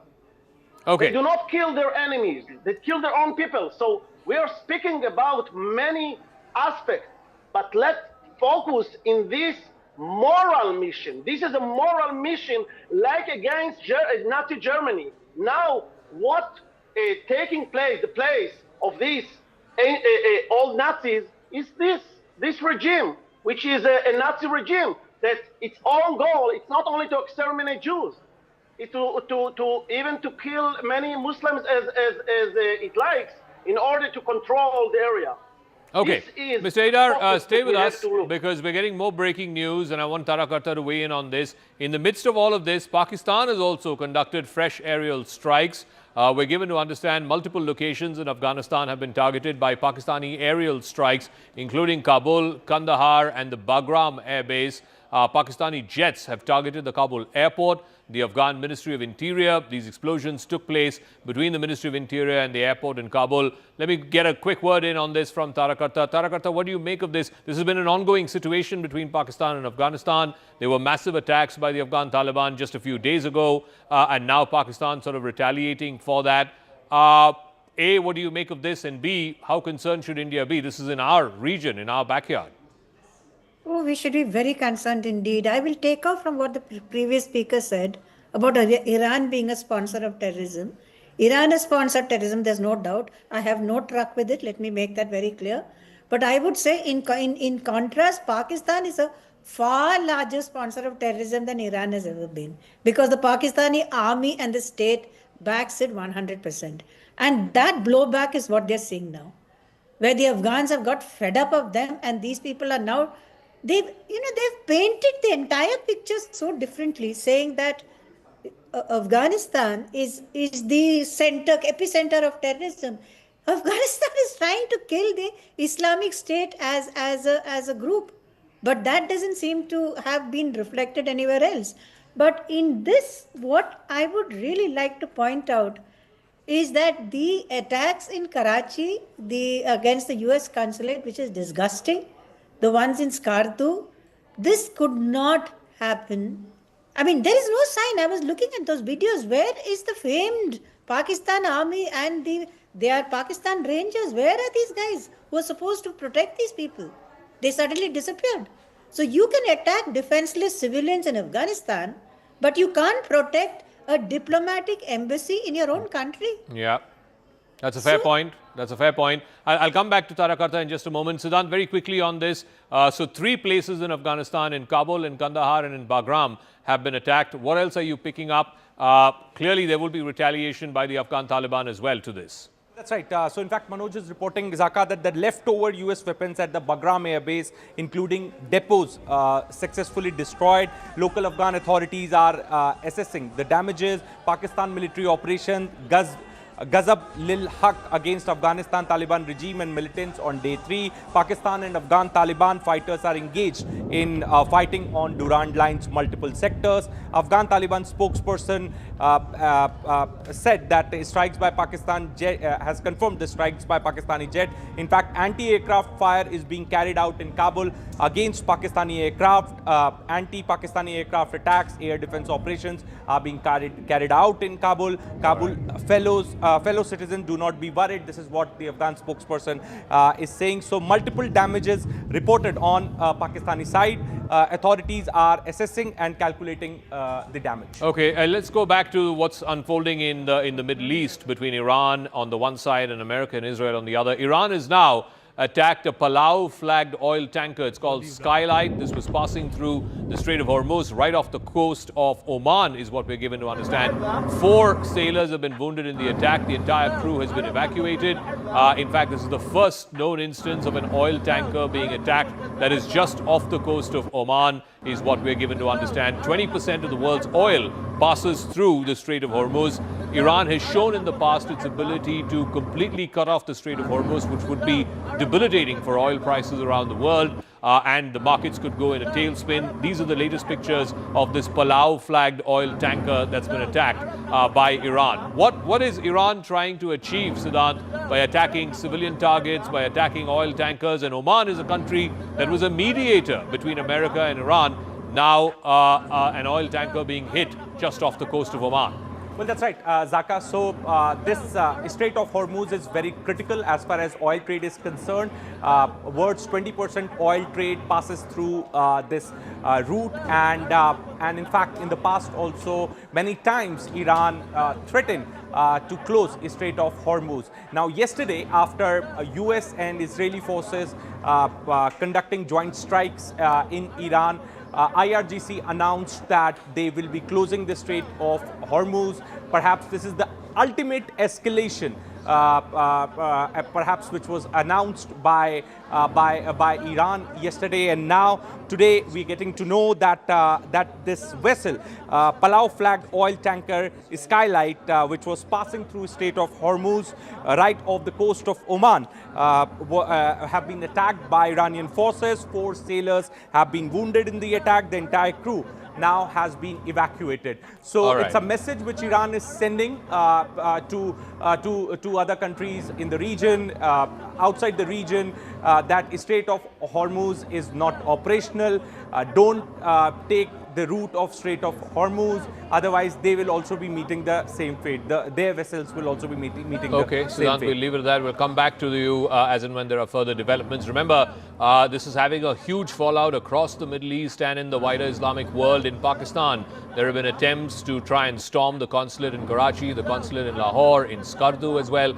Now the US Embassy in Islamabad has put out a statement. We are monitoring reports of the ongoing demonstrations at US consulates in Karachi and Lahore, as well as calls for additional demonstrations at the US Embassy in Islamabad and the Consulate General in Peshawar. This is again a concern as far as America is concerned. Remember, the same Pakistan, and Tarakarta was making that point, if we can go back to her, Tarakarta, they can't seem to guard diplomatic compounds in Karachi and Lahore, the biggest cities in Pakistan, but they're happy bombing and aerial striking, targets across the border in Afghanistan. Just what is going on with Pakistan? The concern and the suspicion has always been, let me get Tarakarta in on this, that much of this is orchestrated and it's being allowed by the Pakistani quasi-military, quasi-civilian state. Oh yeah, so far you saw that when just before they, agreed to the Gaza deployment, for example, I'm just giving an instance, there were these, these huge, massive protests on Gaza. The moment the military said, okay, we're going to be part of this deal, no protests, nothing after that. So these are highly controlled ventures, one. Number two, I want to say much of this, I just feel so sad. Israel has got this. I'm happy that Israel has got the protection it does. I mean, that's great that people are doing that. Who protects Afghanistan? Who is there who will protect Afghanistan from these attacks? I mean, they have no aircraft. They've got nothing. Number three, the ones who are suffering the most are Pakistani Pashtuns themselves. 60,000 Pashtuns were evacuated because the military was preparing for operations. They were just told in the height of winter, they were told, okay, just move from here. So all this goes on, and despite all that, you still have the US supported Pakistan on the airstrikes. I mean, how strange is this policy? So I'm only assuming that they don't want to open another front, that's all. Okay, just give me one more moment. I want to go to Joe Brown, but again, more breaking news that's coming through. The Israeli Air Force has just put out this video, as well as a statement that they've put out on social media. In the attack that they saw at the IRGC headquarters, as many as 40 commanders have been eliminated in 1 minute. This is the claim that's been put out by the Israeli Air Force. Iran's top security brass has been taken out within the opening strike itself. That's what they have put out. Joe, what more details do you have about these 40-plus commanders? Who are these commanders? What are the known confirmations that we have of the top Iranian military and IRGC commanders who've been eliminated? This video has also been shared by the Israeli Defense Forces. Yes, Joe. So, as you say, 40 commanders were supposedly killed within that 1 minute. These are all people who are very close to the late Supreme Leader. It's likely that he was also included within that one. But these also include the leader of the Iranian Revolutionary Guard Corps, the defense minister, the leader of the nuclear program and close advisor to Khamenei, Ali Shahmani. And this shows the Israeli superiority over Iran militarily. The fact that they were able to wipe out an entire group within 1 minute. They say that they knew that they were going to be meeting at this specific time, and that's why they decided to attack right then. This is echoing what happened with the war with Hezbollah, where the strikes killed the leader of Hezbollah, and it was done so because they knew that they were going to be convening in a specific room at a specific time. And that shows the level of Israeli intelligence. The fact that they were also the first ones to announce that Khamenei was killed because they had picture proof. They have infiltrated Iran in such a deep level, people in the streets. I remember a while ago, Ahmadinejad said that they actually created a squad to try and weed out the Mossad agents within the Revolutionary Guards Corps. But the leader of that was actually a Mossad agent himself, and 20 other people within that unit were Mossad agents. That shows the level of which Israel has intelligence and superiority in Iran, and this is why they've been able to carry out these attacks. In order to change a regime, it's going to be very hard to do so without boots on the ground. The US definitely do not want to have boots on the ground. They have very bad memories of what's happened in the Middle East over the last couple of decades. Israel doesn't want to have boots on the ground there because there is a severe shortage of IDF reservists. They've been worn out, suffering from PTSD over the last couple of years. So they want to try and avoid this as best as possible. So in order to do that, yes, you need to have the drone attacks, the aerial raids, but you also need to have intelligence on the ground. And that's what's helped Israel find out that they were able to kill those 40 commanders within 1 minute. That's how they knew where they were, and that's how they will continue to fight this war. They say it will last maybe a couple days, maybe a week, but that is why Israel will fight until the very end and will be able to come away, at least in some sense, with a very strong military victory. All right, thanks for that, Joe Brown. Let me bring in Major General Rajiv Kochar. General Deloy is there with us as well.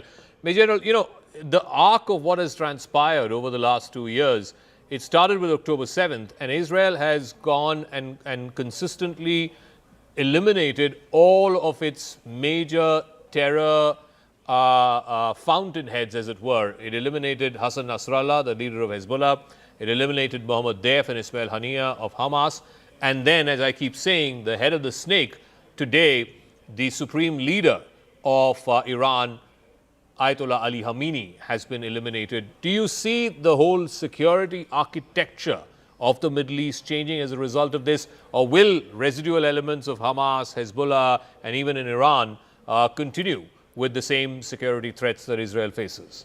You see, Zaka, I don't think we can eliminate this entire thing 100%, because nowhere, if you go back in history also, you will find that terror outfits tend to regrow, because if you demolish a leadership, a new leadership is born, and till such time terror funding will continue from state-sponsored terrorisms like Pakistan, Iran in particular, you will see these mushrooming under different names. We have seen it in our own neighborhood. The Lashkar-e-Toiba becomes the resistance front, and things like that. The names keep on changing, but these people continue to sustain that kind of terrorism. And one important aspect here is the Palestinian cause. We need to understand one thing, that it was only Iran here which was a kind of a godfather to the Palestinians, and that is why the axis of resistance had been created. Hezbollah, Hamas, Houthis, all these people. So it is very important for now Israel to ensure that there is no messiah available here in this region to support the Palestinian cause. Because if you have heard Netanyahu speaking, he never talks about a two-state solution. And look at what is happening in the West Bank. Last year, 144 settlements were there, and today they are 210. 7.8 lakhs Jews have been settled in the West Bank. So the prime objective of Israel is to finish this support of the Palestinians. Even the Gaza board doesn't have any of the Palestinians on the board itself. So the message is very, very clear. Both United States as well as Israel wants Israel to dominate West Asia and not Iran. And regime change is the only way it can be done. Okay. So in retaliation to the attacks which took out the supreme leader as well as other top leadership, military and political leadership of Iran, Iran has been retaliating with drone strikes, with long-range missile strikes, and they're specifically also targeting civilian targets, civilian populations in Dubai, in Doha, in Manama. CNN's Paula Hancock is reporting from Dubai after Iranian retaliatory strikes hit some of the commercial areas of Jebel Ali. This is Jebel Ali on our left. We're just on the road between Abu Dhabi and Dubai. We have been seeing plumes of smoke rising from Jebel Ali. This is the commercial area of Dubai. We have heard from state-affiliated media quoting the IRGC saying that they have just carried out a sixth wave of attacks against US bases in the Middle East. Of course, it's unclear whether this is a direct hit, intentional, or whether this is falling debris from an interception. And this is the road from Abu Dhabi to Dubai. It is usually jam-packed. You can see how clear it is at this point. People are taking the remain in shelter warning very seriously. All right. I want to go back to General Dhillon on this. General Dhillon, I also want to talk a little bit about the double game that Pakistan seems to be playing. On the one hand, they're allowing these orchestrated protests against US missions in Karachi, in Lahore, etc. But they have no qualms in sending airstrikes across the border, across the Durand line into Kabul, Kandahar and Bagram. Absolutely, Yaka. There are two aspects to it. One is Pakistan military, which could not protect the houses of their own corps commanders. In May, a few years ago, the civilian protest. How do you expect them to do anything? And the second aspect of it is Pakistan military, if they want to do something in Pakistan, nobody can touch them, they will do it. Now, there is a background to what happened in Karachi US consulate. See, if you look at Iran's map, the whole air defense, I make this point again and again, whole of air defenses, and this has a link with the Afghanistan strikes also. The whole of air defense is facing southwards or southwestwards. That means towards Israel or towards American assets in the region. And their complete eastern flank, which is facing Pakistan and Afghanistan, is devoid of air defense, more or less. Now, if Israeli missiles have to hit Iranian targets without being intercepted by a formidable air defense, the air defense of Iran has to be divided. That means some assets of air defense of Iran, which are now facing south, have to face eastwards. Now, for that to happen, Pakistani airspace and Afghanistan airspace is to be used by the aerial platforms like aircrafts or the missiles to hit Iran from the east. Now, for that, Pakistan is the only country which can be bought with few dollars here and there. And Afghanistan still has some anti-aircraft weapons. Now, Pakistan is doing the dirty work for America in the meantime in Afghanistan, so that when this airspace is used from the eastern side, Afghanistan is not able to hit any of the air assets which are flying low. And this is what the whole game plan is. And now coming to US consulate in Karachi, how Pakistan Army orchestrated this attack on it. It is to show to the people of Pakistan that we are against America. We are allowing you to protest. And also telling America that our internal problem does not allow us to support you openly. So please give us more dollars.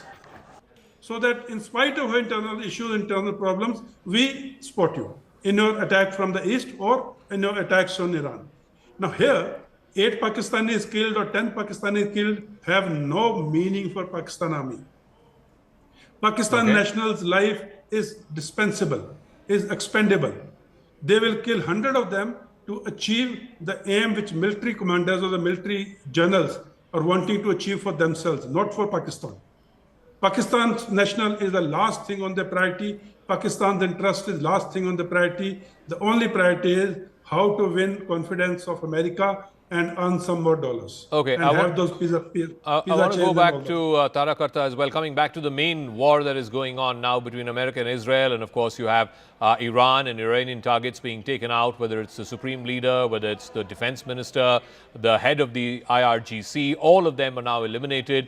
We're also getting to understand that an interim leader, this is an interim leader, Ali Raza Arafi, will be appointed or has been appointed as the interim leader. He will, of course, have to oversee the process of choosing the next supreme leader, which will be decided by the Assembly of Experts and the Guardian Council. But how do you see this playing, ma'am? Because there are two conflicting factors here. One, that Trump does not want a long, drawn-out war, and yet you cannot change the entire regime unless there is a slightly longer horizon that is available.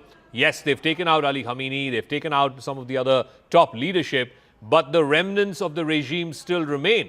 And whatever the next generation of leadership will be, they'll only even more be ill-disposed to America, because America has just killed the man who's been leading and giving ideological leadership to this project for the last 40 years.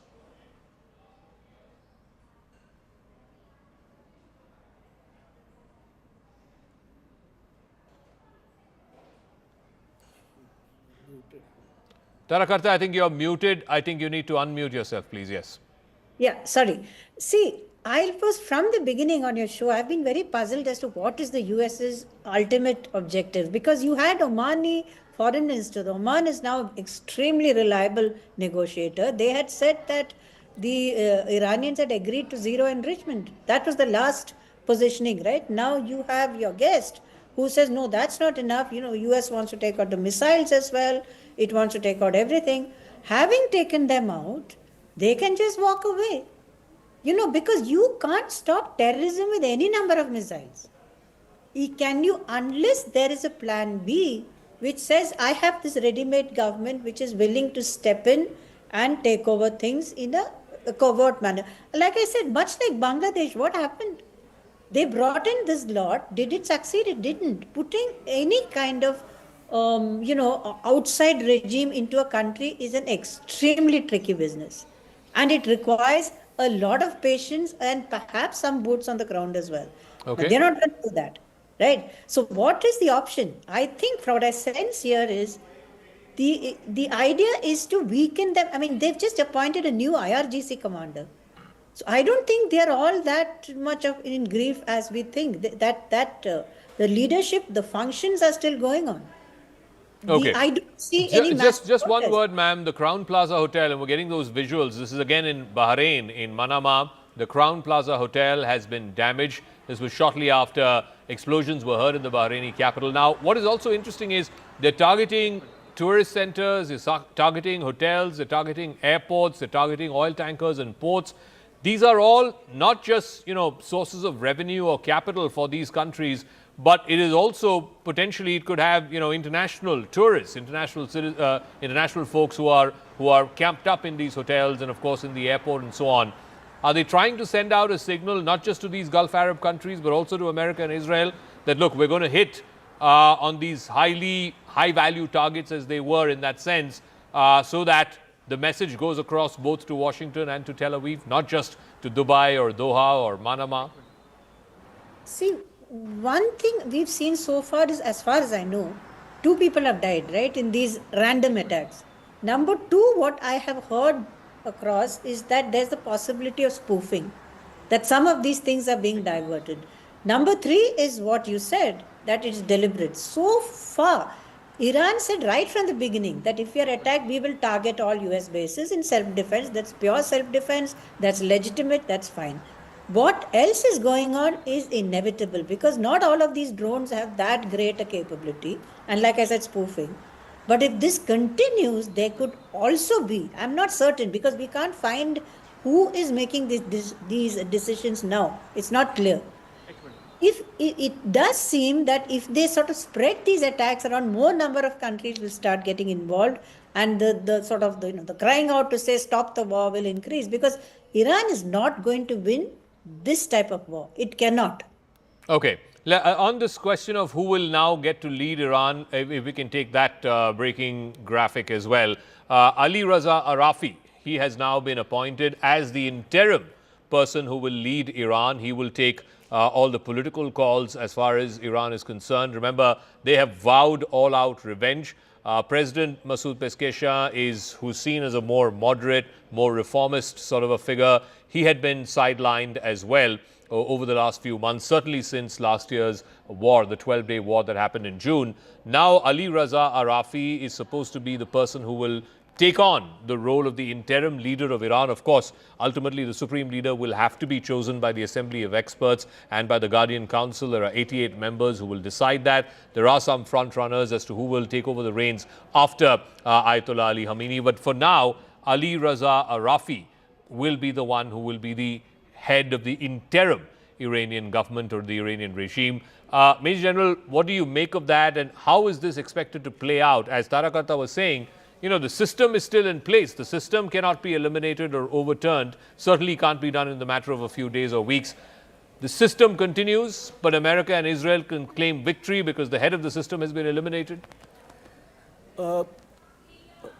You see, Zakir, what has actually happened now is that Iran has a structured hierarchical system. And if you remember, Khomeini had already named his successor in the last 12 days war. He had already announced a name that who will take over, and Ali Narijani was the person whom he had actually nominated. But what happens is today, after 24 hours of battle, we see the top leadership has been liquidated, but the leadership vacuum is not there. Somebody has taken over. Decisions are going to be made, and especially the IRGC. If we are seeing what is happening in the Gulf countries, in all probability the junior leadership of the IRGC is taking the call, because the senior leadership has been wiped out. So the hierarchy actually falls on the junior leadership, and they are taking the calls. There is no lull in the battle. It is a continuous effort on the part of Iran to retaliate.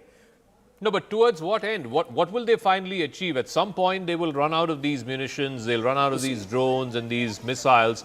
What is their objective? What is revenge as Iran sees it? It's not like they can take out Trump or Netanyahu. No, yes, definitely not. But it is a kind of a message to their own people that the United States is not invincible. We can also cause harm to the United States, and we are doing it. So, if you remember in that 12 days war also, US allowed Iran to hit Qatar and then stop the war, because that was a kind of a saving grace given to Iran, that you can go back to your people and you can tell them that you have also struck us. So I think ultimately, see, a regime change cannot happen when you don't have boots on ground here. Yeah. Missile strikes will not ensure a regime change unless the people of Iran decide. So I think US is not going to fight a long battle here. Sufficient grounds are there today for Donald Trump to stop this campaign after a couple of days. I think he'll do so. Okay, I just want to talk a little bit about Ali Raza Arafi. He's a senior Iranian Shia cleric. He's currently a member of the Guardian Council and the Assembly of Experts. He's the head of the Bache Kuni Basij, which is an internal police force, a law enforcement agency. He was also the former chairman of the Al Mustafa University in Qom. He has now been elevated as the interim leader of Iran. He was born in 1959 in Maybod in the province of Yazd. Before the Islamic Revolution, he used to be a preacher and an author. And then he has now been elevated since 2015. Since the Guardian Council and Assembly of Experts elections in 2015, he has been elevated to the Guardian Council and to the Assembly of Experts. It is this Assembly of Experts which will decide the next supreme leader. For now, he will be the interim leader of Iran. Ali Raza Arafi is his name. He has the unenviable task of taking revenge on America and its Gulf Arab partners, and also against Israel, to avenge the killing of the supreme leader. But at the same time, he also has to chart a course for the future supreme leader to take over, whoever he might be. That, of course, will be through a process after the Assembly of Experts decides and votes. But Ali Raza Arafi has been named as the new interim leader of Iran. And I just want General Dillo also to weigh in on this. This is an unenviable task. I mean, after Saddam Hussein was killed, then people, somebody from the outside was brought in, and the country has gone into a mess after that. Look at the case with Libya as well, after Muammar Gaddafi. Again, it's completely gone to the gutter. Will the same thing happen with Iran, or does Iran have a well-oiled succession plan, a well-oiled machine, that the head might be replaced or eliminated, but the system will continue, the regime will continue? Zaka, the problem with the West is that they feel the whole world runs as per their way of living, which is unfortunately not true. Especially in this part of the world, the governments, the people, the affiliations, the tribal affiliations, the religious affiliations play a major role. So bringing someone from outside, imposing him as a leader, and then having sham elections just to say a democracy has returned is not going to work. In my opinion, how it's going to happen is, they will have a regime change. They will eliminate the complete top leadership. Most of it has already been eliminated. They will destroy their military assets. They will destroy their defense. They will destroy the nuclear capabilities. They will destroy the economic thing. And they will be pushed for an internal uprising. I don't think Americans will put the boots on ground, and unless the boots on ground are there, missiles alone do not bring in the regime change. Okay. They are not going to put the boots on ground. They will have a flip given to the internal uprising, which will result in a civil war. Because today we might say, just give me 10 more seconds. Today we might say there are enough people who will, rally around Ali Khomeini because of sentiments, emotions. But there are more than enough people in Iran who have been wronged, whose kith and kin have been killed by this regime.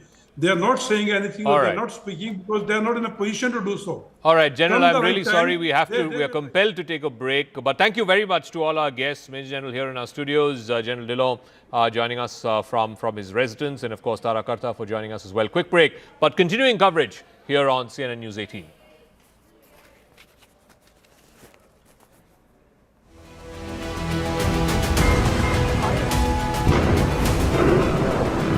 Just had a bomb alert here in Tel Aviv a few minutes back. I don't know if you heard that, Arunima. I don't know if you heard that loud blast.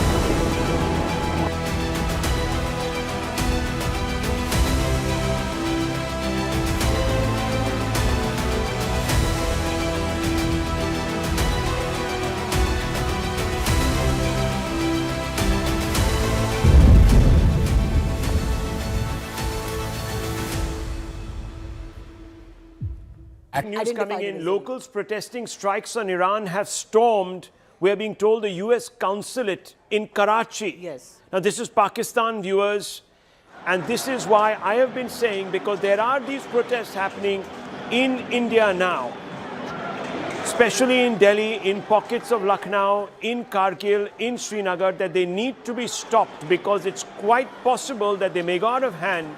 Yes, you can allow for a little bit of what is known as the release of the pressure valve, but if it becomes too much, it could lead to this. Look at the outcomes. Now we have two consulates, one in Baghdad, one in Karachi. Both, as you can see, let's go full frame to these pictures. These are dramatic pictures coming out. You can see the American flag, so quite clearly this is not an abandoned premises. You can see it. You can see it's a low building with a single story. It's very well fortified, but somehow these protesters have got through, and they're not one or two, there are hundreds of them. These gates have been overrun. Tom Cooper, this is going to be something that might become, I don't know, might become part of what is the non-military play and could have a huge bearing on the way things play out in the Gulf and will begin to play on American minds. If you have a repeat of what happened in 1979, 1980, a hostage crisis, it could change the equation. That the Americans are very good at recalling the occupation of their embassy in Tehran in '79, but they do not recall the all-out attack by a mob in Islamabad on the US embassy there at the same time, in which at least 4 people were killed. So they are not recalling something they don't like to recall, and they're recalling something they do like to recall. Yes, it could get very serious, especially because in Pakistan there is lots of anti-US sentiment, and that is not going to change anytime soon. This is despite, of course, the leadership causing up to the American leadership. Yes, this is not looking good, viewers, from an optics point of view. You can have very many different ways of exerting pressure. Let me bring back from I-24 News in Israel, Natasha, who was with us. Natasha, these pictures are coming through. It's quite clear what the Iranians are trying to do. They're trying to rouse sentiments amongst Muslims in the Gulf and in perhaps even the subcontinent. This could have other impacts on the way this entire crisis plays out, because if it begins to enter into the civilian domain and there are casualties, specifically American civilian casualties, that could have a bearing on the politics in DC, could bear pressure on Mr. Trump to recalibrate, and perhaps even Prime Minister Netanyahu. Yeah, I mean, absolutely. We are now in a direct state-on-state missile exchange. That is what is happening. We've been seeing Iran try to fight these strikes from both the United States and Israel, both militarily and also through rhetoric. We've seen Iran fire over 300 ballistic missiles, but you have to remember, they've not only been firing at the state of Israel, they've also been firing at nearby Gulf states. We are talking about strikes in countries like Kuwait, in the United Arab Emirates, in Qatar. So while they may be trying to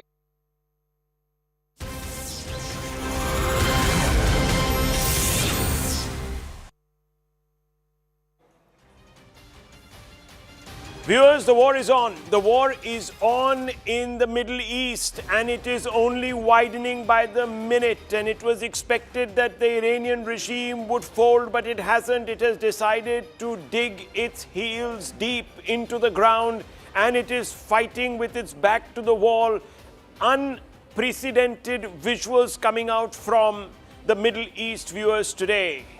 We will first begin with the most emblematic picture that we were expecting to see, or we would have expected to see, but perhaps not today, in the next few days. But viewers, unfortunately for Ayatollah Khamenei, the first visuals that are coming out from Iran are of his own decapitation. These, viewers, are the IRGC headquarters. This is where somehow, God knows how, Ayatollah was present in the most expected location. He was not supposed to be there, viewers. Anyone else would have decided not to be at the most obvious site, the site where perhaps the Americans and the Israelis would target first. Why he was there, we don't know. Did someone give him away? We don't know. But the fact is, viewers, in the first wave, in what was being called the preemptory attack by the United States and Israel, Ayatollah Khamenei's end came. For about 8 hours, Iran refused to confirm. It took President Trump on Truth Social to come out and say that Iran's supreme leader, Ayatollah Khamenei, had been decapitated in a strike that had been conducted by Israeli and American forces. 40 bunker busters pummeled this headquarters. It's in the heart of Tehran. As I said, viewers, it was the most obvious site. Why the Ayatollah chose to be there, we don't know. But we do know that with him went a number of other senior leaders. And you can see these buildings basically being reduced to rubble within seconds. The impact was so devastating that for a mile around this building, viewers, you can see that road there. All those cars zipping past, but within minutes, seconds, entire area was covered in a pall of smoke. Nothing was left, viewers, of that site. And with him went Ayatollah Khamenei. 40 years he had been ruling Iran. His hold was a stranglehold. The people of Iran feared him. 50% of the population hated him. But he hung on there, viewers. He hung on only to be removed in this unseemly fashion by multiple strikes that were conducted in what was described as a preemptory strike, but it could turn out to be, viewers, the end strike. Because now Trump can legitimately go back to the people. He gets an off-ramp and he says, I've done what no other US president since Jimmy Carter could do, which is to eliminate and sever the head of the snake, the Ayatollah. Of course, viewers, Ayatollah Khamenei's predecessor was the founder of the Islamic Republic of Iran. He died a natural death, succession happens, and in that succession, it took 40 years, viewers. 40 years. Ayatollah Khamenei held on. No more, viewers. He's been reduced to ashes, dust to dust, ashes to ashes, as they say. That story, that chapter closes. We now know that others have begun to succeed him, viewers, and there is a whole succession plan. It's going to be run, the country is going to be run by an interim authority of 3 leaders, and over a period of time, these leaders are expected to either give shape to a more moderate turn in Iran, or, viewers, continue down the radical path and continue down the path to war. Now, viewers, what we didn't expect were these scenes. Right after that attack, which took out the Iranian leadership, the Iranians, as I said, battened down the hatches and they hit back. And they have hit back, viewers, across the Gulf. And what you're seeing are pictures that have come from Dubai. Scenes of devastation. So overnight, I'm going to show you some pictures of the Burj Khalifa, that one beacon of progressivism, that one beacon of the Gulf, specifically Dubai's pivot to a new economy. It was a symbol of that new economy. Viewers, even that was attacked. Let's go and show those visuals from last night of the Burj Khalifa. And I want you to look at those pictures very closely as you see drones coming into the Burj Khalifa, viewers, and then pock-marking the Burj Khalifa. And there is a lot of flames coming out. We can bring those shots out. Can we do that, Director Saab? Can you bring out the Burj shot? Let's do that very quickly. These are other pictures from this morning. The Burj Khalifa shot, the defining moment was yesterday. Since then, Dubai is being harried, viewers. One after the other, wave after the wave of attacks have been hitting Dubai. There's another tower there. This is the airport. All of these have been struck all through the last 24 hours. We still don't have the Burj Khalifa shot. I'm really waiting for that, Director Saab, because that is really the defining image. Viewers, because Dubai had positioned himself as an area of stability. There it is. Those are the drones. You can see 1, 2, 3, 4, 5, all moving towards the Burj Khalifa, and you'll see one of them striking, or maybe even two striking, and there are flames that erupt, and the Burj Khalifa feels the heat, and it has been now evacuated. We're also being told, viewers, that most of Dubai is today resembling a ghost town as people have completely disappeared. Let's show those pictures of Dubai airport. That was a devastation last night. So, a moment after the Burj Khalifa was hit, this is what happened at Dubai airport. And I can tell you, viewers, that PV Sindhu and the Indian badminton team that was headed for a competition was stuck there. They were waiting to take a connecting flight. They got stuck there. They witnessed this. They were very lucky to escape. Some people have got injured. We don't quite know about any casualties beyond that, but scenes of utter devastation. The Dubai airport now locked down, shut. It's one of the world's busiest airports, completely moribund as we speak. No flights going in, no flights going out. The disruption is going to go into billions of dollars. Dubai, which was presenting itself to the world as this new Mecca, or let me not use that phrase, but say the new London and the new Singapore of the Middle East, viewers, today is looking over its shoulder, not quite knowing when the next wave of Iranian drones strike it, creating huge instability and anxiety. This is the Burj, which is, viewers, the Al Arab, which was the original building that was presented to the world. It looks like a mast, you can see. It looks like the mast of a ship. And that has also been struck. So all these buildings that were symbolic of the renaissance of Dubai have been hit. This is the industrial area. This is also an area which is very close to the port. That has also taken a hit. So an attempt is being made to tell the Gulf Emirates that if you are going to provide sanctuary to US troops, if you're going to give your countries and your soil as a base, you're going to pay for it. Henry Kissinger once said that to be America's friend is bad enough, but to be America's enemy is bad enough, but to be America's friend is lethal. It now appears that the Gulf countries are internalizing that lesson. And it's not just the UAE, it's not just the Dubai. There are others, Bahrain, within the UAE, also taking a hit.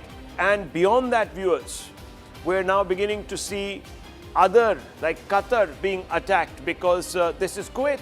Kuwait, another ally, host to a base, also targeted. Look at those, that's the remnant, the debris of a drone that had been struck, that falls to the ground. Kuwait also has seen damage to its airport. Those are many pictures from there also. Let's pull out those pictures of the damage to the Kuwaiti airport, Kuwaiti infrastructure.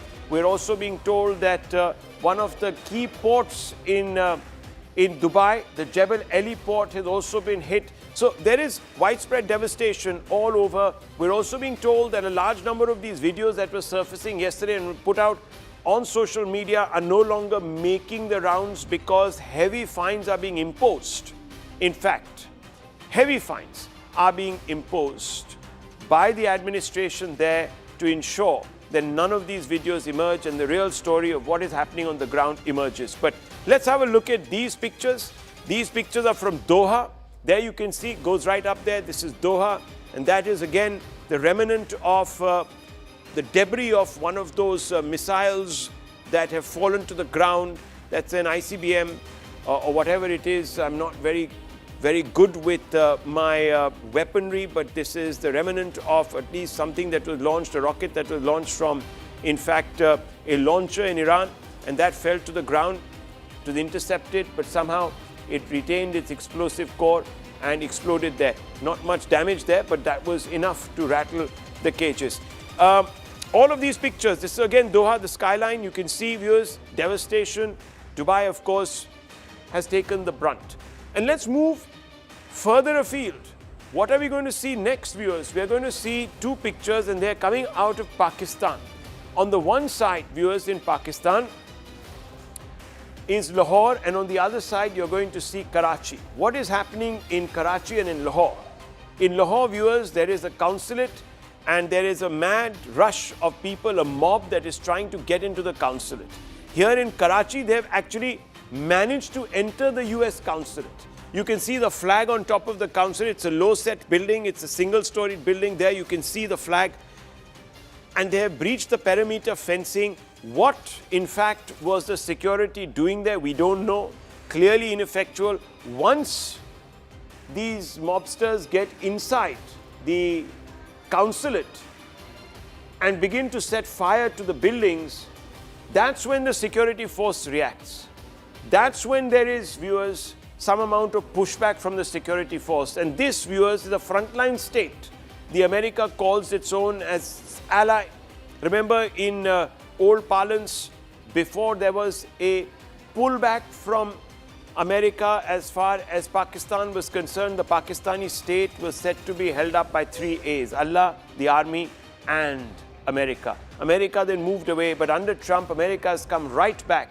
It calls Pakistan its dependable ally, its great friend in the region. That was an attempt, viewers, to try and pressure New Delhi into a trade deal to use Pakistan and the relationship with Pakistan as leverage. And look at how Pakistan has paid back the Americans and the trust and the faith that Trump has now placed in Field Marshal, or Failed Marshal as he's called here in India, Munir, General Munir, and of course Prime Minister Sharif. That is the trust. They are attacking US assets, and if you hear these pictures, viewers, if I would boost the net, they're saying death to America. America Murdabad, America Murdabad, America Murdabad, death to America. And viewers, if I were to show you another visual, you'd be shocked to see that ISIS flags are being flown. Hezbollah flags are being flown.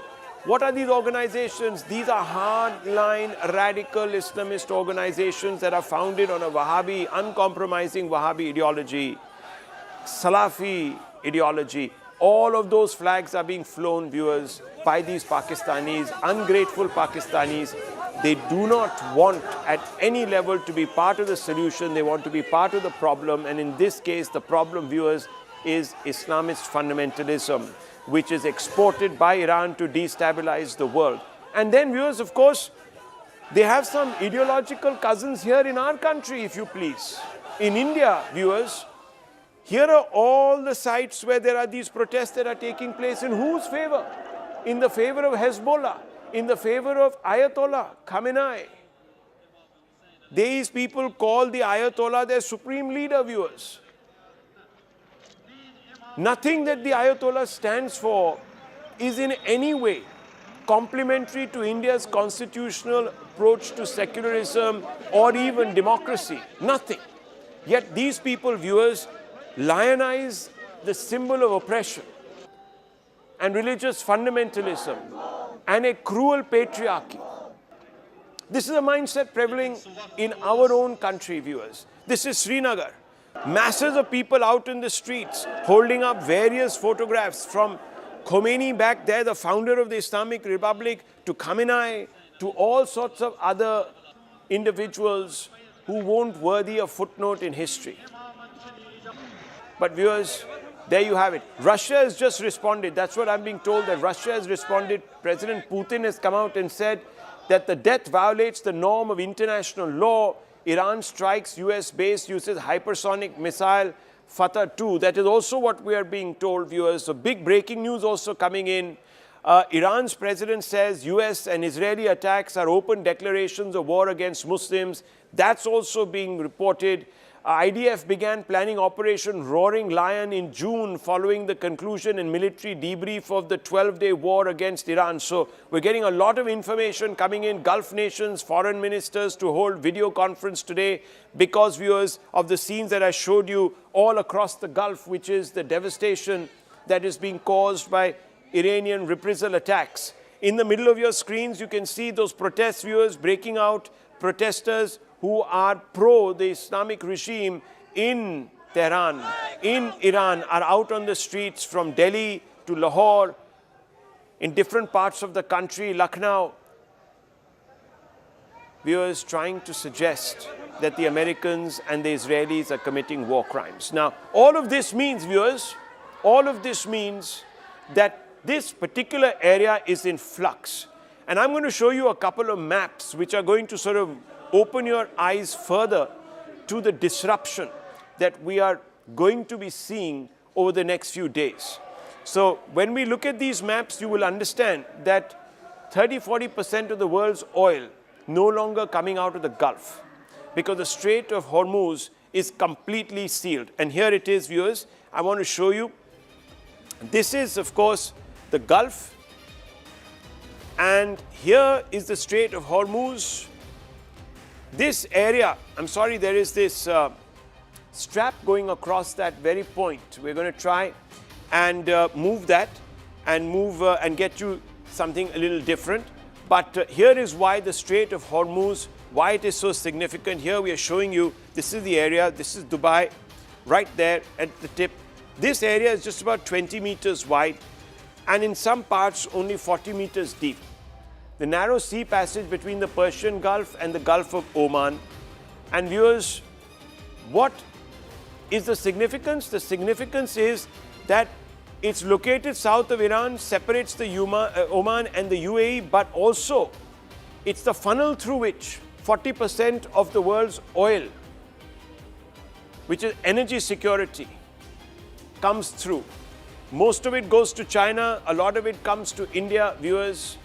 Those numbers change, of course, from time to time. Between 20 to 30% of the world's oil comes out of these wells, which are in the UAE and, of course, at one time from Iran. But from Iraq, from Bahrain, from all these other Gulf nations, this oil comes out and, of course, fuels the foundries of the world and allows for the economic engines of big countries to rev up.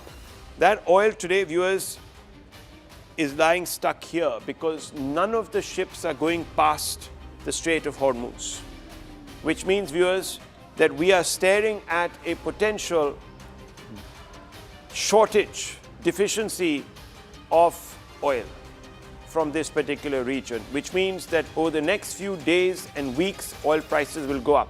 Now, let's just have a few quick comments coming through from some of our guests. We're going to go across to Dr. Einat Wilf, former Israeli MP and co-author of The War of Return. Group Captain Vinod is here with us. Major General Rajan Kochar is here with us. Sushant Sareen is here with us. So I want to first begin with you, Sushant Sareen. You've been having a look now at the coverage over the last 12 hours. We were all up from 3 o'clock. Give me a sense of where we are moving. Where is the story moving? What are we to make of the events of the last 24 hours? Rahul, I slept nicely in the night. I woke up in the morning to the news that the Iranian Supreme Leader had been taken out. But I think that was expected because after the last engagement in June last year, I think the calculation of Israel and the United States was that, look, if you have to effect regime change, you will have to do a decapitation strike and then probably move some other, make some other moves to make sure that if you cannot bring a regime from outside to take over, then at least you have a regime change within the regime, and you have a far more reasonable, progressive, moderate kind of a system which comes into Iran, and then a transition to something else. So I'm not at all surprised that that somebody like the supreme leader has been taken out. Frankly, I'm not going to shed any tears on that. I'm sure it has hurt a lot of people in India, some people who considered him to be their spiritual leader, but that's just too bad. They need to learn to cope. Second, I think it's very clear what the trajectory of war is going to be. And I personally think that the Iranians have made a strategic blunder by targeting the Arab states around them.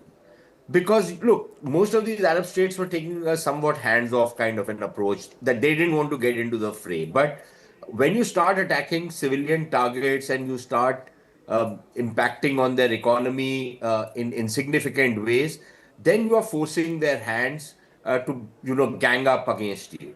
And I would imagine that that's a major strategic blunder that the Iranians have committed, because look, if you are somebody from the UAE or from Saudi Arabia or from any of these other countries which have been targeted, what is the one thing which goes into your mind? That look, Iran is now a significant threat to us. Iran can hit us anytime. Iran can have a devastating effect on our countries. And it is important to defang Iran. It is important to completely castrate Iran, not leave it with any capability to hit any of us. Look, if I was in a citizen of any of these Arab states, that's the feeling I would have. So I don't imagine that they would be thinking of it very differently. Also because historically they've had some beef with the Iranians, right? So what the Iranians have done is they have allowed everyone else to gang up against them. So I would imagine that we will see significant changes in the Iranian system going forward. I don't see this regime survive. I don't think it is in anyone's interest in the region to see this regime survive in the way it's currently constituted. Now, how long that takes, whether it happens in a matter of days or weeks, we'll wait and see. But the fact that, and Rahul, I think, maybe in some time we will get all the information of what exactly happened today. Okay. How the leader and the top generals and others were decapitated. Obviously, there was some inside information. Obviously, there is a certain section within the current regime which has given information, which orchestrated events to ensure that all of these guys collected in one place at the same time, and then the Israelis and the Americans had the information to take them out. It cannot be a coincidence. Nobody makes a blood. We have a general sitting with us. We, Air Commodore sitting with us. You ask them. It does not happen that everybody is collected under one roof. When you know that you are being targeted, when you know that there is going to be a decapitation strike, so I don't know what was told to these guys who orchestrate, but clearly something like that has happened. Something like that has happened, but we're also hearing as we speak more visuals coming in, and you can see them on your screens. Let's pull them back up here on our screens behind me. Viewers, what we are being hearing is now that we have information coming out that massive clouds of smoke are rising above Tehran after the Israeli military said that it had begun striking targets deep inside the Iranian capital. So air raid sirens are blaring in various regions also of Jordan. As I'm saying, viewers, this is becoming bigger. It is spreading. I don't quite know if the Americans had thought this through. We're waiting, of course, for Iran to come back, pull back from what many people believe is the brink. We're going to take a very short break. When we return, viewers, we're going to return to some of our guests, and we're going to get you a perspective.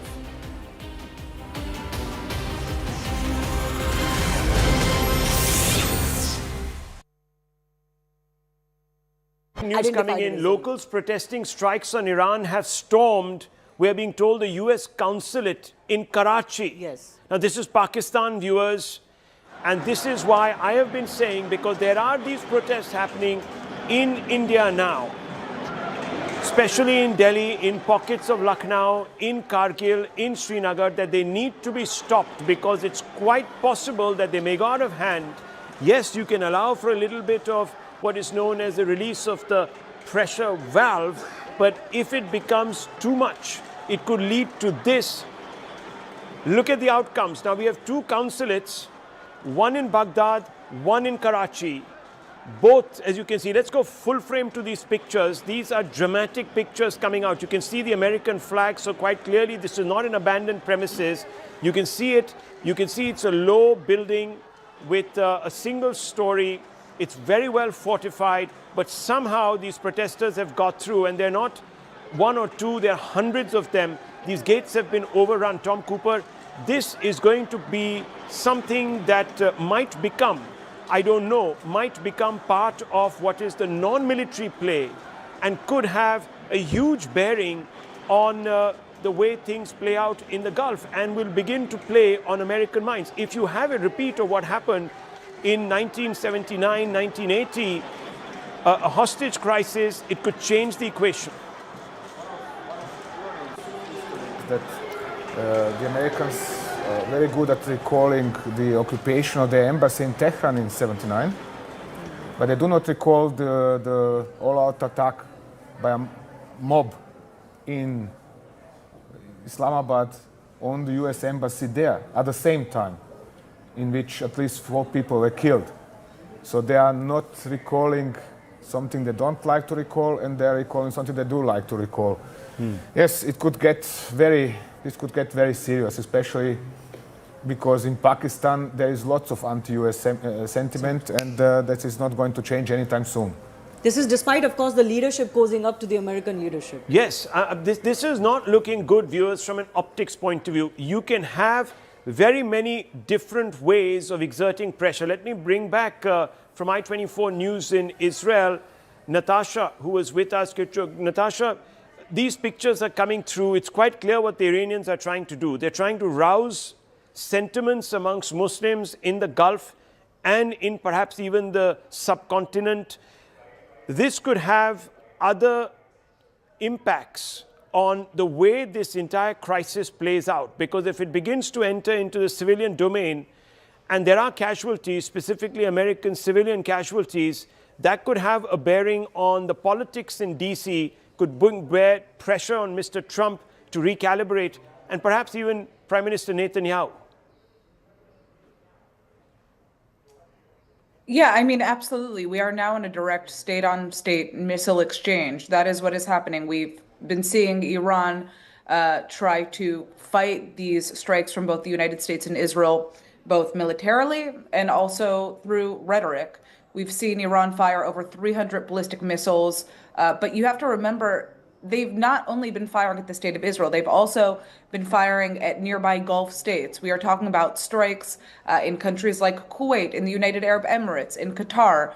So while they may be trying to rouse the sentiments, and you could say try to get the goodwill of the wider Muslim Republic, the Gulf Arab nations are also seeing that Iran is striking them as well. So this is a very complicated picture. You know, obviously we know that in Iran, the picture is complicated. The state TV has declared these 40 days of mourning.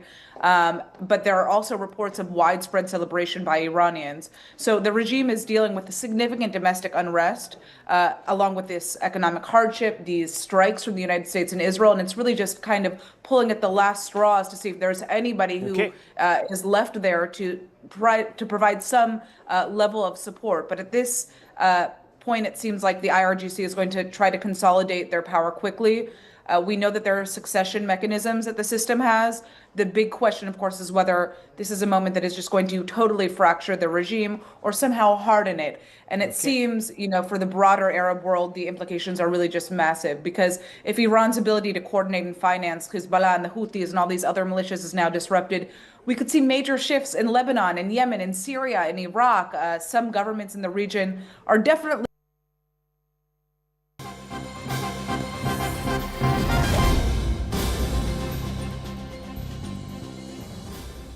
And these are live visuals now coming of Prime Minister Narendra Modi is in Madurai, and he is visiting the Thirupananthapuram Murugan temple in Madurai for the first time. This is a very, very important visit to Madurai by the Prime Minister, coming just ahead of a couple of months when the elections will be announced and elections will be held in the important state of Tamil Nadu. The Prime Minister is on a day-long visit today to Tamil Nadu, and he is visiting this famous Murugan temple in Madurai for the first time. You can see the Prime Minister's visuals there. He's entering the temple as I speak.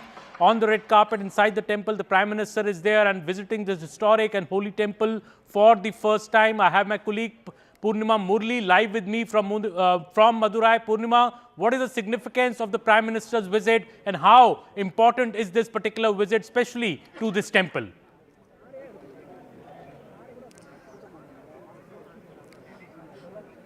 Well, you know, Tirupurukundram issue has been one of the narratives that the BJP has reiterated, especially in the run-up to the 2026 elections. This is where a petitioner had, in fact, requested for lighting of the Deepam at the Deepathoon, and the Madurai bench had directed the petitioner to light the lamp after the Tamil Nadu government had defied the order. But that did not happen, and the Tamil Nadu government did not allow the lamp to be lit at the Deepathoon. The BJP has so far maintained that the DMK is anti-Hindu, and they do not want the Hindus to go ahead with their faith. That is something that the BJP had said. So Tirupurukundram visit by Prime Minister Narendra Modi is significant, and in the run-up to the 2026 elections, this is going to be significant. You can see scores of people gathering to get a glimpse of Prime Minister Narendra Modi here outside the Tirupurukundram temple. Back to you. And Purnima, this visit coming at this particular time, you know, in a few days we could be having the Tamil Nadu elections being announced.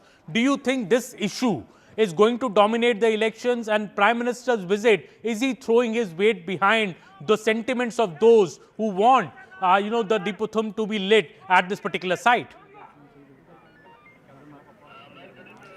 Absolutely. We'll have to wait and see whether Prime Minister will speak about the Tirupurukundram issue.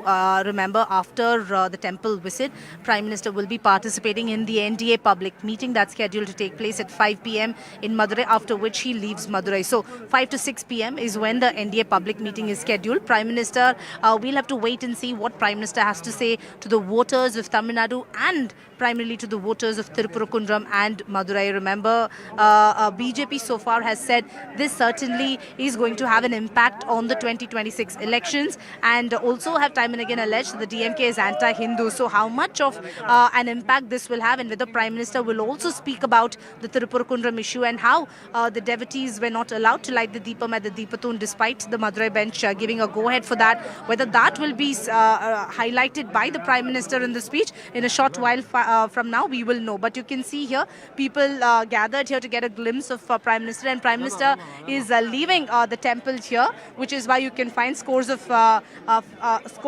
people who are residents of Madurai are here waiting to get a glimpse of the Prime Minister. So this is the situation outside the Tirupurukundram temple. And Purnima, very interesting political developments have also been happening in Tamil Nadu. Just before this visit, you had the DMDK joining the DMK alliance. You also saw OPS joining the DMK alliance. So in a way, the DMK seems to be rallying various forces together. On the other hand, the BJP and the AIADMK do have an alliance, but who's really the face? Will BJP be a part of the government? There are a lot of ups and buts there. Also, Vijay being the X factor in this election. How do you see the politics being played out as the Prime Minister is making this visit to the very important center in Madurai? Well, the sitting MLA in Tirupurukundram is the AIADMK MLA. The DMK is now trying to garner votes of the Devar community by inducting O. Pannirselvam, by also bringing in the DMDK. They are also trying to stitch together a grand alliance. DMDK initially was in talks with both the NDA as well as the DMK, but DMK managed to bring the DMDK on board.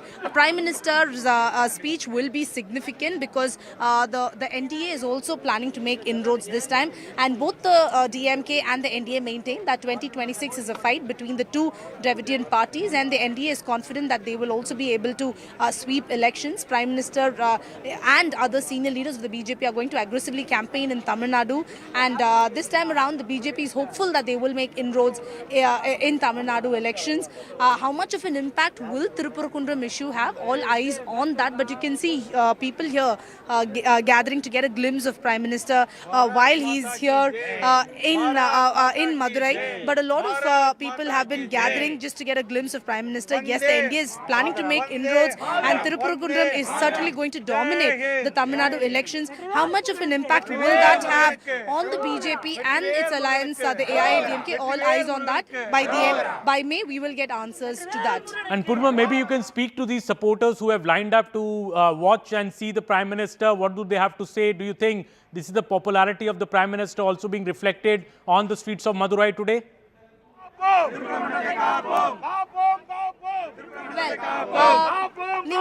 நீங்கலாம் வந்துட்டு prime minister பார்க்க வந்திருக்கீங்க. Prime மினிஸ்டர்னால வந்துட்டு இங்க பிஜேபியால win பண்ண முடியுமா? கண்டிப்பா win பண்ண முடியுங்க. அந்த அளவுக்கு மக்கள் கொஞ்சம் நிறைய பிஜேபி நம்புறாங்க. இந்தியாவிலே நம்பர் 1, வேர்ல்டிலே நம்பர் 1 லீடரா பாரத பிரதமர் மோடி ஐயா அவர்கள் இருக்காங்க. அவங்க இருக்கிற வரைக்கும் இந்தியாவுக்கு எந்த ஒரு அச்சுறுத்தலும் யாராலும் எதுவும் பண்ண முடியாது. மீண்டும் மீண்டும் அவர் தான் ஆட்சிக்கு வருவார். தமிழ்நாட்டிலையும் பிஜேபி ஆட்சி வரணும் என மனதார வேண்டுகிறோம். வெற்றிவேல் முருகனின் சார்பாக வேண்டிக் கொள்கிறோம். வரும் தேர்தலில் பிஜேபி தான் கண்டிப்பாக வெற்றி பெறும். So people here say that Prime Minister Narendra Modi is one of the top leaders across the world, and yes, the Modi factor will play an important role in the 2026 elections, and they are hopeful that this time around the BJP will definitely make inroads. And the chorus here is that the Deepam will be lit at the Deepatun. That's the chorus that you can hear from people, supporters of Prime Minister, supporters of BJP who've gathered here, saying that the Deepam will be lit at the Deepatun, and Prime Minister and the BJP will definitely make inroads in Tamil Nadu is the sentiment that's coming in from these supporters who gathered here at 12 noon to wait patiently to get a glimpse of Prime Minister Narendra Modi. Well, the supporters of Mr. Modi, they are saying that the Deepam will be lit at the Deepatun. That is what the supporters of the BJP there in Madurai are saying. Very, very excited over the Prime Minister's visit to this historic temple, which has been in the news for almost the last 6 to 8 months. Purnima, also, would you see, I saw EPS also at the rally earlier where the Prime Minister was inaugurating a number of projects for Tamil Nadu, for Madurai. How do you see the EPS equation with the BJP? Do you think there are no problems there? And do you think that Mr. Modi will be able to work his magic, though as a junior partner in this alliance, because EPS is the leading partner, but still do you feel that all is well between the BJP and the AIADMK, given that Mr. Annamalai is also an X factor in this election? Well, all is well as far as the AIADMK BJP is concerned.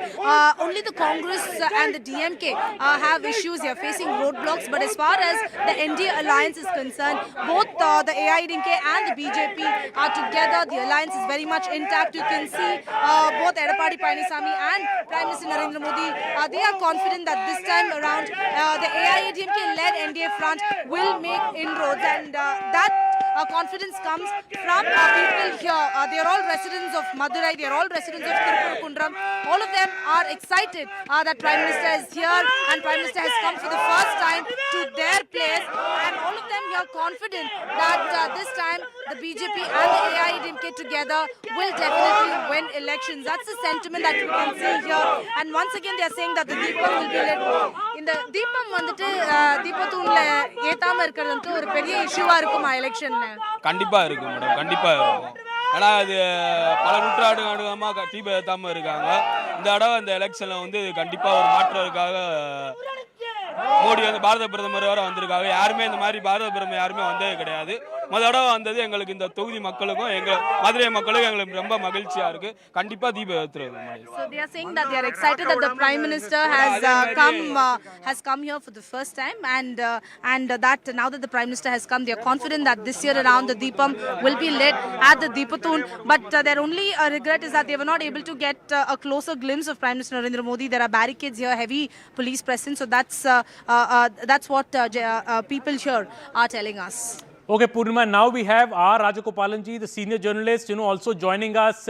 Rajagopalanji, the big visit of the Prime Minister, this particular visit to Madurai and to the historic temple, what is the significance, and do you think what is the message that the Prime Minister is trying to send here?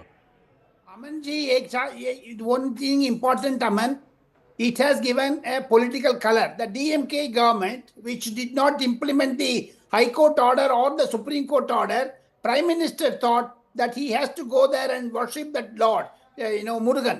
Therefore, it's a significance. It is politically important. With the backdrop of Congress not getting closer to DMK, now Prime Minister has gone to Tamil Nadu 2 times. He went with EPS.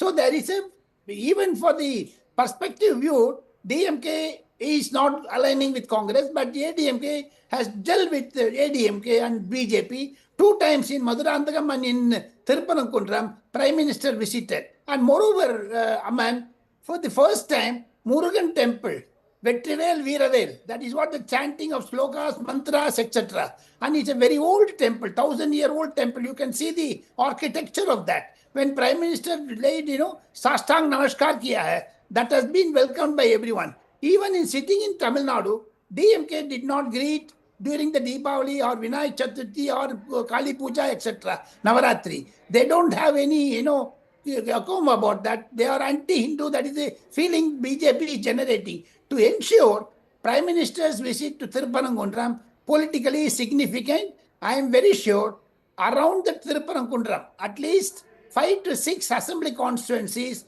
will have a major effect. And Mr. Rajagopalan, also as you said, PM ne Shashtang Namaskar kiya hai. He has made it a point to visit the Murugan temple for the first time. And the chants there from the BJP worker is that the Deepam must be lit at the Deepotham. Do you think this is a sentiment that will travel far and wide now, because the Prime Minister effectively is throwing his weight behind these voices which say that the DMK government has violated court orders and not allowed people to exercise their religious right in a way? Yeah, even the local Muslims, Aman Sharma, even the local Muslims in Thirupanakundram never wanted a division or a cleavage or a jagada between them. But the DMK intentionally, the local MP, went and had mutton, biryani eating, thrown that mutton to the birds and dogs, etc. Thereby he created it. They wanted to create a Hindu division building, but very cleverly the Hindu Munnani in Tamil Nadu, the outfit of RSS, they have created this, and they went up to the Supreme Court, got the justice. Even the judge was to be impeached. Can you believe? When you impeach a judge in the parliament, now Prime Minister is going to that particular temple where the justice was to be given. Prime Minister himself has come. Apart from that, Amman, from Madurai, from Thirupanangundram, it is only 500 kilometers where the Jaffna is there, Sri Lanka. Where even in Sri Lankan temples also, Narendra Modi is the first Prime Minister to visit Murugan Temple, Kadir Kamar in Jaffna in Sri Lanka. So therefore, Prime Minister attaches significance. Even if he went to Dubai or UAE or Abu Dhabi, he goes to the Akshardham Temple. The BJP is a political party which gives importance to the temple visit. Be it Amit Shah, be it Nadda, be it Nitin Nabin. They are all going to the temples nearby, whichever state, whichever the country, whichever the location they went. Similarly, Prime Minister has ensured. See the attire. He sees Sastang Namaskar in a dhoti, in a lungi type, in a vesti type. So it's very significant. He looks like a typical Tamilian. The entire Tamil Nadu, especially from the Madurai and Thirupanangundram area, as I told you, 5 to 6 constituencies will have definitely a BJP ADMK booster. Apart from that, Aman, from the political point of view, Congress, ADM, the DMK talks have been not successful. It is failing many times. So far, Mr. Rahul Gandhi did not have a telephone conversation even with Mr. M.K. Stalin. That is the way in which now Edappadi Palaniswamy and Prime Minister Narendra Modi are going to share the dais in another half an hour's time. He's going to make a political speech there. All right, Mr. Rajagopalan, thank you very much for joining us. We're just pulling away from this coverage to the other big story, which is Ayatollah Ali Khamenei, the supreme leader of Iran, has been eliminated. We're getting breaking developments on this story. Now, this is the latest breaking story on this front. Attacks on ballistic missile launchers and the destruction of unmanned aircraft. The Air Force of Israel continues to operate in Iranian skies. This is the latest that's been shared by the IDF and by the Israeli Air Force. They're very clear that they're not stopping just at the elimination of Ayatollah Ali Khamenei or the top political or military leadership of Iran. The next target is going to be destruction of all unmanned aircraft, the drones, the Shahid drones, and the ballistic missile launchers. That is what the Israeli Defense Forces have just put out on social media. They've also released some more footage of these massive attacks that we've been seeing over the last 24 hours. Airstrikes by both America and Israel, trying to completely neutralize Iran's capabilities of hitting back, not just at American or Israeli interests in the region, but also on the Gulf Arab countries. We're seeing numerous attacks on civilian targets like hotels, airports, etc. Now the next stage of this campaign will move towards neutralizing Iran's ability to launch ballistic missiles and its ability to continue operating and continue flying these cheap Shahid drones. Clearly, this is going to be a long-drawn operation. That's what the IDF has indicated. It is very, very clear that this operation by both Israel and America is not going to end in the next 24 hours or 48 hours. Trump has said that his stated objective was regime change, and that does not stop with just Ayatollah Ali Khamenei. I want to go across to Aman Sharma, who has more details on this. Aman, so the next stage is going to be to neutralize and eliminate Iran's ability to launch ballistic missiles and also to counter this unmanned aerial vehicles that are being sent, these drones that are being sent. Well, yes, Zaka, see, I think the real capability of the forces on the both sides is on display here. You know, we earlier had a New York Times report earlier today explaining in great detail how Israel had carried out these pinpointed intelligence-based strikes and, you know, which were backed by also tracking, very sophisticated tracking, and the daytime strike at about 9:40 a.m., how they struck this particular compound of Khamenei, in which the supreme leader of Iran, his top leadership, even his family has been assassinated in that particular strike. And the New York Times went into great detail on how Israel and the US over the last 2 to 3 months, in fact, the CIA had been gathering this specific intelligence to take out the Iran supreme leader, and they executed it at a time when they got pinpointed intelligence that at this particular time in the morning, the supreme leader will be present in this compound in a meeting with his entire other leadership. And that is why also now we are seeing Iran, launching these strikes all over the Middle East. Earlier we thought till yesterday that Iran would be responding by attacking the US bases in the various Middle Eastern countries, but clearly Iran has also taken the bar higher, in a way gone beyond what everybody expected by attacking the civilian infrastructure in Dubai, in Abu Dhabi, in Bahrain, in Kuwait. The leading airports, the busiest airports in the world, be it in Dubai or Abu Dhabi, have been targeted. They are shut down. All the major airlines in the Middle East are not flying at all. So the entire airline infrastructure in a way has been crippled by the Iran strikes, and this is only getting more extensive as we have gone through the day today, Zaka. We're seeing live pictures. In fact, these are pictures from earlier today. Prime Minister Benjamin Netanyahu of Israel holding a security consultation meeting, taking stock of the situation after last night, after confirmation came first from the Israeli side, and then subsequently President Trump put it out on social media that Ayatollah Ali Khamenei had been eliminated. As you see Netanyahu come down and take his seat, you can see the entire Security Council sort of congratulating him, clapping their hands. Clearly, this is a huge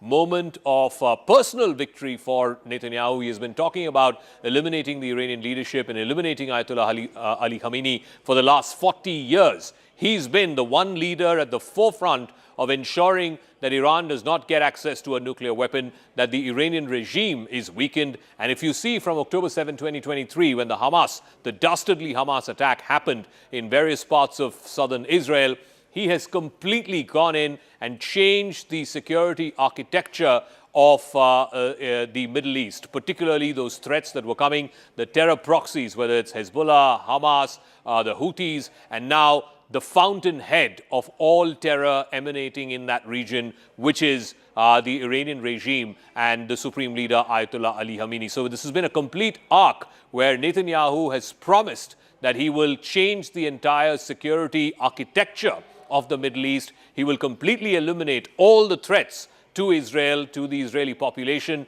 and to the state of Israel. And he's done exactly that. He has completely gone out there and eliminated all of them. Let's bring you also some of the very latest pictures that are coming in. Iran is also hitting back. They're using these Shahid drones, which they have supplied to Russia as well in the Ukraine war. This is the latest that we've got. This is an industrial area in the UAE being hit by this drone. They've extensively used both drones and missile strikes across civilian populations in the UAE, in Bahrain, in Doha, Qatar.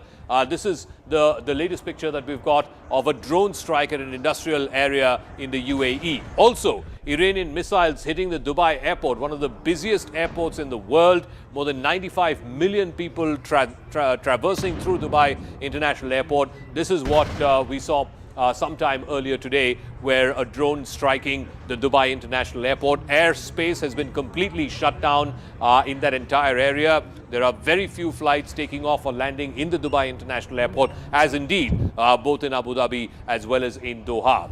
Let's also bring you up to speed with the other big visual that came. This is Palm Jumeirah, one of the most expensive real estate areas anywhere in the world, certainly in the Middle East. This is again an Iranian missile strike happening just at Palm Jumeirah, and this is the first time that Iran has targeted civilian enclaves, civilian populations in the last 40 years. Yes, there have been skirmishes in the past between Saudi Arabia and Iran, between Iran and the UAE. The first time that civilian enclosures are being targeted by the Iranian regime. Then Dubai's Burj Al Arab Hotel, which is one of the most prominent five-star hotels in that region, in the Emirates, in Dubai, again hit by an Iranian missile strike. This is an iconic building, almost shaped like a yacht, or at least the sailboat of a yacht. That building was hit by a missile strike as well. This happened late last night. So clearly, Iran is also amping up the tempo by specifically choosing civilian targets and hitting at civilian targets in these Gulf Arab countries, from Kuwait to Bahrain to UAE to Qatar. It's also hoping that these countries, who are all American allies, by the way, will put pressure on the Trump administration, will put pressure on Netanyahu, and then will eventually get the Americans and the Israelis to stop. Oman has been targeted as well. That was an Omani tanker just off the coast of one of the ports in Oman. Oman was the mediator between America and Iran. Oman has been targeted as well. CNN's Paula Hancock is reporting from Dubai after these Iranian retaliatory strikes hit the commercial area of Jebel Ali. This is Jebel Ali on our left. We're just on the road between Abu Dhabi and Dubai. We have been seeing plumes of smoke rising from Jebel Ali. This is the commercial area of Dubai. We have heard from state-affiliated media quoting the IRGC saying that they have just carried out a sixth wave of attacks against US bases in the Middle East. Of course, it's unclear whether this is a direct hit, intentional, or whether this is falling debris from an interception. And this is the road from Abu Dhabi to Dubai. It is usually jam-packed. You can see how clear it is at this point. People are taking the remain in shelter warning very seriously. Now we're getting more breaking news. The Iranian security chief, Ali Larijani, the chosen one before Supreme Leader Ayatollah Ali Khamenei was eliminated, he has now come out and warned of unprecedented use of force. Ali Larijani is the secretary of Iran's Supreme National Security Council, one of the senior-most figures when it comes to Iran's military leadership, security leadership. He has now posted on social media that Iran would hit the United States and Israel with unprecedented force. That is what Ali Larijani has said. He will play an important role in what is going to be Iran's retributive action or revenge attacks on America and on Israel. We will take a break on this note. You can see smoke rising from some of these civilian buildings across the Gulf Arab countries, whether it is in the UAE, whether it's in Bahrain, whether it is in Saudi Arabia too. Let's take a quick break on this note, and we'll try and get you more and more visuals as well as where this story is moving. Clearly, this war is not over yet. It's not ending with the elimination of Supreme Leader Ayatollah Ali Khamenei. America and Israel are going for the wholesale change of regime, and that's what their target is, and that's what they're doing right now. Quick break. We'll see you in a minute on the other side.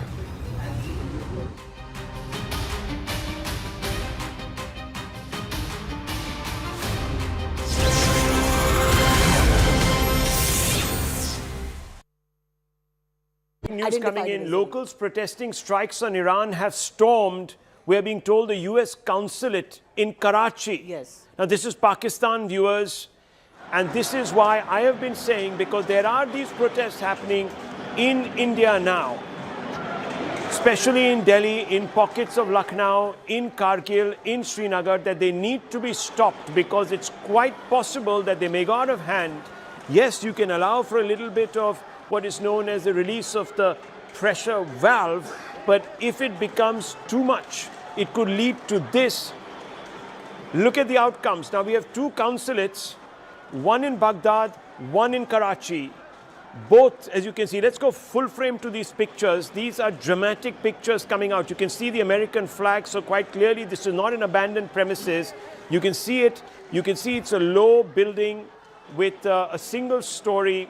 It's very well fortified, but somehow these protesters have got through, and they're not one or two, there are hundreds of them. These gates have been overrun. Tom Cooper, this is going to be something that might become, I don't know, might become part of what is the non-military play, and could have a huge bearing on the way things play out in the Gulf, and will begin to play on American minds. If you have a repeat of what happened in 1979, 1980, a hostage crisis, it could change the equation.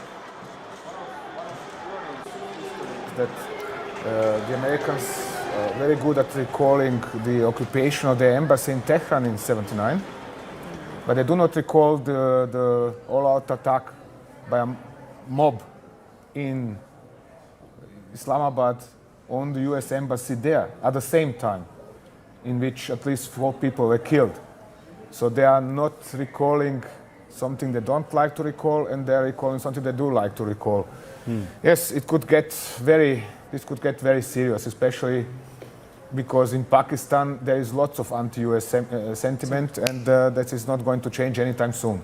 This is despite, of course, the leadership causing up to the American leadership. Yes, this is not looking good, viewers, from an optics point of view. You can have very many different ways of exerting pressure. Let me bring back from I-24 News in Israel, Natasha, who was with us. Natasha, these pictures are coming through. It's quite clear what the Iranians are trying to do. They're trying to rouse sentiments amongst Muslims in the Gulf and in perhaps even the subcontinent. This could have other impacts on the way this entire crisis plays out, because if it begins to enter into the civilian domain, and there are casualties, specifically American civilian casualties, that could have a bearing on the politics in DC, could bear pressure on Mr. Trump to recalibrate, and perhaps even Prime Minister Netanyahu. Yeah, I mean, absolutely. We are now in a direct state-on-state missile exchange. That is what is happening. We've been seeing Iran try to fight these strikes from both the United States and Israel, both militarily and also through rhetoric. We've seen Iran fire over 300 ballistic missiles, but you have to remember, they've not only been firing at the state of Israel, they've also been firing at nearby Gulf states. We are talking about strikes in countries like Kuwait, in the United Arab Emirates, in Qatar. So while they may be trying to rouse the sentiments, and you could say try to get the goodwill of the wider Muslim Republic, the Gulf Arab nations are also seeing that Iran is striking them as well. So this is a very complicated.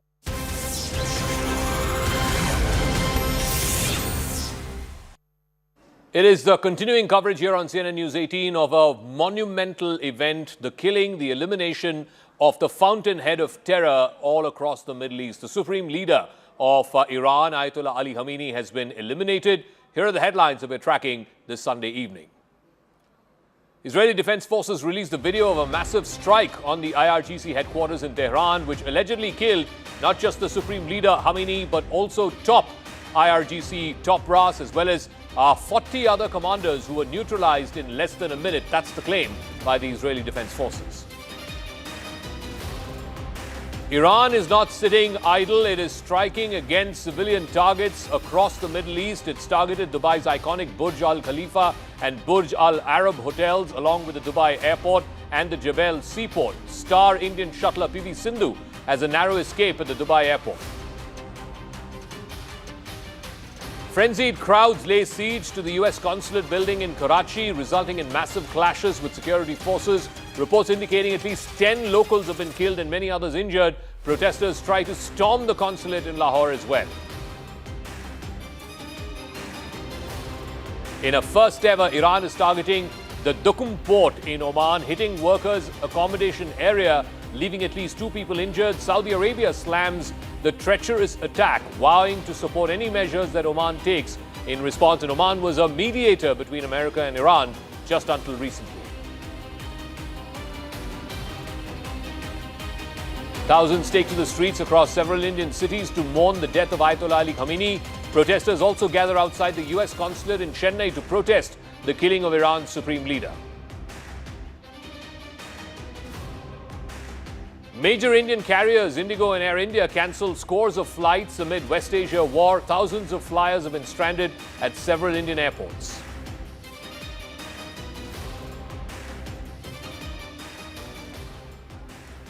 The Middle East is in the grip of a full-scale regional war following the confirmed death of Iran's supreme leader Ayatollah Ali Khamenei in a joint US-Israeli strike on Tehran yesterday. The conflict has entered a volatile new phase. Israeli and American forces are currently executing Operation Epic Fury, targeting nuclear sites across Iran. In a massive retaliation, Tehran has launched waves of ballistic missiles as well as drones, both at Tel Aviv and also at American bases throughout the Gulf. Ayatollah Arafi has been now named as the interim leader of Iran. He will now oversee until such time the Guardian Council and the Assembly of Experts appoints the next supreme leader of Iran. In Pakistan, at least 9 people have been killed and dozens injured after pro-Iran mobs stormed the US consulate building in Karachi. I want to go straight across to Sanjay Suri, who's joining us live from Tel Aviv. What's the latest there? I believe over the last 12 hours, multiple rounds of air raid warnings, air raid sirens going off, people being asked to take shelter in bomb shelters. What is happening there right now? We also believe that the Israeli cabinet met earlier today and congratulated Prime Minister Netanyahu. What is the latest there in Tel Aviv? Well, siren sounded just a minute ago, and new air raid warning is underway as we are speaking now, and this has been continuing, and people are taking this very seriously. Tel Aviv was hit by an Iranian missile last night. A building was destroyed substantially in Tel Aviv. Many people were injured. 1 person was killed. And so people have been advised to take these precautions very seriously indeed. And this is still only day 2 of this. This is certain to continue because the Iranians are stepping up their attacks. A new administration system is in place already in Iran, and a council is taking over. We have an interim leader who has been named, and very clearly that is not an establishment that's buckling under as Trump has demanded. He has demanded a surrender or warned that people will simply be killed. Sanjay, I'm really sorry to interrupt, but I want to go across to the Israeli ambassador to India, Reuven Azar, who's now joining us. Thank you very much, Ambassador, for joining us here on CNN News 18. What is your, and congratulations first of all, because it's a phenomenal achievement that America and Israel have made by eliminating a man who has threatened your country for the last 40 years. What is your assessment as you see things as they stand at this hour? Are we entering further escalation because Iran is retaliating, or are we now beginning to see the phase of stabilization? Zach, I think that we are in the midst of the operation. As Prime Minister Netanyahu said yesterday night, we are going to hit thousands of Iranian's regime military targets. We have just begun. We want to make sure, together with our American friends who are leading this operation, that the weapons of mass destruction of Iran, the nuclear atomic program, the nuclear threat, and also the ballistic missile threat are neutralized completely. There are many other military targets we want to hit. This is something that is far more comprehensive than what we did in the 12-day war back in April. What, according to you, Ambassador, are the most immediate military and political objectives as far as this joint Israeli and American operation is concerned? What are you trying to achieve here? Because the stated objective was regime change. You've cut off the head of the snake. The supreme leader is eliminated. What next? What are you hoping to achieve next? What we are trying to achieve, I understand we have a camera issue, but you can hear me. Yes, I can hear you, yes. Yes, what we are trying to achieve is a situation in which we finish targeting all the military targets. We make sure that there is no threat in the future from the Iranian regime. And the second aim, Zaka, is to create a situation in which we give the Iranian people an opportunity to embrace this moment and try to determine the fate of their country. We don't know. We don't know what's going to happen, but we hope that this will indeed happen. If it doesn't happen, we'll have to continue dealing with this regime. But if it happens, it will give a huge hope for a much more stable and prosperous West Asia in the future.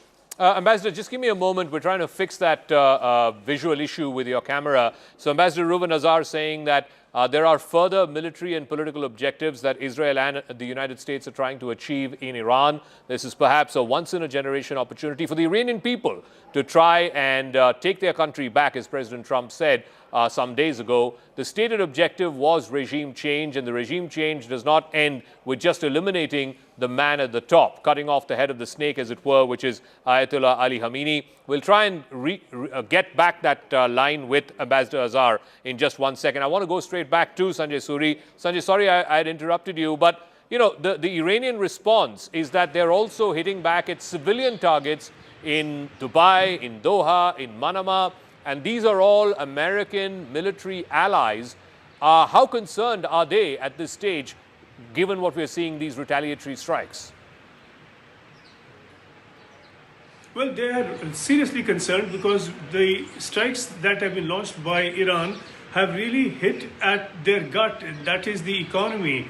The movement in and out of those countries has completely frozen. And this has put everything to a standstill, business activity, movement of people. This is not the kind of situation that they ever envisage or prepare for. I mean, the Dubai is not Israel. Israel is always ready for this kind of thing, and they can take it in their stride. Dubai, Abu Dhabi, other areas that we are seeing hit, Bahrain and other such locations, they're not prepared for this kind of thing. And the economy rests on a promise of stability and ease, and that is the enabling environment along with the economic benefits. So if that fundamental enabling of the economy is threatened and compromised, this could threaten them long term, particularly if this were to continue. Continuation will depend upon certainly continuation of such launches from within Iran and missile attacks in these areas, but just the fear of this kind of thing will be inhibiting for the economy. I don't know if you can hear, Zaka, as we speak. There's a siren that has been renewed here, and certainly Israel is prepared for these attacks. Tel Aviv has seen a number of these attacks already. Some of them have been successful from the Iranian point of view. Their missiles have penetrated the air defense here. As we were discussing a minute back, one missile got through, hit a building, one person was killed, many were injured. This is something Israel has learned for long to live with, but the other areas within the Arab world, Dubai, Abu Dhabi, certainly are very fragile. They are not used to this kind of thing, they're not prepared for this kind of thing, and this is beginning to hurt them. And what is to continue for a while, the damage, the long-term damage could be very serious in all of those areas. let you go. We can hear the air raid sirens in your background, so I guess you'll have to take now shelter in place. Thank you for joining us. We'll rejoin you as and when you're available next. That was Sanjay Suri there in Tel Aviv. I want to also bring in more breaking news and get in our studio guests as well. Tom Cooper is here, Adrian Fontanelles is here. But more breaking news: 2 F-5 and F-4 fighter jets have been seen at the airport of Tabriz in western Iran. These jets are prepared for takeoff, is what we're given to understand. The strike was conducted to degrade the Iranian Air Force's activities to further expand the degradation of their aerial defense systems. Remember, 2 F-5s and F-4 fighter jets hit before takeoff. This was seen in a western Iranian city. Tom Cooper, please weigh in as to how you think the Iranians are sort of war gaming this, because at the end of the day, yes, they want to take revenge, they want to retaliate, they need something to show that they've taken or they've avenged the death of Supreme Leader Ayatollah Ali Khamenei. But hitting civilian targets, is that a pressure tactic? Is that a sign of desperation? And now this latest, the F-4s and F-5s are seen in the western city or in Iran. Thank you very much. I would be cautious with declaring that the Iranians are now exclusively striking civilian targets. They are foremost trying to strike military targets, but under apostrophes, strikes on civilian objects do happen. This is something that the United States has developed, this description, collateral damage. So what are they trying to hit is foremost, as far as I know about them, and as far as I know from history, from studying the history of their operations, is that they are trying to strike enemy command centers first and foremost, and then specific weaponry. Primarily at this stage of this conflict, this would be air defense systems. Okay. We have seen this in June last year. There were all right, Tom, just give me a moment. I'm really sorry to interrupt. I want to go across to Ambassador Azhar, whose line got cut. I want to go back to Ambassador Ruben Azhar. Thank you very much, and sorry about that technical glitch. Ambassador, you were talking about the objectives, the military objectives, the political objectives here. What is your defined end game? Because regime change would entail not just the elimination of Ayatollah Ali Khamenei. That's right. That's why we have first and foremost declared that we want to neutralize the plans the Iranian regime had to exterminate the state of Israel. That means to neutralize the military nuclear program and to completely destroy the ballistic missile program, and to make it much more difficult to the Iranians to rebuild that. So that's the main effort. And the second effort, together with our American friends, is to try to see whether change can happen in Iran. But it doesn't mean that we are going necessarily to continue until regime is changed. We are going to give it a chance. I think that President Trump has been very clear about the fact that he wants to back the Iranian people, the demonstrators that were massacred by this regime.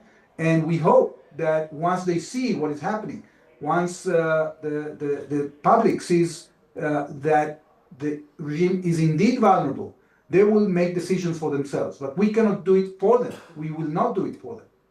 Ambassador, how concerned are you about the risk of escalation involving multiple regional actors? We are seeing attacks by Iranian drones and missiles in Dubai, in Doha, in Manama, etc.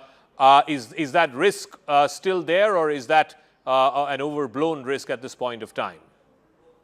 The risk is still there because it's up to the Iranians to decide whether the regime, whether it wants to continue attacking them. I think that their capability to attack them is going to diminish while this operation continues, because both our Air Force and also the American military effort is concentrating in neutralizing the capability of Iran.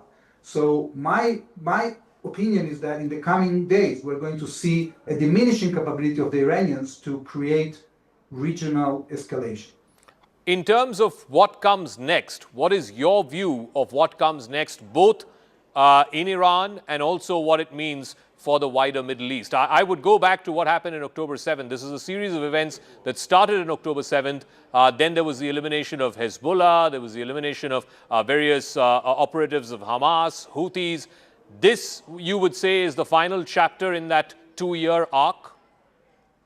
We certainly hope so. finally, the person that was in charge and is responsible of creating all this chaos in the region was eliminated. Finally, we are seeing a comprehensive effort that, as I said, is much more powerful than the effort we did in the 12-day war.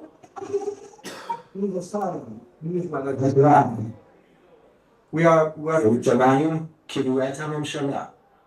All right, we'll leave it at that. Thank you very much, Ambassador Azar, for joining us. Ambassador Reuven Azar, Israeli ambassador to India there, giving us his thoughts and perspective, speaking to us here on CNN News 18. Thank you. All right, I also want to bring in our other guests who are joining us. Tom Cooper and Adrian are here in our studios. Avishag Avinom is a former media coordinator. She'll be joining us. And Major General retired Yaakov Amirdor is former national security advisor in Israel to Prime Minister Netanyahu. Major General Yaakov, you heard what the ambassador had to say. Is the end game here now nearing completion with the elimination of the supreme leader? Are we now in the final stages of this, or is this just the beginning because you replace a character A, then character B from the same regime then takes over? The answer is that I don't know. But the fact that we don't know where it is leading to should not stop us from trying to eliminate those who try to destroy Israel.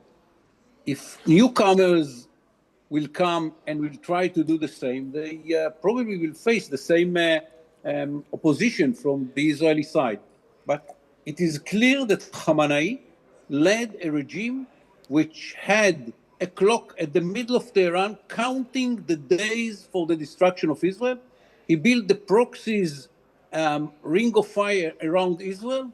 He had a plan to manufacture nuclear military capability, and he did manufacture thousands of ballistic missiles that now are hitting Tel Aviv. So with all due respect to the question, what will happen next, it's very important, it's very interesting.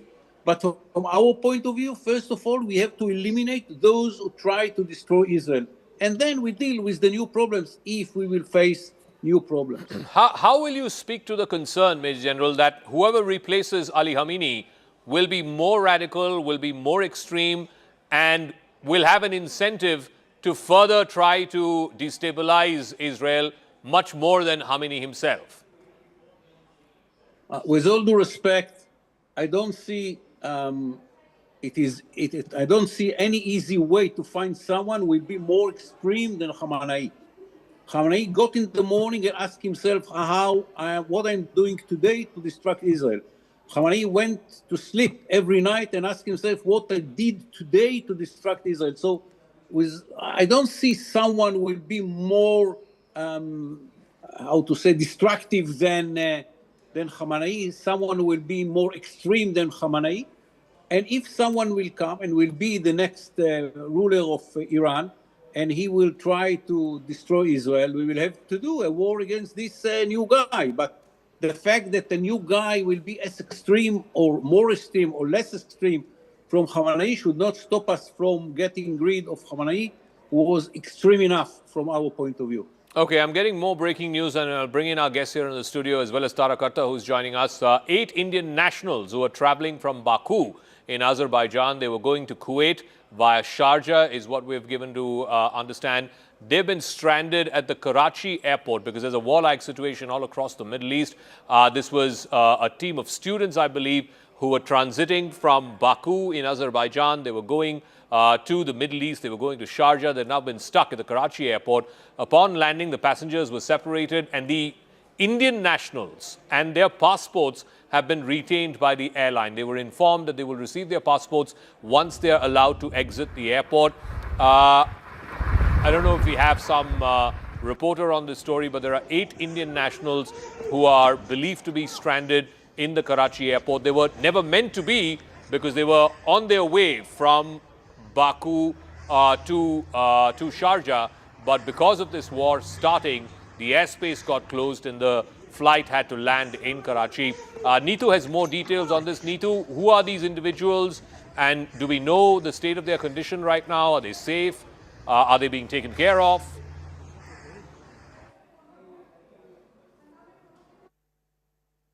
We heard that you're stranded at the Karachi airport. Can you just tell us what happened?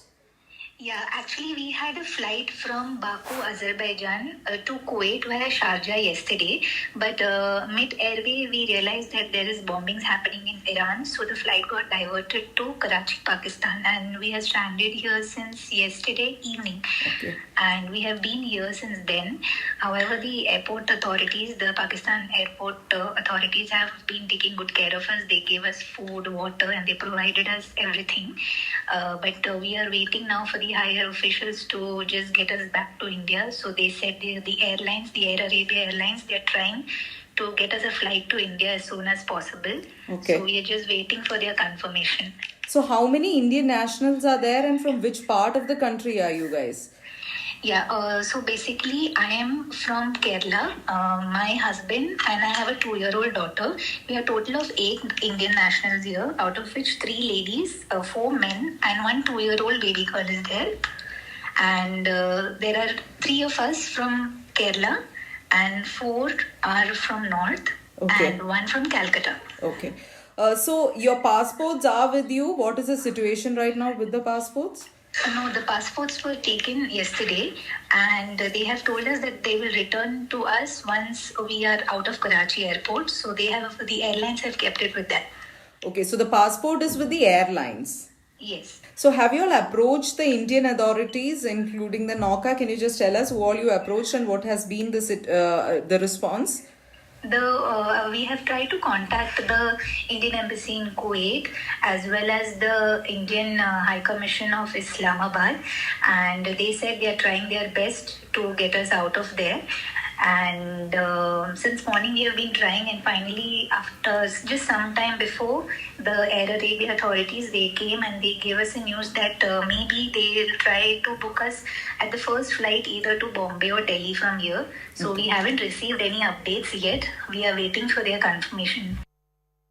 All right, I want to go across to Tarakarta. You know, one of the concerns, ma'am, is the number of Indians. There are close to 9 million Indian expatriates who live and work in that region in the Middle East. Even in Iran, I believe there are about 10,000 who are currently there. What is the expectation from the Indian government? Of course, right now, much of the airspace is closed. But we did speak to, for example, some students in Iran who are still there and who want to be brought back to India, who want to be evacuated back to India. We've seen this in other conflicts in the past as well, but right now this is all the more concerning because frontline Gulf Arab states are being targeted, whether it's UAE, whether it's Bahrain, whether it is Qatar. No, one is on this immediate story. I'm not sure how the airlines are retaining the passports. They don't have the authority to do that.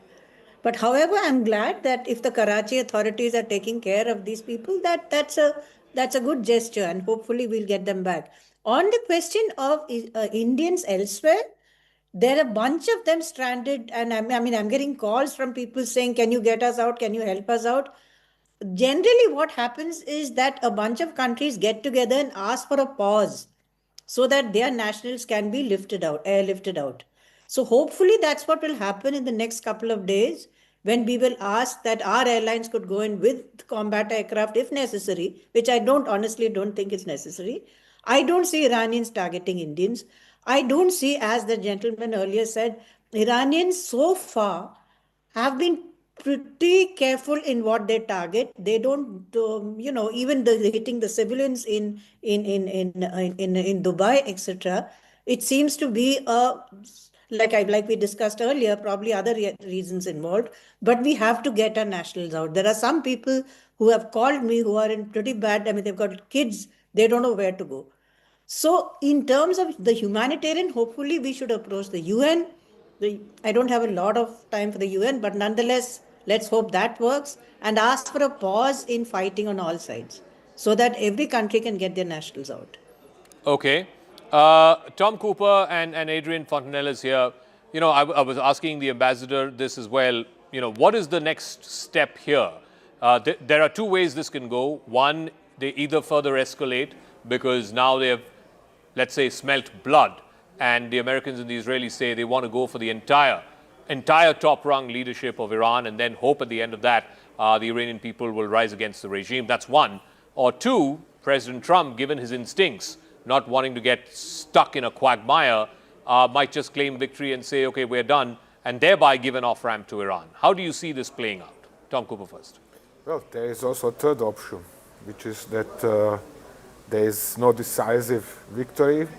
The United States attempts to declare a victory, and then the war just goes on because the Iranians are not going to stop just like that. Mm-hmm. But the Americans don't want an endless war. Yes. Well, but they have just started a war with Iran. They have launched an aggression on the country, unprovoked, without any reason.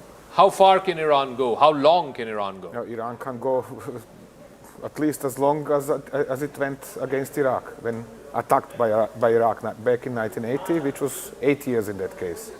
You're saying they could potentially continue with these attacks for the next 8 years? They are not continuing with attacks. They are continuing with defense of themselves, not with ballistic missiles all the time. They can continue with ballistic missiles for, let's say, 5 or 6 weeks. That is my estimate. But they can continue in different fashion after that. Okay. All right. Just give me 1 second. We're getting more breaking news. According to top Indian government sources and intelligence reports accessed by CNN News 18, Ayatollah Ali Khamenei was never in a position to negotiate. Neither was he a negotiable option for Washington. America now is demanding calls for complete nuclear dismantling of Iran, not merely the surrender of its uranium enrichment, the stockpile, or the surrender of warheads. Recent back-channel efforts in the Middle East have failed. Just days before this escalation, Iran rejected a key U.S. demand and insisted on retaining its uranium enrichment capabilities. But despite that, the United States went ahead and has now decapitated the top leadership of Iran. Sanjay Suri has more. He's now back from the bomb shelter. Did you have to go to the bomb shelter? Because last time we connected, we could hear those air raid sirens in the background. Yes, sort of dived in and have emerged just now. The fact is that this is a familiar position. The Khamenei regime was never going to back down. The demands from Iran's point of view were simply unacceptable. One, it was not just about the nuclear issue, and on that the demand was not just that it abandon nuclear enrichment, but abandon its nuclear program entirely, and also agree to oversight of nuclear enrichment to an extent that they could not accept. Finally, it was, as these reports that you were citing suggest, not an option on the table at all. The Americans wanted complete abandonment of the entire nuclear program. That Iran was never going to accept and did not. It wanted complete erasure of its ballistic missile program. That again, Iran was never going to accept. So it was non-negotiable. From the talks, in any case, would arising from these reports appear to have been redundant to begin with. These positions were so widely divergent that there was not even the beginning of any convergence point possible. And the result is what we have seen. And this was a time period, no doubt, used by the US and Israel to prepare themselves. And as you were reporting just a short while back, the claim from the Israeli government is that 40 of the top leaders were eliminated in the first 1 minute. So this would have been an operation where all of these targets were established, their location was established, they were all then struck simultaneously. And that is the hope, the Israeli hope and the American hope, that this would send a message and scare the rest of the Iranian government into submission. That has not happened immediately. It's not very likely to happen in the near term either. Okay. I want to get into another story. Remember, the Indian embassies across that region are closely monitoring the situation. We're given to understand that the Indian embassy in Iran is actively monitoring all Indian nationals who've been stranded because of the ongoing security tensions. Officials are maintaining a direct communication to track the safety, location, and immediate needs of all Indian nationals. There are about 10,000, last estimate, who are in Iran. But they'd also put out an advisory which has now been reissued, urging citizens to stay cautious, avoid unnecessary movement, and follow safety protocols. Sanjay is still with us. Sanjay, in terms of the large number of Indian expat population in the region, they would be concerned, not just the ones who are in Iran, but also the people who are living and working in UAE, in Bahrain, in Saudi Arabia. What are you hearing from various Indian missions in and around the region? Well, the difficulties for people in Iran were anticipated, they're clear to an extent. There is a difficulty here within Israel, is coming under attack repeatedly. Iranian ballistic missiles are breaching the Israeli air defenses, and they've been doing it again and again. The fear is that this could be intensified in days to come, but clearly the difficulties for the Indian expat community in the wider Arab world, in the UAE, in Bahrain, in Jordan, in all these states, this is quite unexpected. Certainly, there has been a warning from Iran, and a repeated warning, that they will widen the wall, they will target the entire region, and as they see it, these are countries that are hosting and facilitating the US armed forces, and so they would see this as, for that reason, a legitimate target. But hitting the civilian facilities there is hitting the economic lifeline of these countries, and this is an attack on their economic lifeline. And this is an attack that Iran has clearly prepared for too. They know that defenses, air defenses, are relatively weak in these areas because they were not expecting to be hit, and it is going for those. This is the beginning of some sort of a strategy that is still in place. No doubt the killing of Khamenei has been a very, very big setback, as of all the other top leaders killed straight away. But there appears to be a degree of tenacity within the established regime structure, and that is coming into play now, and they are continuing with this under a new leadership, and this will really physically continue until the last missile launcher has been neutralized, and that may not be easy. All right, we'll leave it at that. Thank you very much, Sanjay Suri, for joining us live from Tel Aviv. There is breaking news coming in, dime a dozen now. Iran reportedly attacking oil tankers. There was a report of an oil tanker off the coast of Oman being attacked. Now word that its own tanker from their shadow fleet has been struck in the Strait of Hormuz, and that has caused it to catch fire and begin sinking. The ship was targeted for allegedly illegally passing through the Strait of Hormuz. Just a couple of days ago, Iran had demonstrated that it could cut off the entire Strait of Hormuz, passage through the Strait of Hormuz. 20% of the world's oil passes through that very, very critical waterway. Adrian Fortinellis, what does this mean? This is the other point of leverage that Iran has, aside of its ballistic missiles, aside of its drones. What if they cut off the Strait of Hormuz? What happens then? Actually, it is probably the most powerful leverage tool we have, because it will create instability on the prices of oil, increase of the prices, and then it will affect the entire world. And if they manage at the same time to continue to at least partly blockade or hinder the maritime traffic in the straits, with the weeks going on, and if they are able to continue to resist the US-Israeli air campaign, then it will generate tremendous international pressure to stop this war against Iran. Okay, so that's the direction in which you see this war moving. If Major General Yakov is still there, Major General, this seems to be the biggest point of leverage that Iran has to try and cut off the Strait of Hormuz. And they seem to be moving in that direction, attacking oil tankers, one off the coast of Oman, and now their own, which is part of their shadow fleet, I'm given to understand. How does Israel and America prepare for this contingency? Israel does not get any oil through the Strait of Hormuz, so we don't have to prepare ourselves. And I think that the American buying, if at all, very, very few oil coming through the Hormuz Strait. And yes, Iran can choke itself by choking the Hormuz Strait. The oil from Iran is going through this area, and if the Iranians want to stop the flow of Iran from getting out of Iran, it is the easiest way to do it. And the fact that the Iranians can blackmail other countries by damaging the flow of oil from the Hormuz Strait should not make any difference for Israel and America.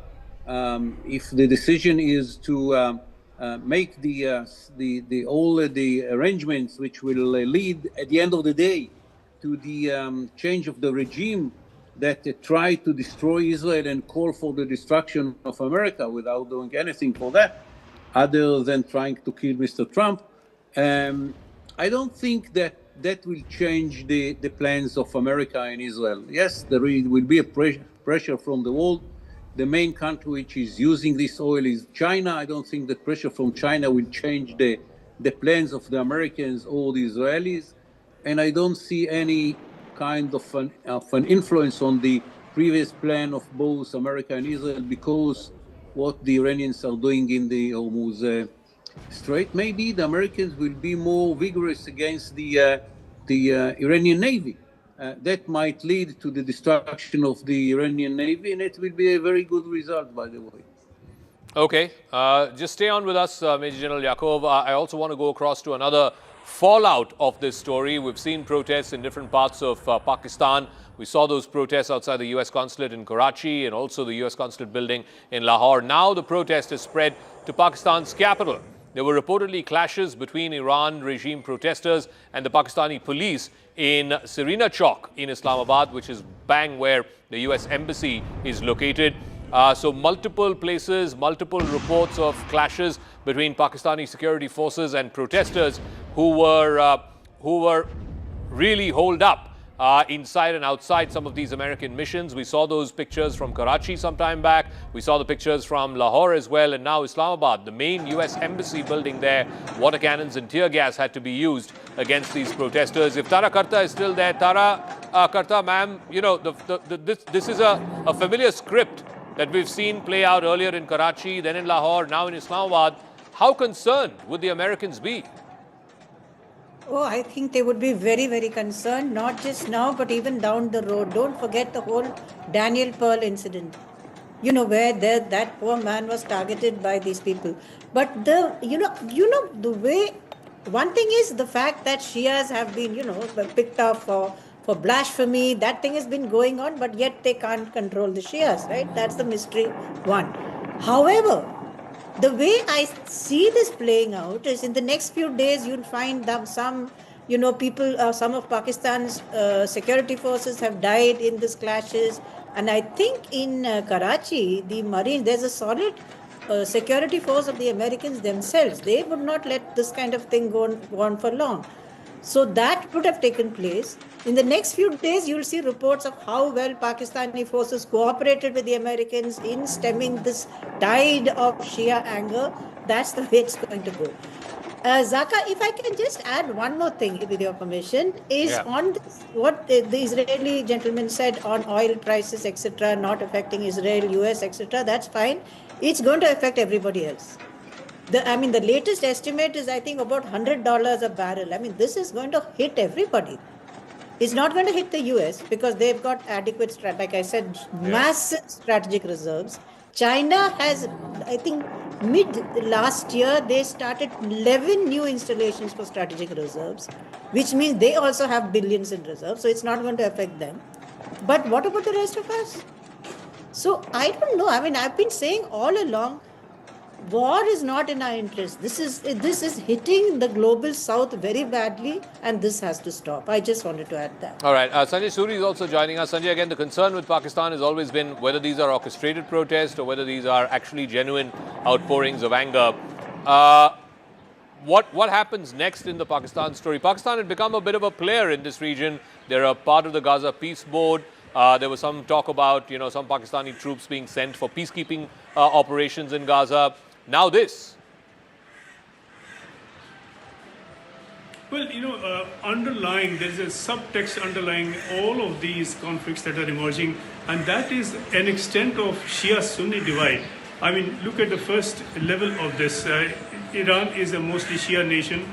The Arab nations that it is attacking are Sunni nations, which is not the reason that the attacks are being carried out. They are being carried out because these nations host American bases. But at the gut and at the emotive level, there is this divide.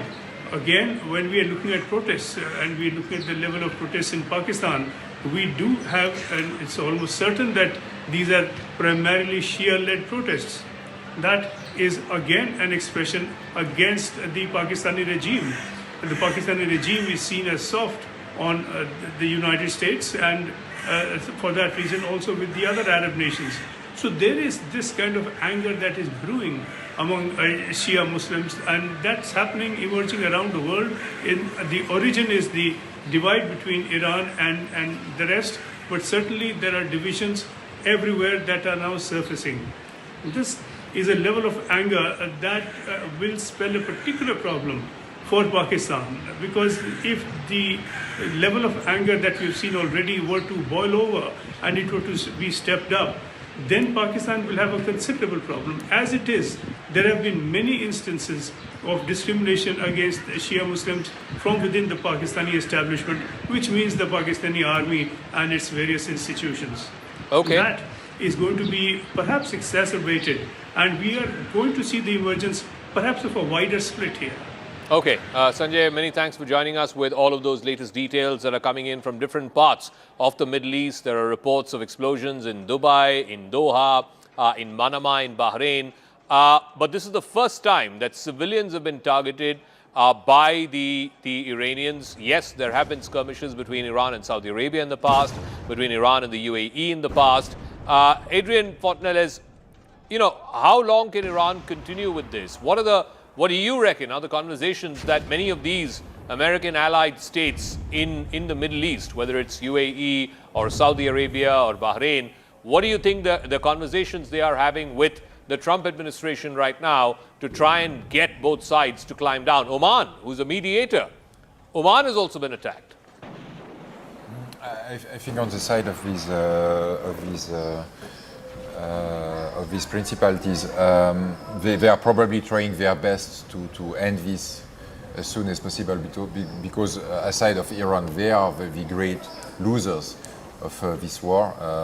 It's obvious they are heavily impacted, and they never asked for it, actually. So, in fact, even as you just speak, there are new explosions that have been heard in Abu Dhabi, in Dubai, in Doha, and in Manama. These are latest explosions that we're just getting in within the last few minutes. So across these major Gulf Arab countries, Iran is striking back.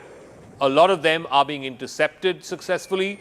The number of civilian fatalities is very, very less. But having said that, we have not seen these kind of attacks on Dubai or Abu Dhabi or Doha ever. Yes, Adrian. Indeed, although it must be precise that so far, it is most of these Iranian ammunitions are targeting US bases in these countries. So that's why we do not see much civilian casualties, among other reasons. And again, you can be certain that they are trying their best to pressure Washington into ceasing this war as fast as possible, because they have nothing to gain in this war and more to lose. But simple as that. Major General Yaqub, you know, the places which have been damaged in these Gulf Arab countries, airports, ports, you know, tourist locations, etc. What is Iran trying? What message is Iran trying to send through these attacks? And what kind of pressure can these countries bring to bear on both Israel and America to stop this? Look, I think that we are losing the broad picture. Iran, 45 years ago, made a decision to distract Israel. They changed the whole Middle East. They took control of Lebanon. They took control of Syria. They were very much inside Iraq. They built the Houthis in Yemen. They tried to build something bigger than Hezbollah in Syria. We didn't let them. And so on and so forth. And after 45 years, we and the Americans and us decided to make an end to this regime, which for 45 years, almost half a century, tried to destroy Israel, doing everything to achieve it, from financing Sunni movement like Hamas, to building a Shiite tool like Hezbollah, to provide terrorists all around the world all the help which is needed to attack and to kill Israelis and Jews in Argentina, in Bulgaria, in India itself, by the way. I remember myself visiting India after such an attempt, which was done by the Iranians, which recruited an Indian citizen and to put a bomb in an Israeli in the embassy car. Look, after 45 years, what we are doing is to say enough is enough. And maybe there will some fallout for that. Something in Dubai, something in Bahrain, here and there. But at the end of the day, this is not the picture. The picture is a state which for 45 years tried to build a net of terrorist organizations around the Middle East to kill Israelis, to kill Jews, to distract Israel at the end of the day. And that should be stopped. And if there is a price with the oil, with the Hormuz Strait, with Bahrain and other places, we are very sorry about it. It's the decision of the Iranians, but the Iranian regime should not continue in its vision to distract Israel. That should be stopped. All right, just in keeping with that similar line of attack that we're seeing Iran do across civilian infrastructure, across civilian posts and ports and airports, now we have the latest pictures of the Zayed port in Abu Dhabi, one of the big ports in that region, in that emirate, having been struck by Iran. The Zayed port, named of course after the leader of the United Arab Emirates, MBZ. The Zayed port has been hit in Abu Dhabi. You can see a plume of smoke. These are the latest visuals. So Iran is targeting specifically, I'm given to understand, infrastructure projects, airports and ports, tourist centers like VVIP hotels, five-star hotels, etc. So they are going about this in a very designed and planned manner. Tom Cooper is also here with us. Tara Karta is also there. Tom Cooper, now the Zayed port, which is both, I believe, a cargo port as well as sometimes used for military reasons. That port has also now been struck, and you can see a plume of smoke coming up. Again, do you think that this is incidental because they were trying to hit a military target? Most of the times, gauging by reports from the Arab states that are finding themselves on receiving ends of Iranian airstrikes, or actually missile strikes and UAV strikes, most of this is accidental because they report wreckage from this drone has hit this hotel, wreckage from that drone has hit this port, wreckage from that drone or missile has hit something else. Sorry to interrupt. The Prime Minister is speaking. Prime Minister Modi is in Madurai. Let's go straight across. Sri K. Annamalai, Sri L. Murugan, Sri K.C. Thirumaran, Sri G.K. Vasan, Dr. A.C. Sanmugam, Dr. B. John Pandian, Sri M. Jaganmurthy, Dr. T.R. Parivender, Sri Piyush Goyal, Sri R.B. Uday Kumar, Sri Dindigal Srinivasan, Srimati Tamil Sai Soundararajan, Sri Serur Raja, all other leaders on the stage, and the beloved people of Tamil Nadu, Anaivarukkam Vanakkam. First of all, I bow to Amma Meenakshi and Bhagavan Sundareshwara. This is Pandya Nadu, the land of Viram. From this great land,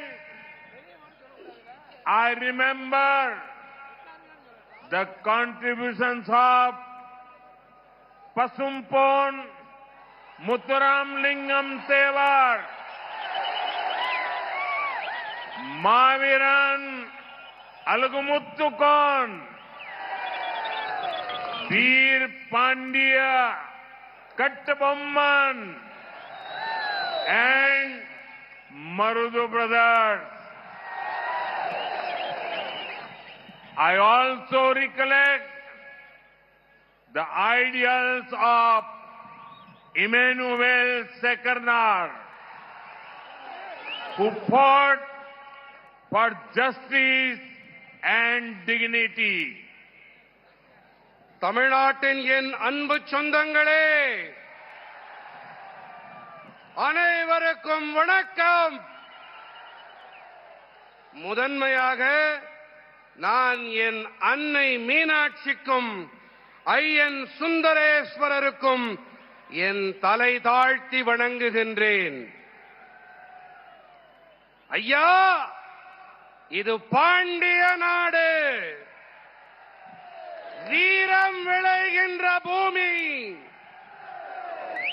இந்த மகத்தான பூமியிலிருந்து பசும்பொன் முத்துராமலிங்க தேவரையா,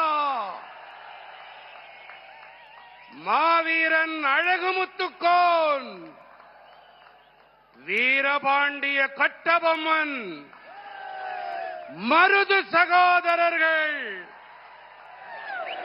ஆகியோரின் மலைப்பை ஏற்படுத்தும் பங்களிப்பை நான் உளமாற நினைவு கூறுகிறேன். நீதிக்கும் கண்ணியத்துக்கும் போரிட்ட இமானுவேல் சேகரனாரின் ஆதர்சங்களை நான் நினைவு கூறுகிறேன். Friends,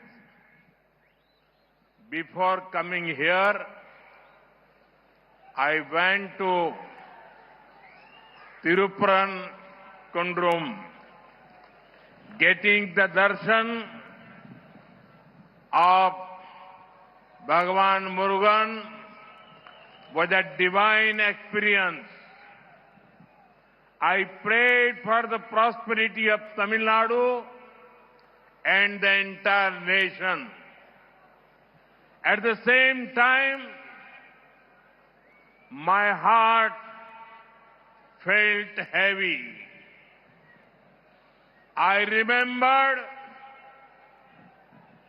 Thirupuranandran, the young devotee who sacrificed his life. Today, I met his wife, Thirumati Indumati Purnachandran, and their 2 little children. I felt their sadness and offered my deepest condolences to them. I pray that Thirupuranachandran's Atma finds peace at the feet of Bhagavan Murugan. It is painful that the insensitivity of the DMK government led up to this. No matter what DMK does, the truth will win. Devotees of Bhagavan Murugan will win. நண்பர்களே, இங்கே வருவதற்கு முன்பாக நான் திருப்பரங்குன்றம் சென்றிருந்தேன்.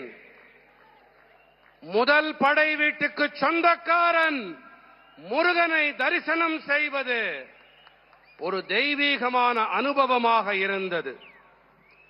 நான் தமிழ்நாடு மற்றும் ஒட்டுமொத்த தேசத்தின் நல்வளத்துக்காக இறைவனிடம் இறைஞ்சினேன்.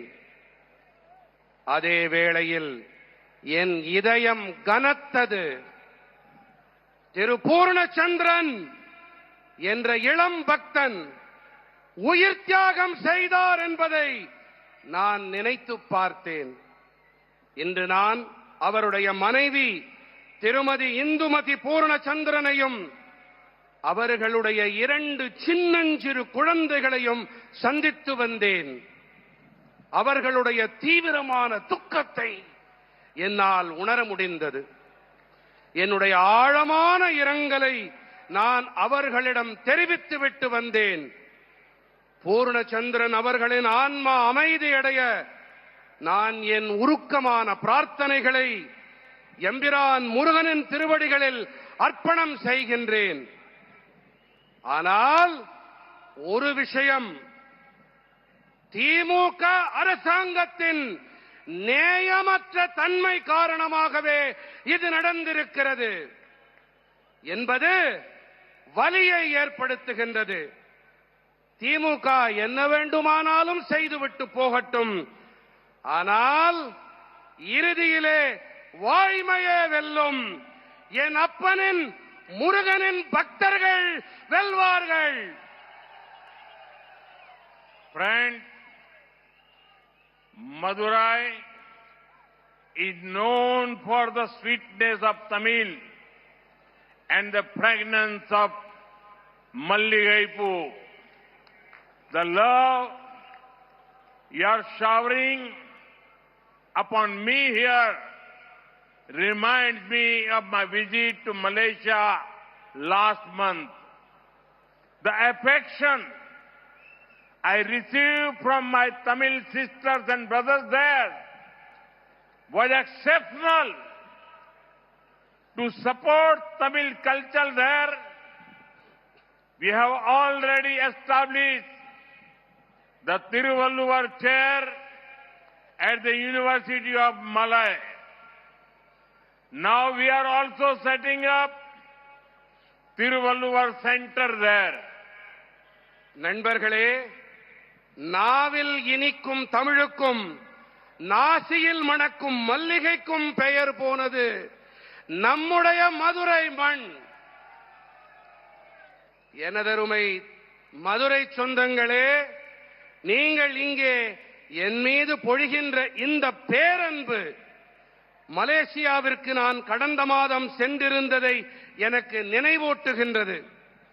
அங்கே மலேசியாவிலே என் மீது பொழிந்த நேசம், பாசம், அன்பும் ஆதரவும் அபூர்வமானவை. தமிழ் கலாச்சாரத்தை அங்கே ஆதரிக்க வேண்டி ஏற்கனவே மலாயா பல்கலைக்கழகத்திலே திருவள்ளுவர் இருக்கை ஒன்றை நாங்கள் ஏற்படுத்தி இருக்கின்றோம். இப்போது அங்கே திருவள்ளுவர் மையம் ஒன்றையும் நாங்கள் அமைத்து வருகின்றோம். Friends, some people are dreaming of returning to power in Tamil Nadu. But when they see this massive NDA rally, their dreams will turn into nightmares.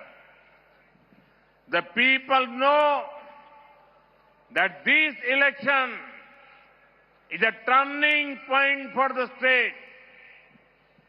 I can see that Tamil Nadu has made up its mind. The people have decided that DMK has to be sent out. They also know very clearly that only NDA can bring in change. I can see it in your eyes. The next government of Tamil Nadu will be an NDA government. நண்பர்களே, தமிழ்நாட்டிலே சிலர் மீண்டும் ஆட்சியை பிடித்து விடலாம் என்று கனவு கண்டு கொண்டிருக்கின்றார்கள். ஆனால் இங்கே திரண்டிருக்கின்ற இந்த தேசிய ஜனநாயக கூட்டணி என்டிஏவின் மாபெரும் கூட்டத்தை பார்த்த பிறகு அவர்களின் கனவுகள் எல்லாம் கற்பனை கோட்டைகளாக, கானல் நீராக மாறி போய்விடும். இந்த தேர்தல் மாநிலத்திற்கு ஒரு திருப்புமுனை என்பதை மக்களாகிய நீங்கள் நன்கறிவீர்கள். தமிழ்நாட்டு மக்கள் தங்கள் மனதிலே தீர்மானம் செய்து விட்டார்கள் என்பதை என்னால் கண்கூடாக காண முடிகின்றது. திமுக வெளியேற்றப்பட்டாக வேண்டும் என்பதை மக்கள் தீர்மானித்து விட்டார்கள். தேசிய ஜனநாயக கூட்டணி என்டிஏ மாற்றத்தை கொண்டு வர முடியும் என்பதை மக்கள் மிக நன்றாக தெளிவாக அறிவார்கள். தமிழ்நாட்டிலே அடுத்த அரசாங்கம் தேசிய ஜனநாயக கூட்டணி என்டிஏவின் அரசாங்கம்தான் என்பதை நான் உங்கள் கண்களிலே காண்கிறேன். Friends, in 2021, after 25 long years, DMK got a full majority on its own. But they did not deliver good governance. They looted the state. Further dynastic politics and ignored people's aspirations. Look at Madurai itself. Madurai stood with MGR, who loved the city immensely. That is why DMK had never liked Madurai. DMK brought mafia-style politics to Madurai. They gave bad roads, poor drainage, and lack of waste management. They took Madurai to the bottom of national ranking in cleanliness. Even the DMK mayor of Madurai had to resign due to corruption. This is their model. Money for themselves. Problems for the people. நண்பர்களே, 2021 ஆண்டிலே 25 ஆண்டு காலம் நீண்ட காலத்திற்கு பிறகு தமிழ்நாட்டின் மக்கள் திமுகவிற்கு ஆதரவாக முழு பெரும்பான்மையை அளித்தார்கள். ஆனால் நல்லாளுகையை அவர்களால் அளிக்க முடியவில்லை. அவர்கள் மாநிலத்தை கொள்ளையடித்தார்கள். பரம்பரை அரசியலை முன்னெடுத்தார்கள். மக்களின் எதிர்பார்ப்புகளை மண்ணோடு மண்ணாக்கினார்கள். மக்களே, நீங்கள் மதுரையையே பாருங்கள். மதுரையை உயிருக்கு உயிராய் நேசித்த பொன்மனச் செம்மல் எம்ஜிஆருக்கு உறுதுணையாக உற்ற துணையாக நின்றது மதுரை மாநகர். ஆகையால் தான் திமுகவிற்கு மதுரை என்றால் வேப்பங்காயாக இருந்து வந்திருக்கிறது. திமுக தான் மதுரைக்கு மாஃபியா கொள்ளை கூட்ட ரக அரசியலை அறிமுகப்படுத்தியது. அவர்கள் என்ன அளித்தார்கள்? மோசமான சாலைகள், கேவலமான கழிவுநீர் வடிகால், கழிவுப் பொருள் மேலாண்மை இல்லாமை ஆகியவற்றையே அவர்கள் அளித்தார்கள். சுத்தம், சுகாதாரம், தூய்மை தரவரிசையிலே மதுரையை தரைமட்ட அளவிற்கு கொண்டு போனார்கள். ஊழல் காரணமாக மதுரை நகர மேயரே பதவியை துறக்க நேர்ந்தது. இதுதான் அவர்களுடைய மாடல். என்ன மாடல்? பணம் நமக்கு, பிரச்சனைகள் மக்களுக்கு. பணம்னா நமக்கு, பிரச்சனைனா மக்களுக்கு. DMK neither works for the poor nor lets others work. Let me give you an example. Under PM Awas Yojana, PMAY Rural, this scheme over 6 lakh houses have been completed in Tamil Nadu. These families got a home of their own and live with dignity because of this scheme. At the same time, nearly 3 lakh houses remain pending because DMK government is not conducting surveys and is delaying process. Why should lakhs of poor families suffer for DMK's petty politics? திமுக தாங்களும் ஏழைகளுக்கு பணியாற்ற மாட்டார்கள், மற்றவர்களையும் பணியாற்ற விட மாட்டார்கள். நான் உங்களுக்கு ஒரு எடுத்துக்காட்டினை அளிக்க விரும்புகின்றேன். பிரதம மந்திரி ஊரக பகுதி வீட்டு வசதி திட்டத்தின்படி தமிழ்நாட்டிலே 6 லட்சத்திற்கும் மேற்பட்ட வீடுகள் கட்டி முடிக்கப்பட்டு விட்டன. மக்களே, எத்தனை லட்சம் வீடுகள்? 6 லட்சம் வீடுகள். எத்தனை லட்சம் சொல்லுங்க? எத்தனை லட்சம்? இன்னும் சத்தமா? 6 லட்சத்திற்கும் மேற்பட்ட வீடுகள் கட்டி முடிக்கப்பட்டு விட்டன. இந்த திட்டம் காரணமாக குடும்பங்களுக்கு சொந்தமாக கௌரவமாக வாழ ஒரு வீடு கிடைத்திருக்கிறது. அதே வேளையில் 3 லட்சம் வீடுகள் இன்னும் முடிக்கப்படாமலேயே இருக்கின்றது. ஏன் தெரியுமா? ஏனென்றால் திமுக அரசாங்கம் இன்னமும் கள ஆய்வுகளை மேற்கொள்ளாமல் செயல்பாட்டை இழுவெடுத்துக் கொண்டிருப்பதுதான் காரணம். திமுகவின் சில்லறைத்தனமான அரசியல் காரணமாக ஏன் லட்சக்கணக்கான ஏழை குடும்பங்கள் அவதிப்பட வேண்டும்? Friends, Tamil Nadu is a coastal state and has immense potential. But when the Congress and DMK were in power together before 2014, they were asleep. Madura-Vayal corridor was stalled. Thoothukudi transshipment remained only on paper. After 2014, we received the Chennai port. We revived that Chennai port, Madura-Vayal elevated corridor. We created India's first mega port cluster by integrating Kamarajar and Chennai port.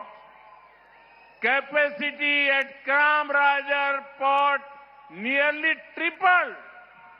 In the last 12 years, 74 projects worth almost 12,000 crore rupees were completed. These created thousands of jobs and new economic opportunities for Tamil Nadu. These people who speak about Tamil Nadu's rights did nothing when they were in power at the center. நண்பர்களே, தமிழ்நாடு ஒரு கரைப்பகுதி மாநிலம். இங்கே அளவில்லாத சாத்தியக்கூறுகள் இருக்கின்றன. ஆனால் காங்கிரசும் திமுகவும் 2014ஆம் ஆண்டுக்கு முன்னால் கூட்டாட்சி நடத்திய போது இவர்கள் ஆழ்ந்த உறக்கத்திலே இருந்தார்கள். மதுரவாயல் இடைவழி நிறுத்தி வைக்கப்பட்டிருந்தது. தூத்துக்குடி கப்பல் சரக்கு இடைவழி மாற்று திட்டம் திட்டமாக மட்டுமே இருந்தது. 2014ஆம் ஆண்டிற்கு பிறகு நாங்கள் தான் சென்னை துறைமுகம் மதுரவாயல் உயர்த்தப்பட்ட இடைவழியை புதுப்பித்தோம். மேலும் காமராஜர் மற்றும் சென்னை துறைமுகங்களை ஒருங்கிணைத்ததன் வாயிலாக இந்தியாவின் முதல் மெகா துறைமுக தொகுப்பை நாம் தாம் உருவாக்கினோம். காமராஜர் துறைமுகத்தின் திறன் கிட்டத்தட்ட 3 மடங்கானது. கடந்த 12 ஆண்டுகளிலே சுமார் 12,000 கோடி ரூபாய் பெருமானமுள்ள 74 திட்டங்கள் நிறைவேற்றப்பட்டிருக்கின்றன. இதன் காரணமாக தமிழ்நாட்டிலே ஆயிரக்கணக்கான வேலை வாய்ப்புகளும் புதிய பொருளாதார சந்தர்ப்பங்களும் ஏற்படுத்தப்பட்டிருக்கின்றன. தமிழ்நாட்டின் உரிமைகள் பற்றி வாய் கிழிய பேசுகின்றார்களே, இவர்கள் மத்தியிலே ஆட்சியிலே இருந்தபோது ஒன்றுமே செய்யவில்லையே. Friends, the old Pamban bridge to Rameshwaram stood for over 100 years. After such a long time, it should have been replaced.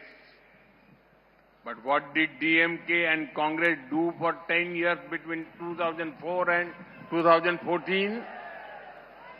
Trains had to go at slow speed, but their government files moved even slower. It was our government that sanctioned a modern Pamban bridge. Last year, I had the privilege to inaugurate it. We showed speed in our work, and now trains can also move faster.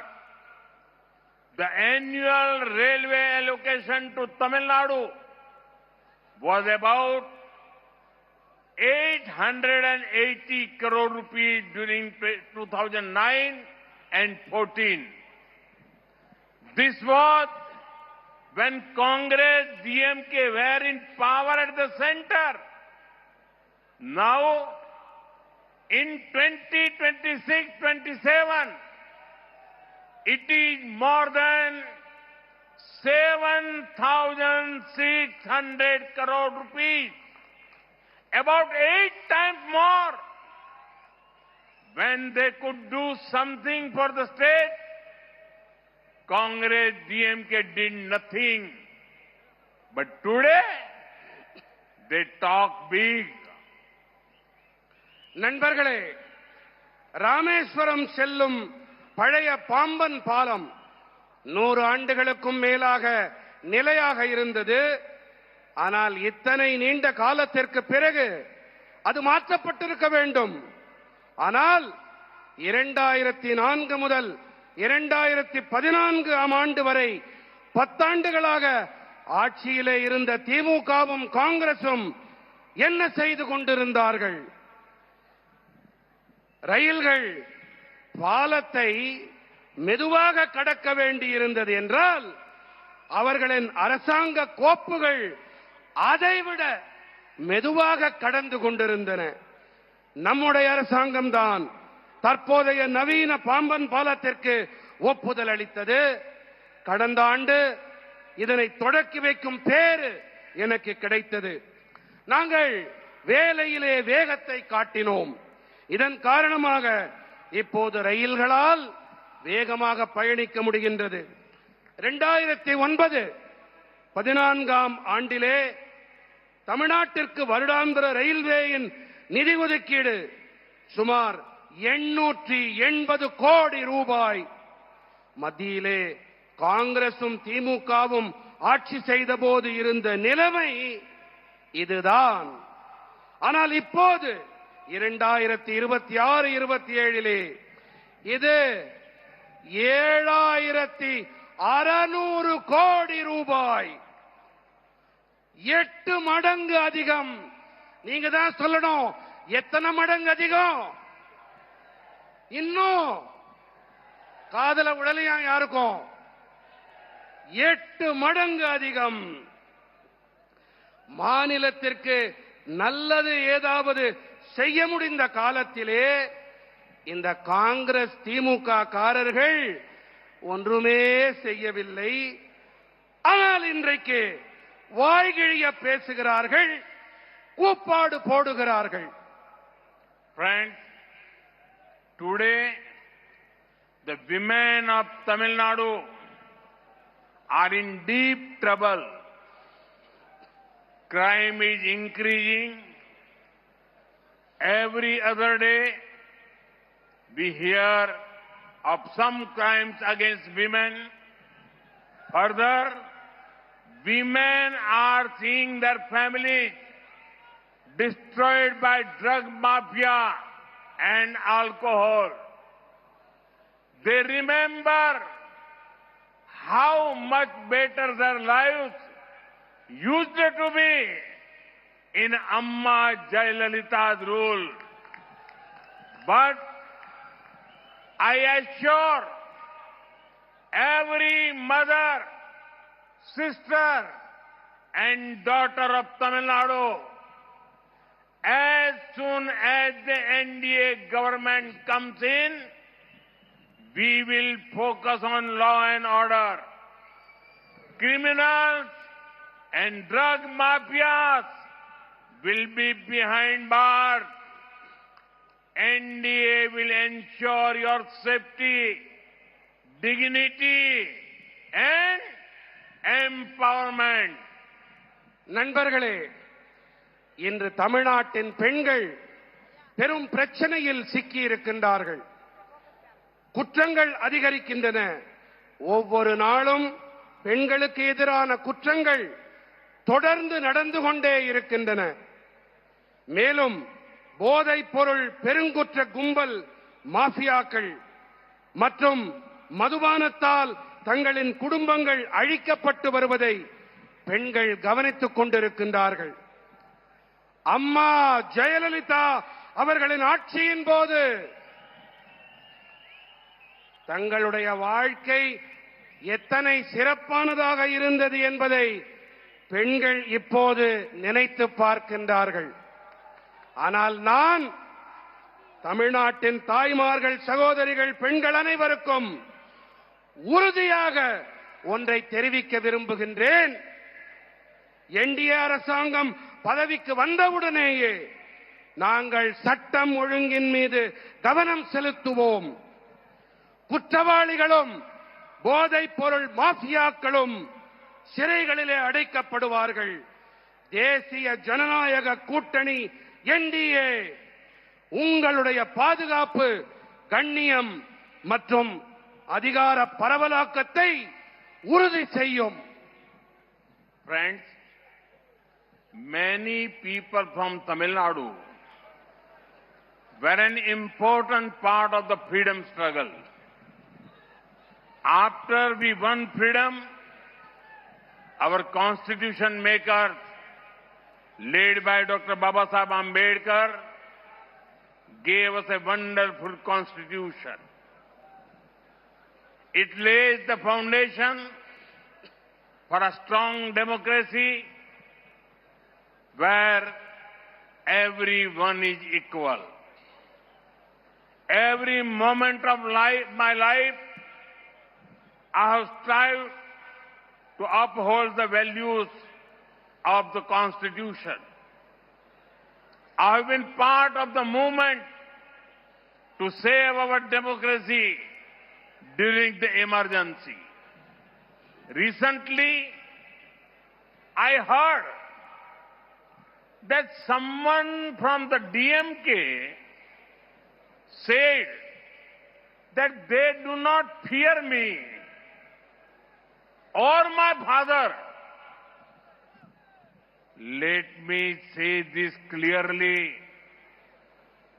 In our democracy, nobody needs to fear anyone. So, when someone say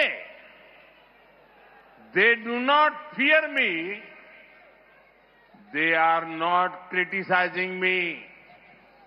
They are actually appreciating my commitment to democratic values. Unknowingly, they have given me a badge of honor. நண்பர்களே, தமிழ்நாட்டைச் சேர்ந்த பல மனிதர்கள் சுதந்திர போராட்ட வேள்வியிலே முக்கியமான பங்கெடுத்தவர்கள். நாம் விடுதலை அடைந்த பிறகு டாக்டர் பாபா சாஹேப் அம்பேத்கர் அவர்கள் தலைமையிலான நமது அரசியலமைப்பு சட்ட வடிவமைப்பாளர்கள் நமக்கெல்லாம் அற்புதமானதொரு அரசியல் சட்டத்தை அளித்தார்கள். அனைவரையும் சமமாக கருதும் பலமானதொரு ஜனநாயகத்திற்கான அடித்தளத்தை இது நமக்கு அமைத்தளிக்கின்றது. என் வாழ்வின் ஒவ்வொரு கணத்திலும் அரசியல் சட்டத்தின் நன்மதிப்புகளை உயர்த்தி பிடிக்க நான் கடமையாற்றி வந்திருக்கின்றேன். நான் அவசர நிலை காலத்தின் போது நமது ஜனநாயகத்தை பாதுகாக்கும் இயக்கத்தின் பகுதியாகவும் இயங்கி இருக்கின்றேன். நண்பர்களே, ஒரு விஷயம், என்னிடமோ என் தந்தையிடமோ பயமில்லை என்று திமுகவில் யாரோ ஒருவர் அண்மையில் பேசினார் என்று நான் கேள்விப்பட்டேன். நான் தெளிவாக ஒன்றை கூறிக்கொள்ள விரும்புகின்றேன். ஜனநாயகத்திலே யாரும் யாருக்கும் பயப்பட தேவையில்லை, அஞ்ச தேவையில்லை. ஆகையினாலே என்னிடத்திலே பயமில்லை என்று யாராவது கூறினார்கள் என்று சொன்னால் அவர்கள் என்னை விமர்சிக்கவில்லை. ஜனநாயக நன்மதிப்புகள் விழுமியங்களிடம் எனக்கு இருக்கும் அர்ப்பணிப்பை உள்ளபடியே அவர்கள் பாராட்டுகிறார்கள் என்றுதான் அர்த்தம். பாவம், தெரியாத்தனமாக அவர்கள் எனக்கு பாராட்டு பத்திரம் வழங்கி விட்டார்கள். Friends,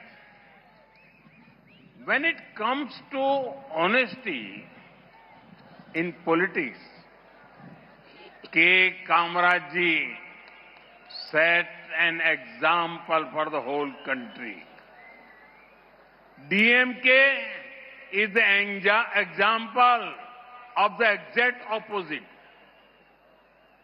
365 crore cash for transfer came, 900 crore cash for jobs came, 1,000 crore cash for contracts came, 4,700 crore sand mining scam, 40,000 crore TAS MSc scam.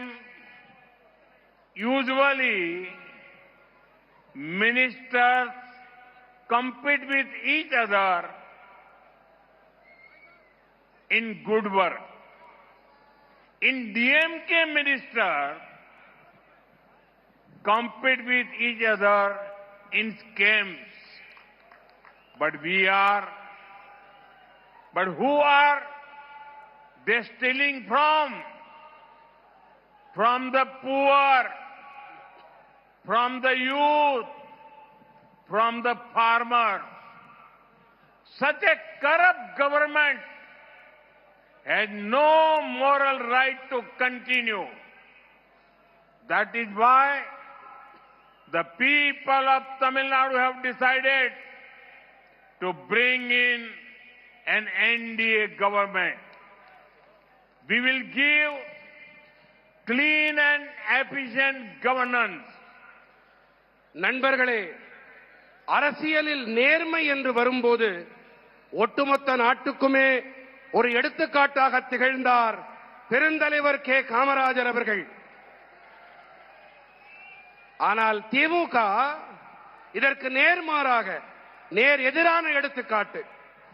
பணியிட மாற்றங்கள் விஷயத்தில் 365 கோடி ரூபாய் மோசடி, அரசு பணிகள் வாங்கி தரும் விஷயத்தில் 900 கோடி ரூபாய் மோசடி, ஒப்பந்தங்கள் பெறுவதில் 1000 கோடி ரூபாய் பணம் பெற்ற மோசடி, மணல் திருட்டு மோசடியில் 4700 கோடி ரூபாய், டாஸ்மாக் மோசடி மட்டுமே 40,000 கோடி ரூபாய். பொதுவாக நல்ல பணியாற்றுவதிலே அமைச்சர்களுக்கு இடையிலே ஆரோக்கியமான போட்டி இருக்கும்.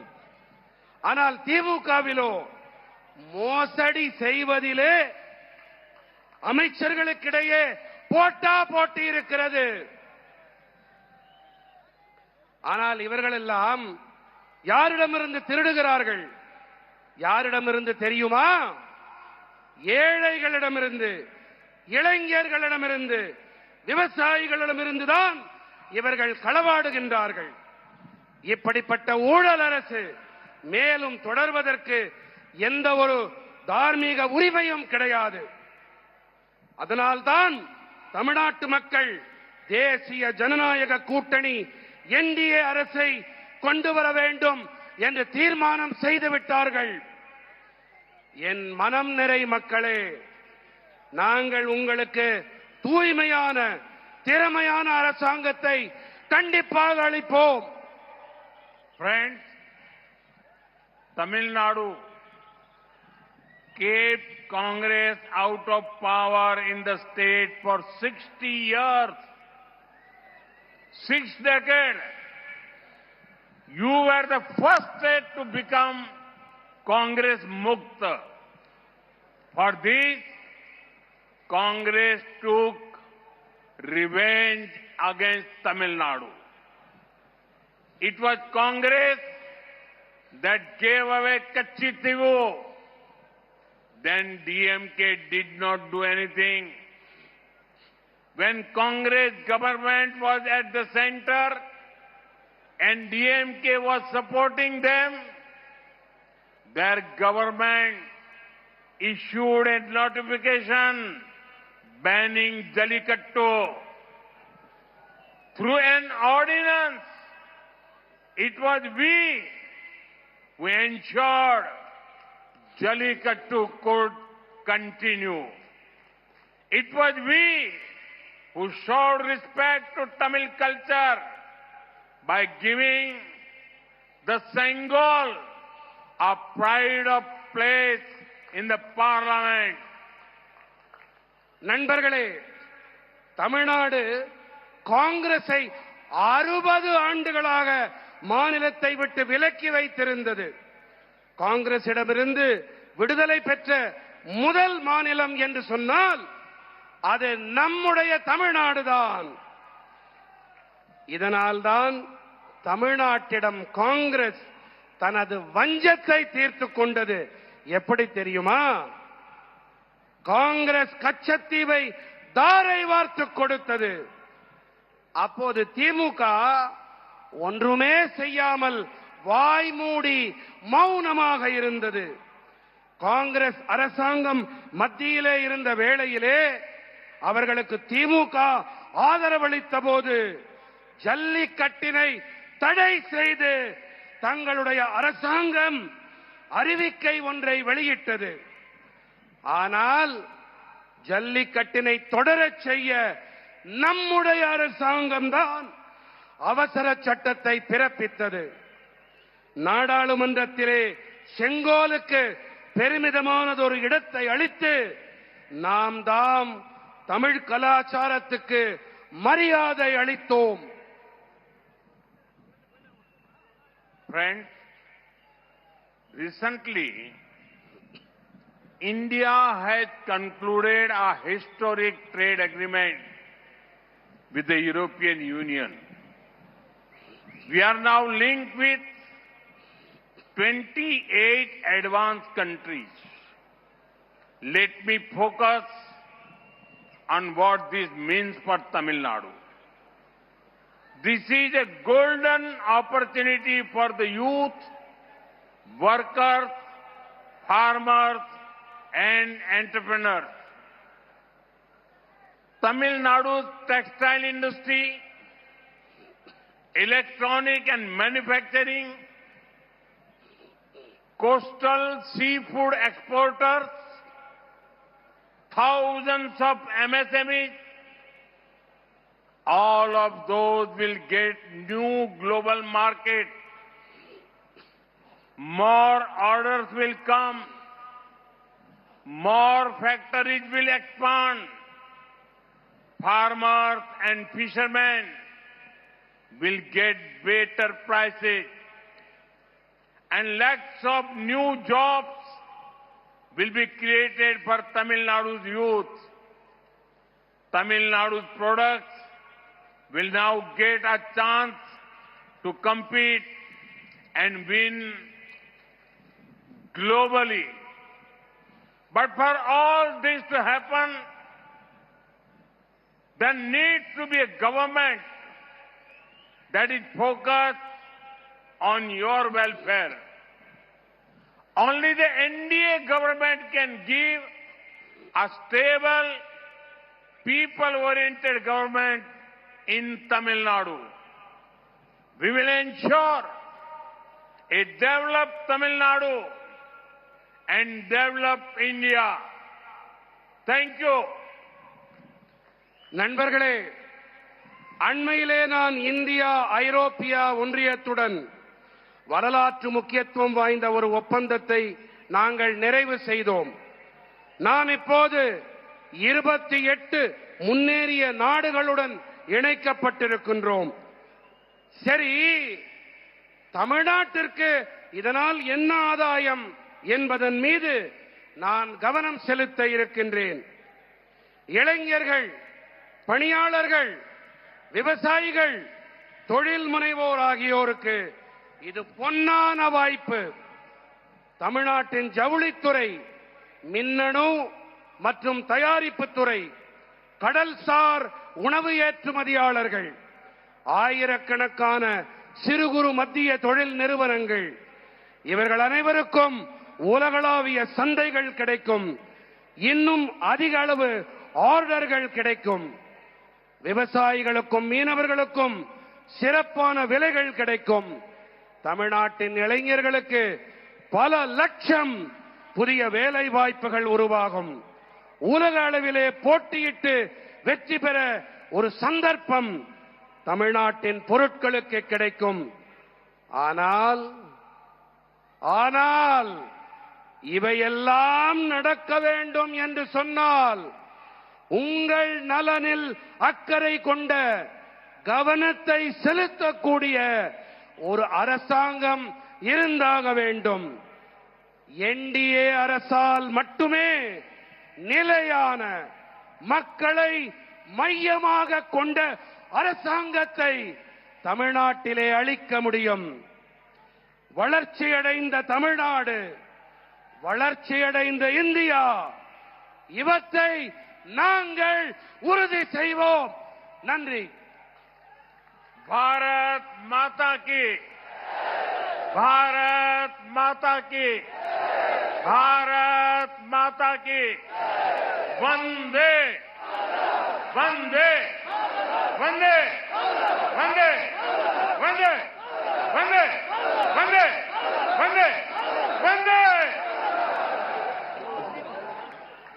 भारत माता की, भारत माता की, भारत माता की. மாண்புமிகு பாரத பிரதமர் நம்மிடமிருந்து விடை பெறுகிறார். நாம் அனைவரும் நமது பலத்த கரவொலியோடு.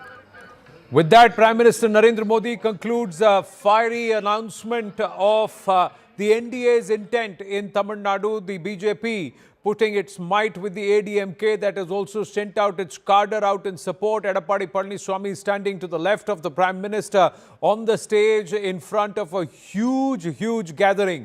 Now, very strategically planned by the BJP towards the evening so that the crowds can be seen for all. They don't have to be covered tents and spread both to the left and right and far behind. Look at the number of people who have come to see the Prime Minister, hear the Prime Minister, who launches his campaign from Madurai. And also, after paying his respects and seeking blessings from the Skandar temple in Madurai, the Tirupurankundram hill, where he's gone to the centuries-old temple, which was at the eye of a lot of questions because the court had upheld the right of the devotee to light the lamp at the top of the hill at the Deepatun or the Deepastamba there, but was denied by the state. And exactly there, the Prime Minister decides to first seek blessings, send out a strong message towards the Skandar devotees that Sanatan values will be upheld, and thereafter coming to address the gathering.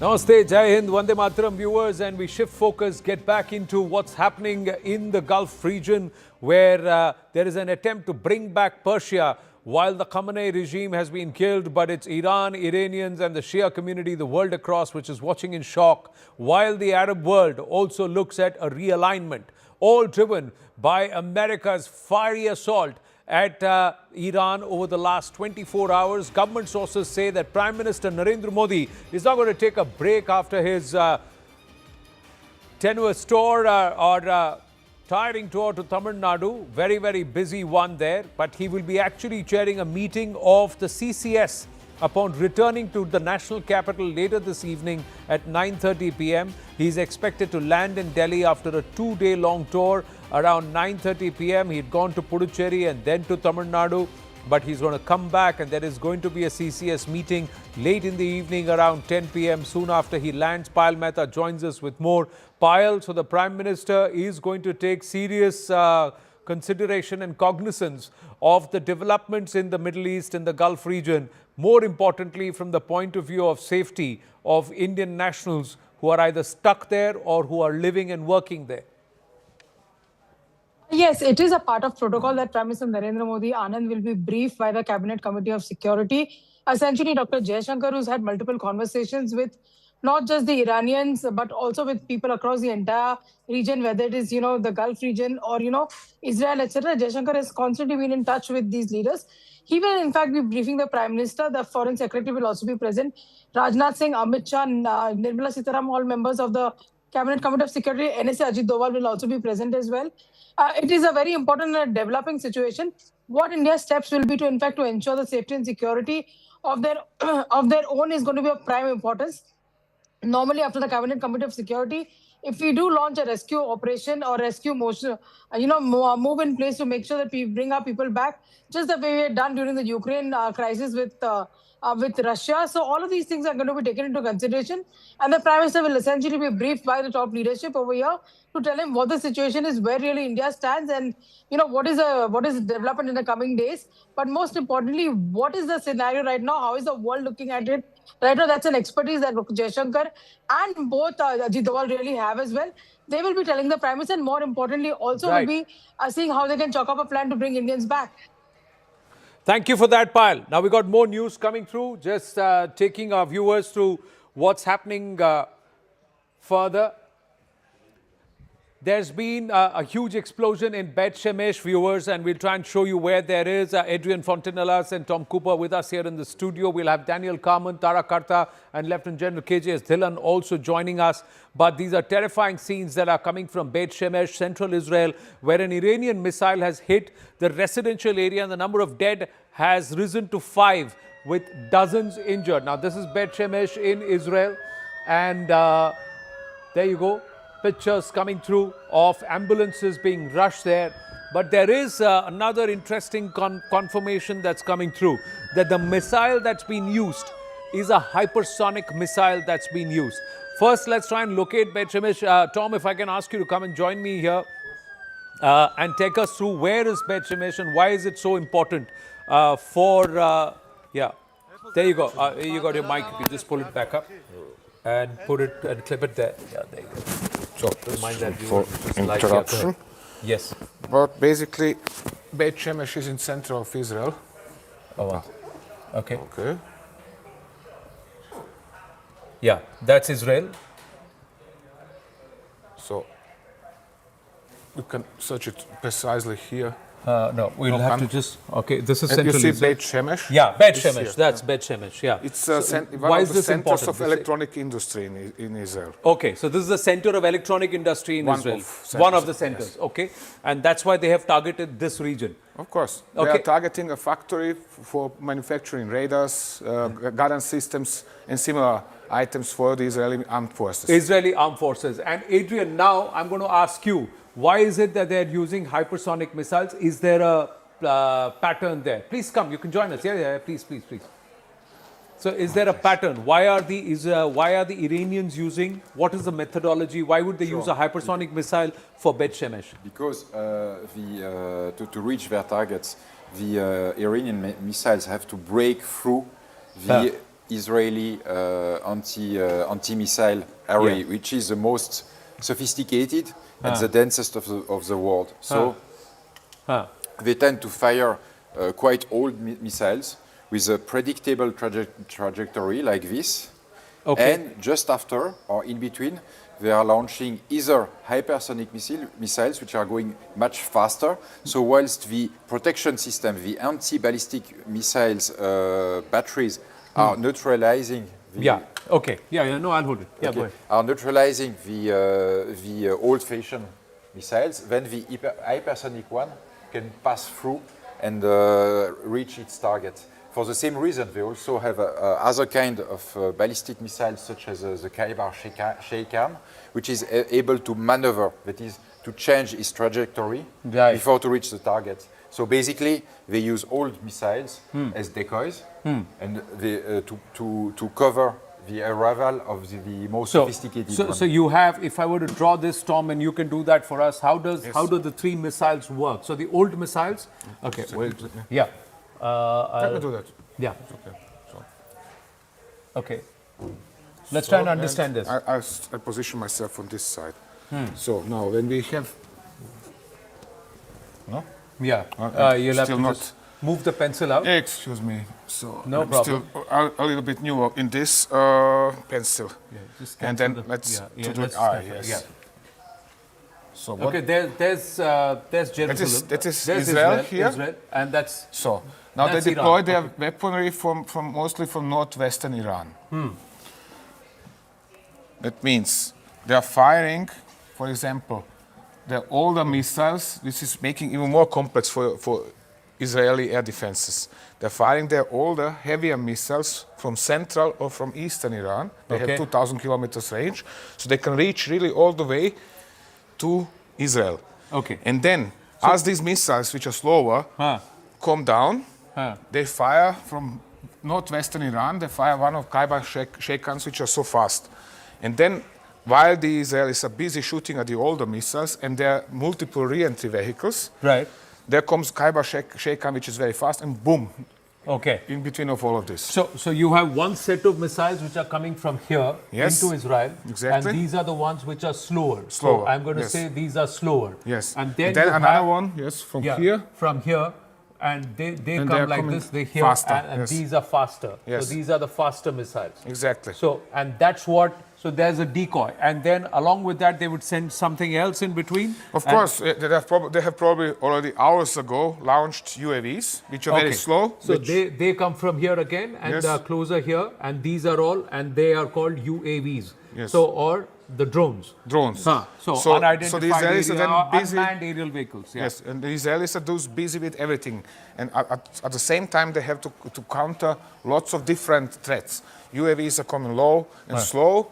There are old missiles coming from Iran, higher above from the sky. And then all of a sudden, this super fast hypersonic missile is coming through all of this. So let me just quickly, Daniel, coming to you. So, but don't you think the Israelis would have gamed this Adrian? That because did they use? This is how did they penetrate the Iron Dome the last time, Adrian? Exactly. It's basically the same tactics as in June last year. And it is efficient because it is forcing the Israeli to engage incoming missiles and to gradually deplete their stocks of interceptors, because it is really like an attrition game.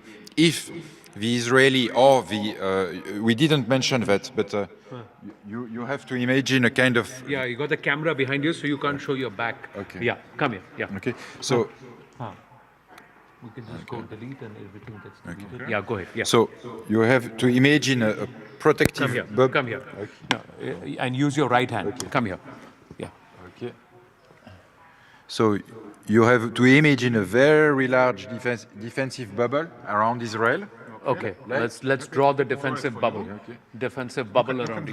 A very and reinforced by American ships, which are already also protecting Israel with anti-ballistic. Making circles here. Exactly. Then you have, for example, what is that? What is that shorter David Sling, which has a range like this, and then you have Arrow, which has a range like this, and then you have SM-6, which is US-made missile, which has a range like this. So that sometimes US missiles, which have intercepted Israeli ballistic missiles, are crashing inside Iran. Okay. Because they have a range of 1,500 kilometers. Right. And if they miss or crash afterwards, they crash inside Iran.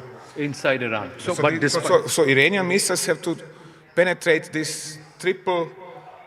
Let's say it's like an onion, triple defense, three layers. Yeah. One is the outer one, which is as close to Iran as possible. Yes. The other one is in, and this is David Sling, which is the closest one. Yes. Right, and then you have these ships giving cover fire. Yeah. And the weak point of all of this system is interceptor missiles are extremely expensive, and not a lot of them are produced. So these are the US ships, okay? Exactly. So the US ships are the ones that are using the interceptors. So and the interceptors are the ones which are very expensive. SM-6, Arrow missiles for the Israeli batteries, David slings, even Patriot missiles. There isn't much of them, not a lot of them.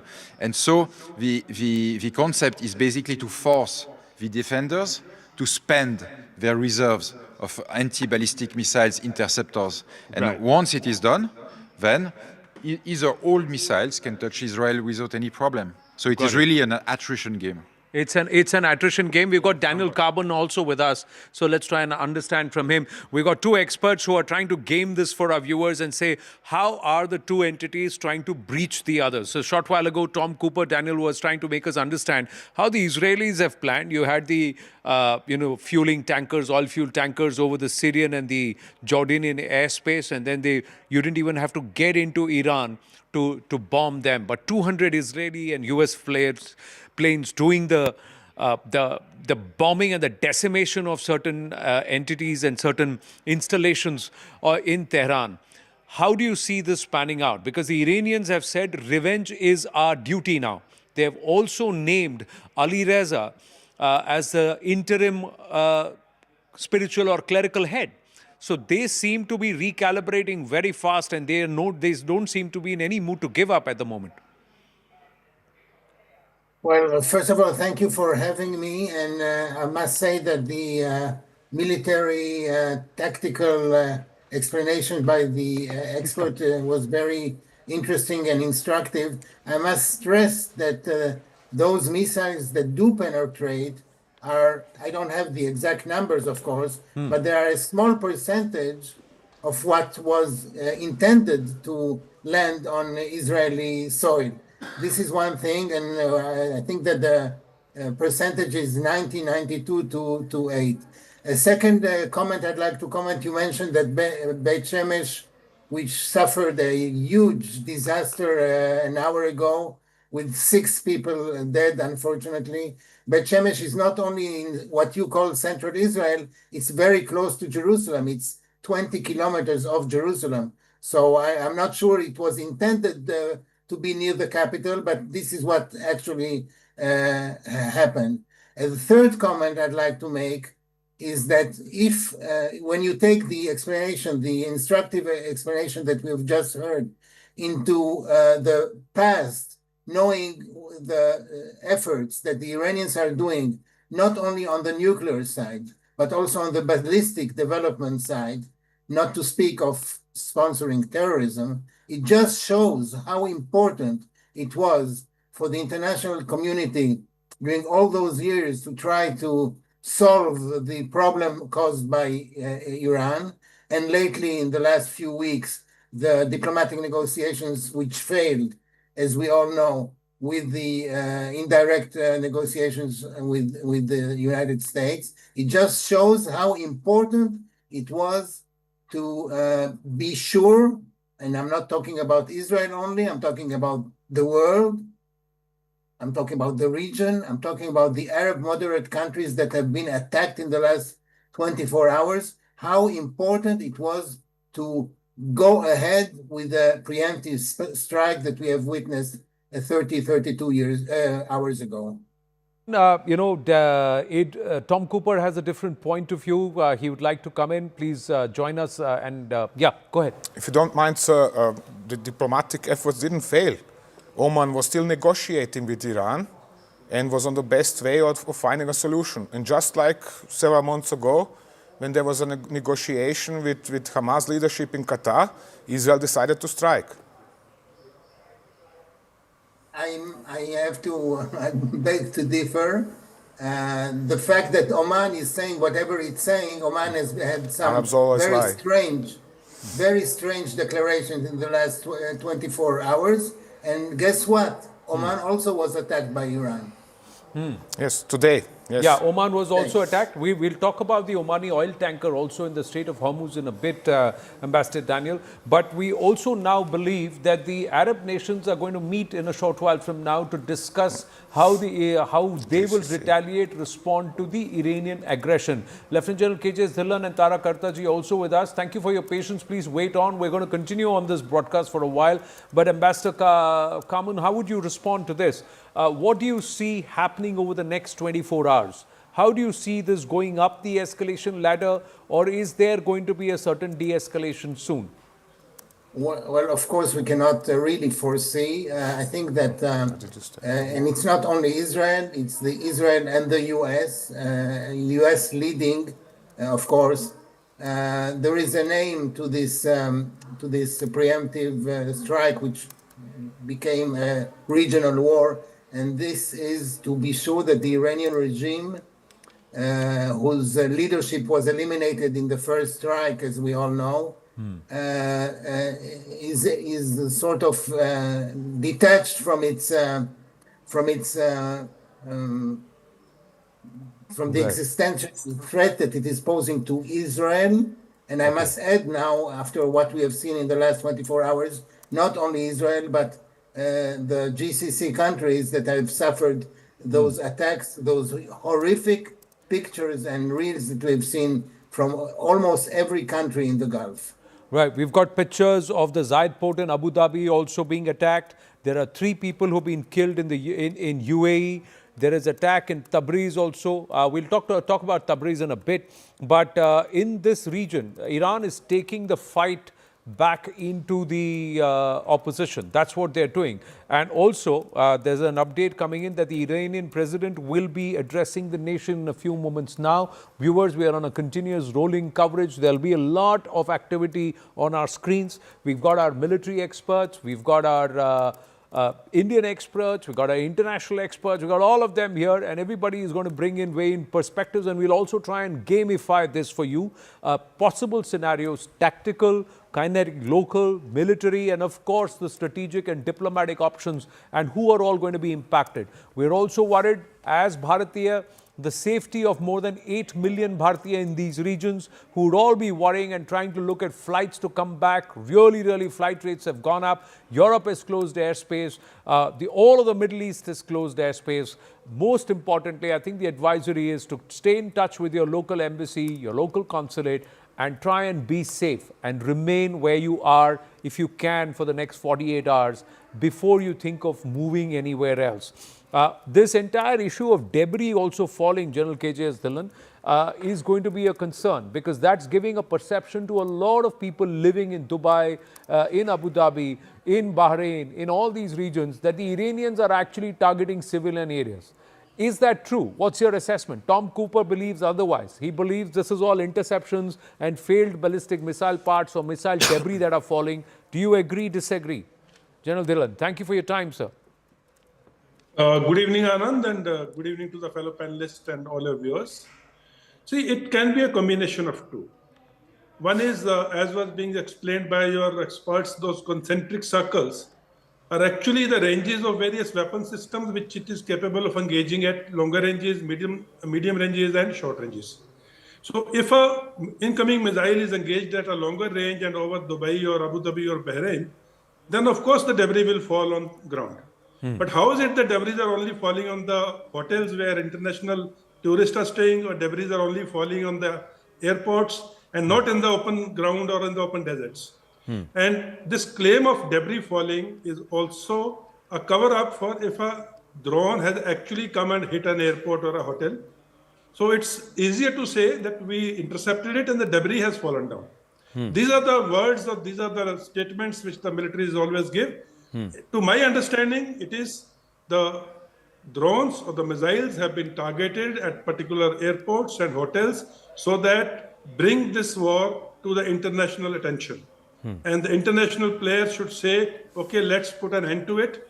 We don't want ships sinking in the Strait of Hormuz or in the Persian Gulf. Right. And we don't want innocent civilians dying at the airport or the hotels. And let's stop it. So this is what I think Iran is trying to do. And this theory of debris falling, I somehow don't agree with that. You don't agree with the theory of debris falling. You feel there is more to it. A lot of them. Tara Kartaji, your thoughts? Is Iran deliberately trying to rattle up and ratchet up the frenzy around this whole place because that will put pressure on, it's like a reverse psychology. It puts pressure on the Americans to back off, pressure on the Israelis to back off.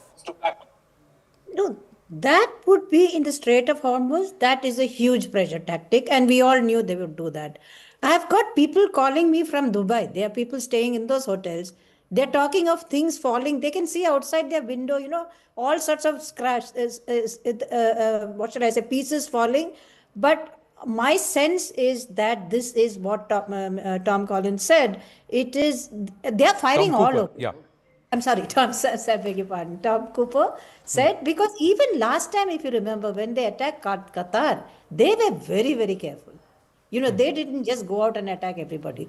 In this time, they have no advantage in hitting, say, Dubai, etc.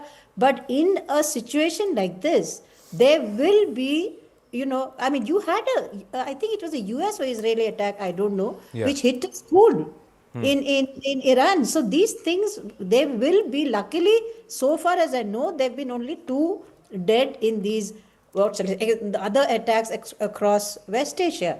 I don't think Iran has anything to gain in hitting these countries. There's no tangible gain here.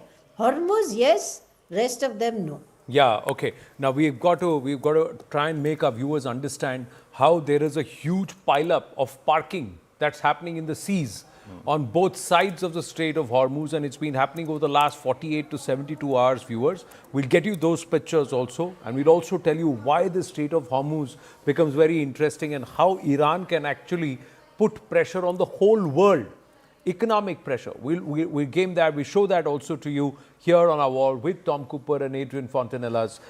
General Dillon is with us and Tara Kartaji also with us. We're going to take a very short break. We want to take that break and come back live on this coverage by the time the Iranian president